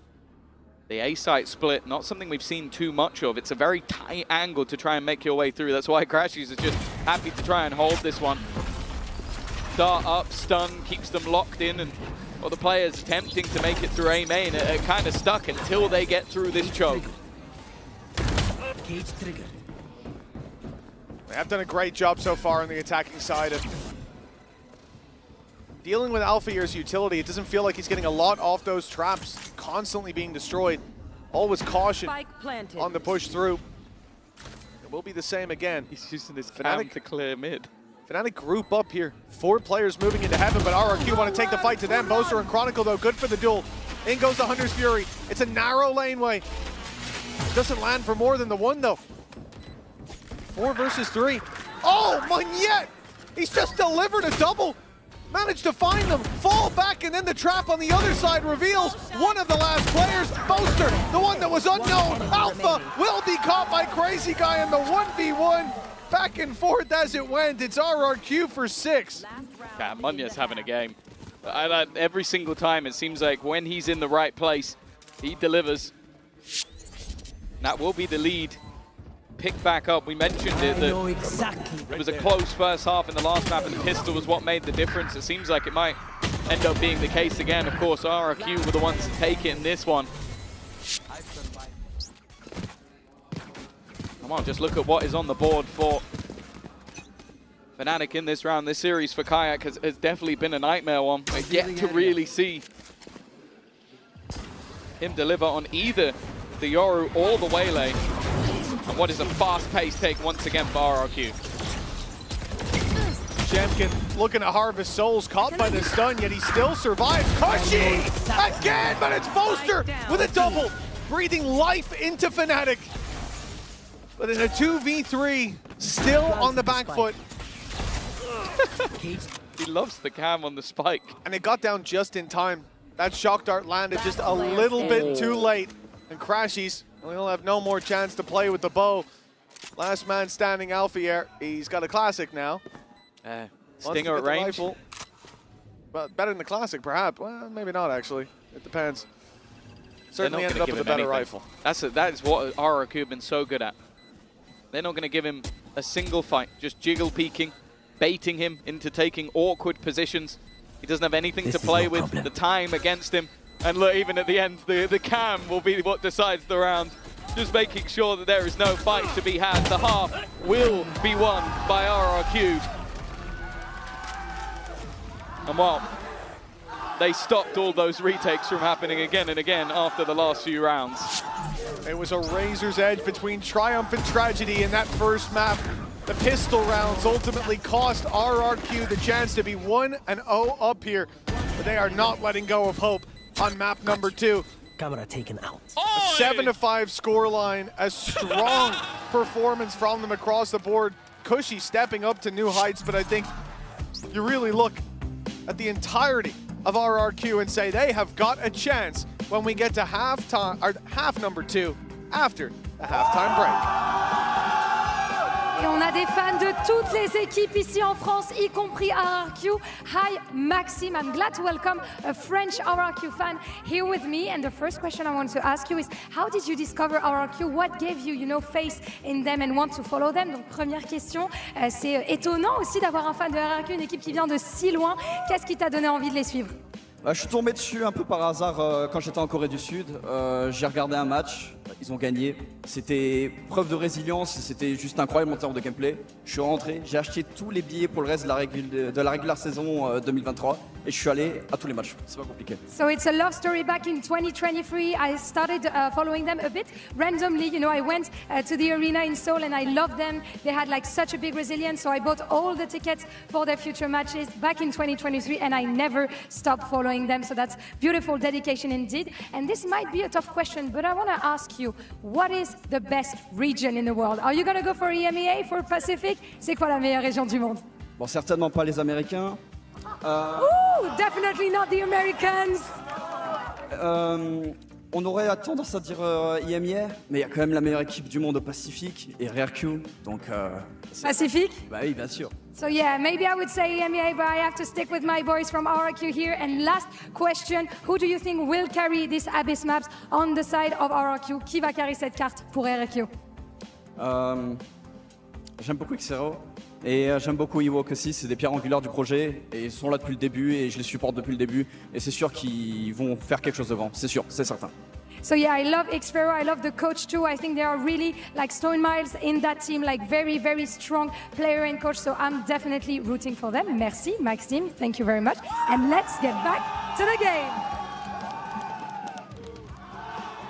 Well, it's time to get back into the game very, very soon, where RRQ are now leading. I guess the pistol really does make the difference as we get into the Coinbase Econ report.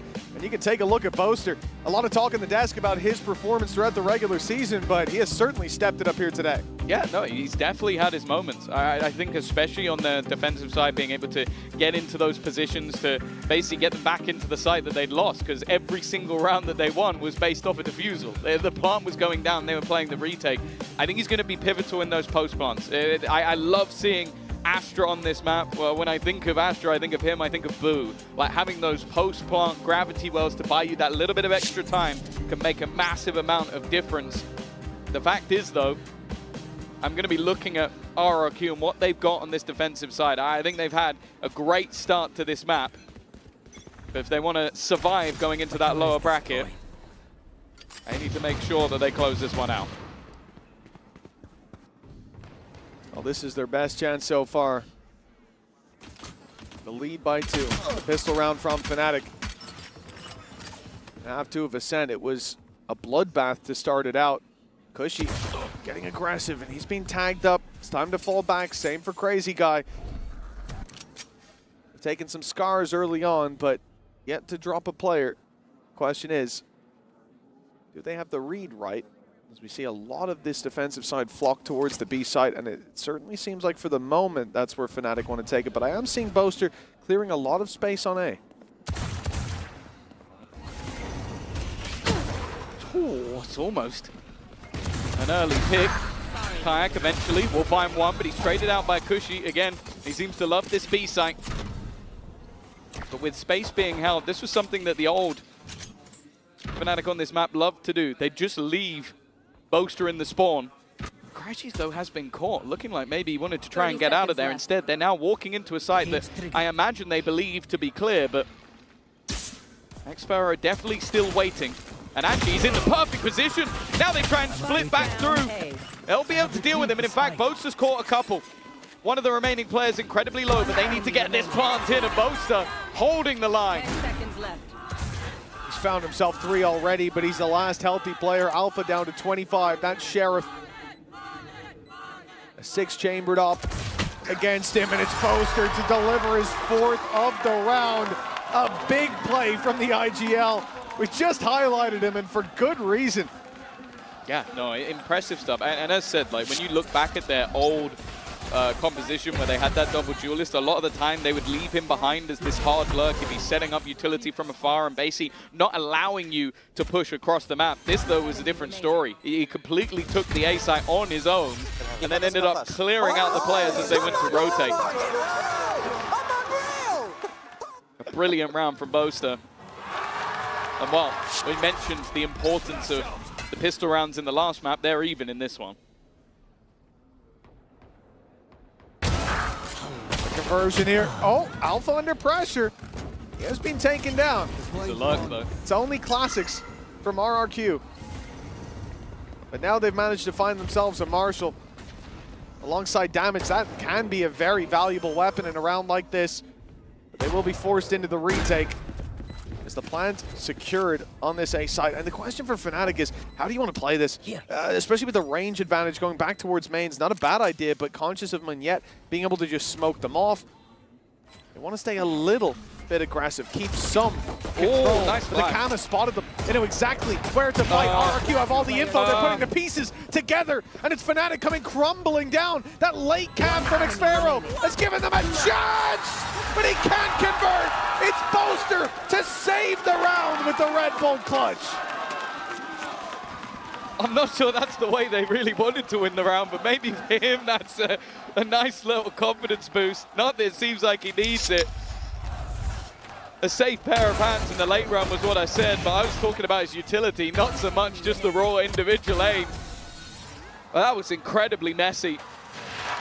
The aggressive positions helping out the flash of Cushy that did so much work to get them back into spot. But then just winning those fights with the classics, that's a dangerous spot to be from, and by the looks of it, Fnatic have invested quite heavily back into this one. They might leave themselves in a bit of trouble next round. We'll see how the economy's settled. As players start to fall. Oh, hey! He's got one up top. That's another rifle. This is a full buy now! Kayak is double connected, and he's hungry for more. Blood in the water, and he's swimming straight towards xFaroe. Just about manages to survive that engagement. The Cypher healthy towards the spawn, but a 5 versus 3. That investment for Fnatic paying off. But that was the man we wanted to see. He's been missing throughout the majority of this series. Cushy trying to take space back through. This is not going to be easy. Maybe it is. There's a gap. A spot for him to take a fight. But look how passive the remaining players are. Cushy's found another. Making this one interesting for sure. They've dodged themselves that night, but now already that time being bought, and Boaster and Chronicle combined, holding the line. The man next to him is meant to be the superstar, but Boaster is stealing the day. Popping and locking it down there on the stage. Didn't see the same reaction from Chronicle, but I think he's still pretty happy to take this round. And you see the idea there from RRQ. As soon as they tap the spike, they know the knife didn't hit anyone. They have a grab well. We need to push. And they just weren't expecting there to be... I'm turning into a monster! Oh my god, Jake. He's going to have a duet with Rihanna soon. Imagine being the guy on the other side of the stage. That is literally like a parent embarrassing their child, which is funny because Boaster's parents are in the crowd. Yeah, and I think Kayak looked like the embarrassed child there as well. Yeah. Exactly. 8-7, and a timeout from the defensive side of RRQ. They need a moment to gather themselves after what they've just witnessed across the stage, and I don't blame them. Wow, yeah, it's looking like after Angels retired, Boaster's just absorbed all of that extra Unk energy and is just taking over. 19-7. This has definitely been his map. The scoreline definitely still not out of the realms of possibility. There's only a singular round between them at this point, but that was a bonus round where in the prior, only a single player had survived, and that was Boaster. And even with some heroics from Cushy, he's been having a great game overall. I'm sure they can start to feel this game slipping away from them, and as we've already witnessed, there's been plenty of upsets, plenty of teams falling into the lower bracket. With Billy, China #1, currently sat down there. I don't think RRQ want to join them. I think especially going down like this, I mean, look, it's still a very tight game, but now they've got pistols. You should be looking at a 9-7 scoreline. And, you know, if Chronicle's the one digging your grave, well, hey, listen, plenty of people have fallen into that pit hole. Alpha, up for contest as best player in the world at one point in Kayak, the guy coming up from the Tier 2. Looking remarkable, the young gun, but you're getting diffed by Boaster. That's something that I think you know what I'm saying. He's a young man. He is, yeah. And as the desk was highlighting, his Stage 2 performance was lacking a little bit individually. But we've seen that. The guy's got a lot of responsibilities. Right now, it seems like he's the brains and the brawn down on that stage. Kayak taking the space once again. Spam not quite finding anything. Of course, there's not a whole lot to play with in this round, so there might be a chance for him to farm. He already has ult online, but I think the confidence far more valuable for Fnatic at this stage. The duelist trying to get their way back into the game, and that's exactly what's happening in this one. A cleanup with only 2 standing and plenty of utility denying anybody swinging that planter. For the remaining players, can they do any damage? That's not a bad start, but Alfia quick to respond. And an easy round for Fnatic. And you look at Fnatic there, they do give RRQ a lot of opportunities. A bunch of individual fights taken, swinging into Sheriffs, it's risky, but for RRQ, they're not getting the shots off, and that's a problem. Because now you start to talk about confidence on one side for Kayak, building that is huge, but you go into a round like that, you see, we had the chance. They're disrespecting us now. They're starting to just run it down at us. They need to see a bounce back pretty soon. This is 4 in a row now on the attack side, but a 4-0 start, we've seen it many times. And many times we've seen that team end with 4 or 5 rounds in the half. This is RRQ's chance to prove that it was just a hiccup, an early half upset. The big thing for me is the operator. When that came into play on the defensive side of Ascent, it was a massive game changer. That's where Jimkin really did the damage. The problem thus far, and a problem that, again, I still remember back to the beginning of the season where Fnatic played, I think it was versus Gentlemates. They loved the A-site takes. Seems like they've developed a taste for B, and that's where Jemkin will be waiting for them. Yeah, it's the still water that stagnates. It's time to switch it up. Fnatic straight to the B site. The op shot not landed, and quite a bit of damage done in return. X-Pharaoh falls. Utility now. Those trap plays no longer there to work with, and Alpha gets the info on the back of it. Oh, crazy guy trying for the punish. But he finds himself falling. Here. In a 5v3, that off needs to start delivering, but the opportunities are few and far between with trades lightning fast for Fnatic.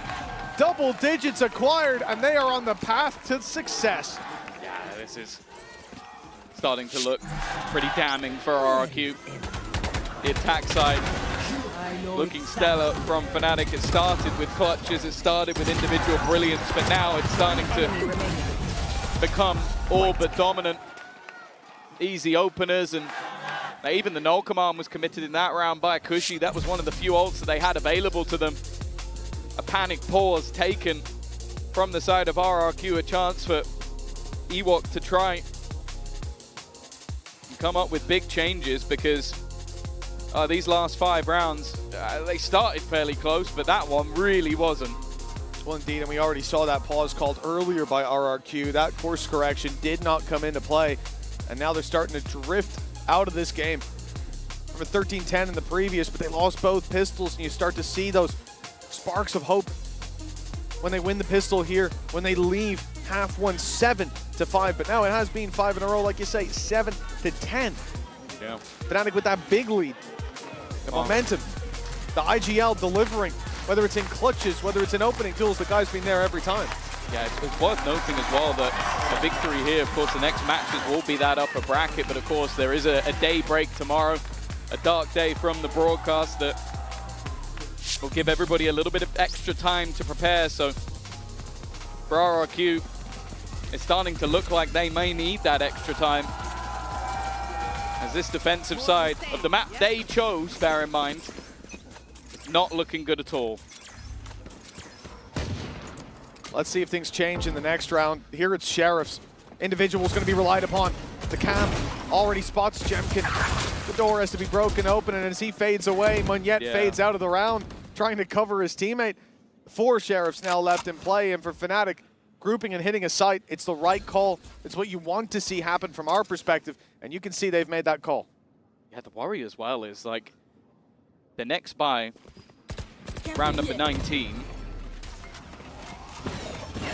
potential for every single ultimate bar maybe the Neural Theft to be online for Fnatic. Like, they haven't had to use anything. The Neural Theft was used in the last round, but if they're clever here with who plants, well, there you go, there's one, that's Chronicle's ult. Maybe they send Crashies out to try and hunt, although he's always there to just sit passive with the shock darts and the recons. But it leaves things in such a terrifying spot.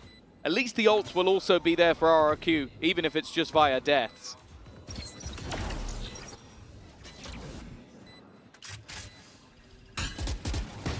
Well, Kayak, he's in a lot of trouble. He looked to be in a lot of trouble, in fact. He'll take down 2 before he falls. The ults online for Fnatic in the next are looking deadly for RRQ. No need to give them even more, especially with Crashies 2 away from that Hunter's Fury.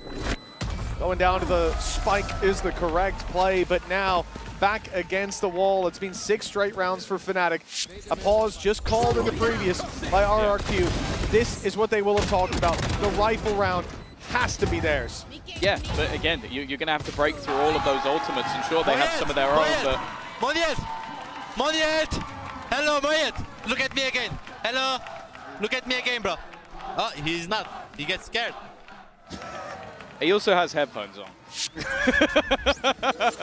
It would be worrying if he looked over. I don't think he can hear you, but I appreciate the effort.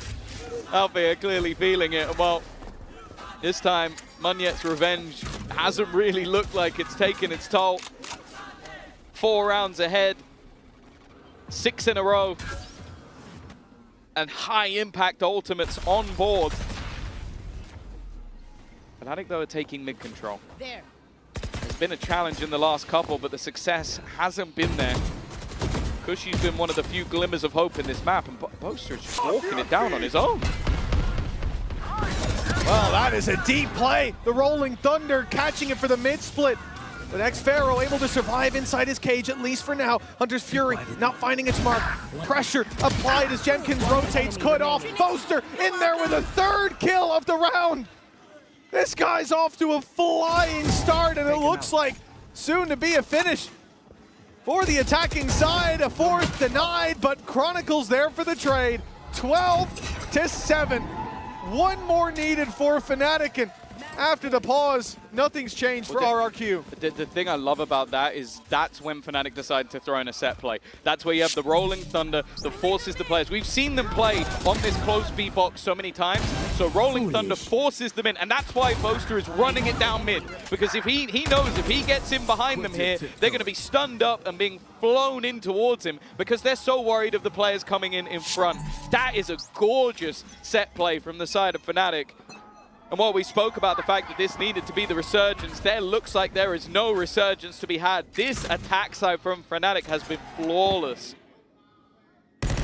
Not a bump on the road so far. Remember, this is RRQ's pick, and the conversation that's been going around about Fnatic being in the weakest state in terms of their map pool so far, well, we might have to reconsider. Ascent was close. In the second half of Abyss, it has been anything but. They were 7-5 down. And now just one round away from victory. With 5 chances to do it. Kayak's deep dive. They see the cage. Oh, what a shot on the Jemkin! The first of what could be many to fall. Ult clearing right, but Xfero still alive, but now they know it. They know exactly where he is. He's got both trips just blocking off this right-hand side. They're yet to be broken. They now will be, or at least the first one. If anybody's jumping across, Boaster could go flying off the map, but it may not even matter in the end. Only 2 standing. Make that just 1. Spike planted. Crazy guy needs a crazy finish, and he will not live to tell the tale. Perfection for Fnatic on that attack side. Not a single round dropped. And well, for a map choice of RRQ, they're left with egg on their face. Fnatic off to a hot start here at Champions, and it will be RRQ in their Champs debut, whose flesh serves as their kindling. Boaster reaching new heights on that stage as well. You can see all those times in the past that they've stepped on the Champions stage but never touched the trophy. Well, they are here with one goal in mind this time. And unfortunately, it was RRQ who had to face off against them first, now down to the lower bracket. Yeah, the fun thing as well is that this now sets Fnatic on a path to face off against Aspas once again. Well, we're running it back, so that should be a very exciting upper bracket matchup. And honestly, the display, at least in that second half, is the level that we expect to see of a powerhouse like Fnatic, a team that has been at every single Champions. This is hopefully just the start of what will be a long run for them. Sorry, what?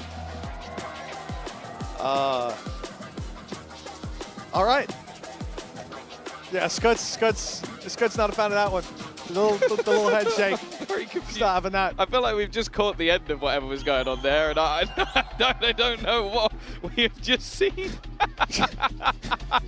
That's got to be a first on the Champions stage. You know what? At least his parents aren't in the crowd. Dropping trowel in front of the parents. All right, we love to see it. Fair play. Boaster always a man to give us a surprise. Well, it's time to throw it down to the stage where there is an interview with Chronicles standing by. Let's give this over to Lou Le for the joueur le Horizon plus post-match titré interview. de l'histoire de Valorant vient chercher sa première win à Paris avec Fnatic. Team, do you have time for me for a quick interview? Can I bother you for a second, Chronicle? Of course, congratulations, first of all, for this huge victory against RRQ. And you are indeed a very big pride for EMEA, one of the best flex players in the world. We've seen some Vi, some Bridge, some Viper, but deep down, what's your favorite agent to play? Harbor. Harbor! We never... I'm just joking, not Harbor. Harbor. Give me a serious answer. Sova, 100%. Actually, Sova, ok. Donc, première question, c'est l'un des meilleurs flex du monde, une fierté de l'IMEA. On a vu de la Vice, de la Viper, du Bridge, il peut tout jouer, mais c'est quoi en vrai son pick préféré? Il nous dit Harbor pour troll, évidemment, mais en réalité, Sova. And the second question I wanted to ask you is that on stage, it seemed like you guys were having fun back like in 2023, you know, that fiber, that child spirit that was coming back. So what happened, you know, during those 2 weeks? How come do we see you in such a shape today? I don't know. Jake was popping off crazy with some emotions, I think. One round we actually had to chill him down because he couldn't get a gun. Like after he was like, yeah, we won! Like he started screaming, but he forgot about the taking gun. I was like, God bless, he took it.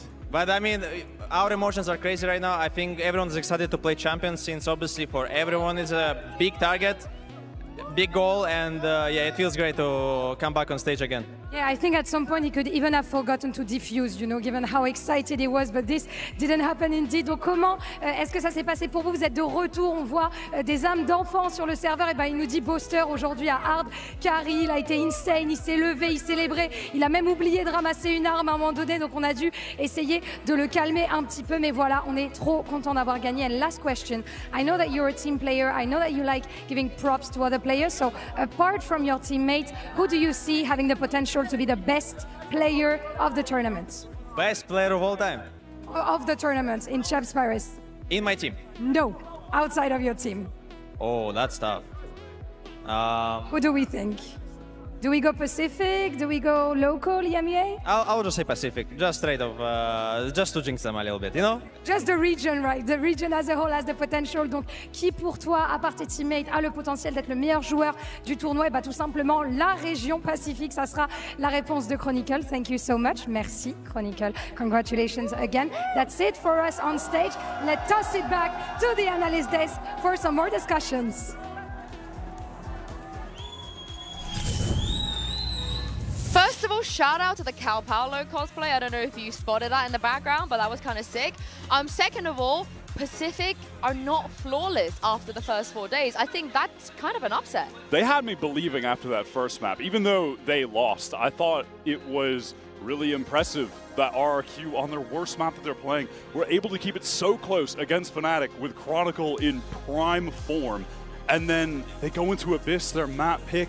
They played it once this year. It was a loss. I was hoping for so much more, but I don't think their game plan on attack really had the depth. I think they were too reliant on a lot of those late round flanks that just weren't paying off. They weren't synced up with the rest of the unit. And Fnatic were just having consistent, excellent retakes, kind of exploiting even that like lack of one player. Obviously, Boaster had an amazing game, got so many kills in the retakes. Because if you were watching, well, I mean, if you have eyes and were watching, if you went into it, maybe you would not be thinking that he would be dropping 25 for like one death. But my eyes are set on this man Alpha? joining us, AlphaZY. What's going on, bro? Come join us, put your headset on, chill. Holy moly, Alpha. You look great in that couch, kind of matches the Fnatic colors. First of all, congratulations. Second of all, how did you, like, what have you guys been doing that managed to make you boast a body swap? Like, how was he playing on your PC and you were playing on his PC? What happened? To be honest, I think he has a really good girlfriend who motivates him. Who motivates him. I have no idea actually, but thank God he was shooting today. Yeah, has he been shooting in scrims? Yeah, I think he's been good on until we came here. He's been working hard and it's showing the progress. I mean, you can see it. Did y'all think that Abyss would be in this pool? Like that was a strong possibility they could pick it? It had like two options. They were gonna pick either Haven or Abyss, and they pick Abyss. We were ready for it, so that's fine. Where do you feel like Abyss is ranking in your map pool right now? Because that was obviously a big question mark. Like y'all were not always the best on it before end of 2024 into 2025. Also tagging on that, is it a nerf? Do you feel, because we've been saying it kind of nerfs you that you have to play Abyss over Icebox. Is it enough? I think every map who just out from the map pool is nerf for us because we were good with every map. They just remove the maps, we were good at it, like Split, Fracture. They just remove all the maps, we are good at it, but it's fine. We are good also Abyss team, so I don't have any worries. We do have some Boaster stat. I don't know if you saw what he ended up on. It's a little bit silly, isn't it, Alpha? That's like, that's your kind of numbers. Yeah, no, I just sat down from my PC and I look at crashes. I said, this guy is 300 AC. And Boaster has like one thing. He always plays good against Chinese team. You can see like my comms videos as well. I said, bro, they are not Chinese. Chill out. They are not Chinese team. Chill, I said. And I was like, he was laughing at me. So I was impressed. That's very funny.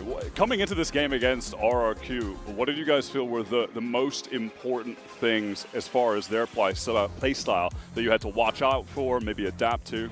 I mean, RRQ is gonna be a bit ego, but I don't think it's hard to play against because we played against them on Toronto and they didn't ban us Sen on Toronto and they lost. And they did the same disrespect today as well. They didn't ban us Sen. They also lost again. I think these guys are not learning from their mistakes. I think they need to start learning from mistakes.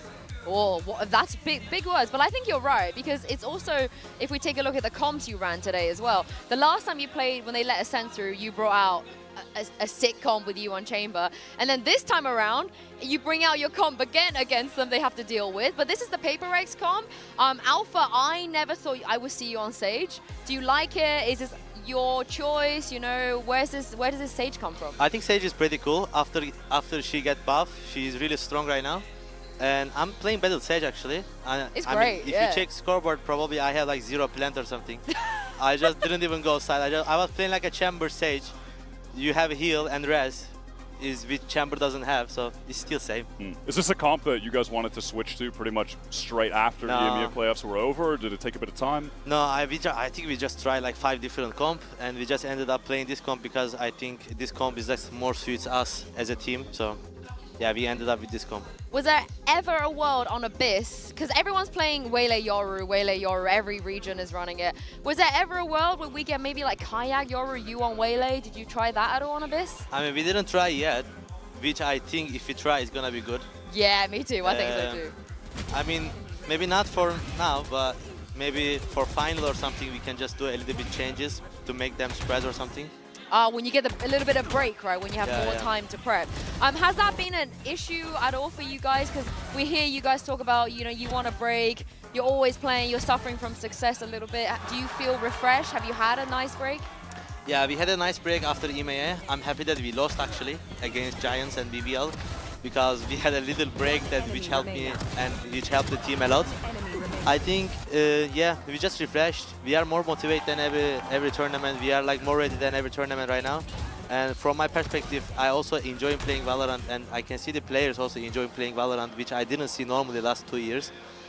It's great to see actually. I'm going to Prague room, everyone is playing game because after their little break, they refresh and they want to play the game a lot. So it's really nice right now.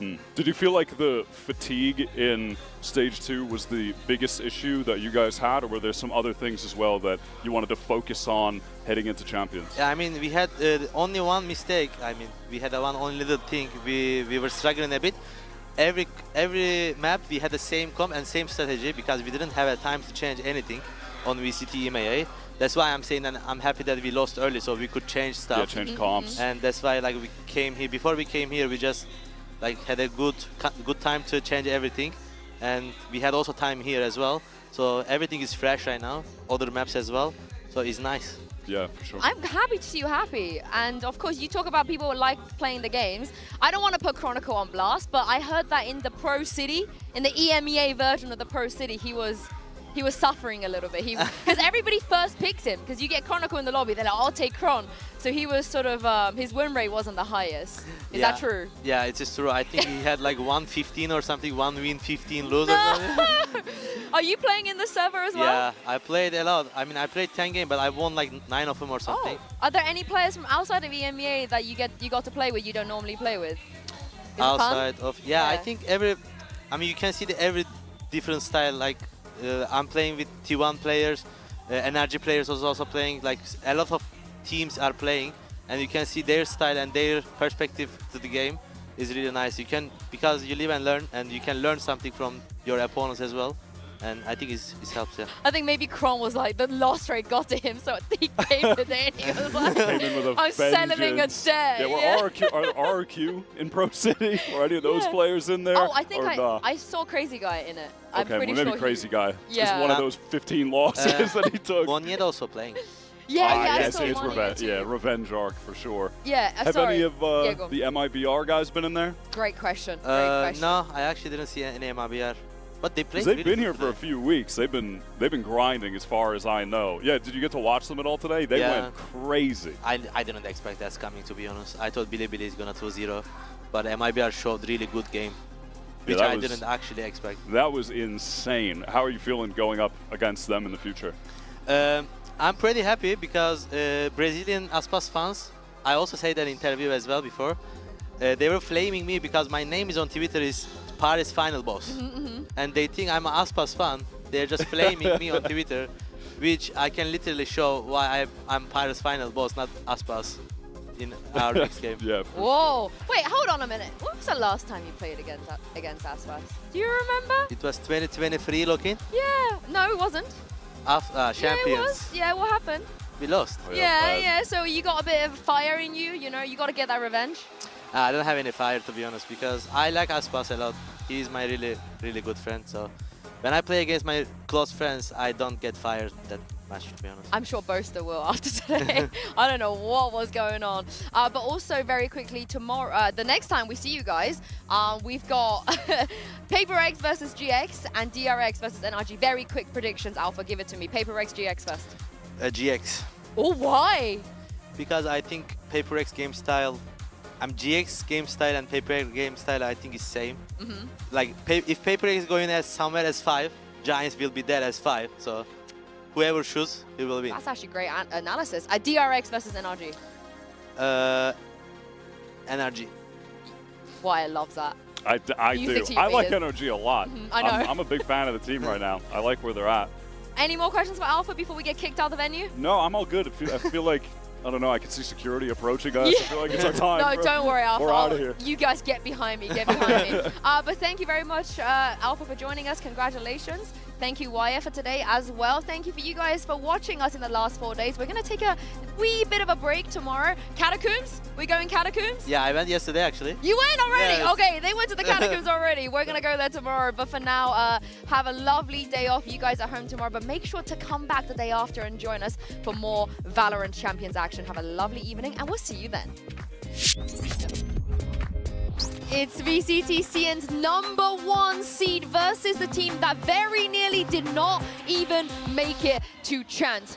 2 kills found, but MIBR punch back. Time dwindling away. The shock just a bit off the mark as Verno repositions, looks to take the fight into Levius's lap and does. A 1v1, and Verno delivers for MIBR. MIBR with the double smokes, now another fight into long, but this one even between the two squads. Hold on, what is going on? Body block, net falls. Aspas left to fight, will find his one. And one more waiting on the other side. Dashes back, throws it in reverse, and gets another for MIBR. Flawless to close out map 1. BLG's map pick. The Hunter's Fury through, and this time it finds Verno. Art scene falls. Aspas swings into his death. Cortezia waiting for the first challenge, waiting for it to arrive. Like crawling on his skin. Shannon falls. Cortezia left alone. A 1v3. YZ gets 4. As BLG will get the 7th. I'd argue 4. I mean, Art scene wasn't there until I love this set. Oh! It's beautiful. Aspas gets 3. Waylay believers rejoice. Aspas gets 4. We'll see if he can find it. They know where he is. The king returns to the international stage and does it with an ace. The spam through from Verno denying entry onto the site. Cortezia tried to move into the save, but Aspas gets 2 with the up. Verno gets another. And now the pop. Artscene paves the way. K-Knight left in a 1v3, and he will fall. They might be fit for a glass slipper after all. MIBR shock the world and take down BLG. We have seen this matchup once already this year, this time coming onto the champion stage. They are swarming in, a lot of pressure. Put on the critical! What's that, a triple wallbang? That's unbelievable! They're all trying to give the opportunity Give him the for ace. this man to get the ace, and he will get it! Maybe gives them a little bit of extra space. The problem though is Crashy's already gone down in response. They also need a pick, and that's what Jemkin gives them. Cushy following up as well. The thorns to the back, but they don't get activated, and Cushy continues to deliver on the backside. Boaster landing 1, leaves Cushy alone, but it's a 1v1, and with Boaster so desperately low, and the clock draining, it's Cushy to find all 5! Alfie are not really willing to risk it, but eventually jumps through, but doesn't realize maybe there's somebody on the other side. They will now, and even going to trade it out. The TP used as bait. Monya to try and keep them in the map, and he cannot do it. Alfia standing once again. Eventually, Fnatic, they got the job done. 4 versus 3. Oh, Magnet! He's just delivered a double, and then the trap on the other side reveals one of the last players, Boaster, the one that was unknown. Alpha will be caught by Crazy Guy in the 1v1. Know exactly where to fight. RRQ have all the info. They're putting the pieces together, and it's Fnatic coming crumbling down. That late cam from Xfero has given them a chance, but he can't convert. It's Boaster. A 5v3, that off needs to start delivering, but the opportunities are few and far between with trades lightning fast for Fnatic.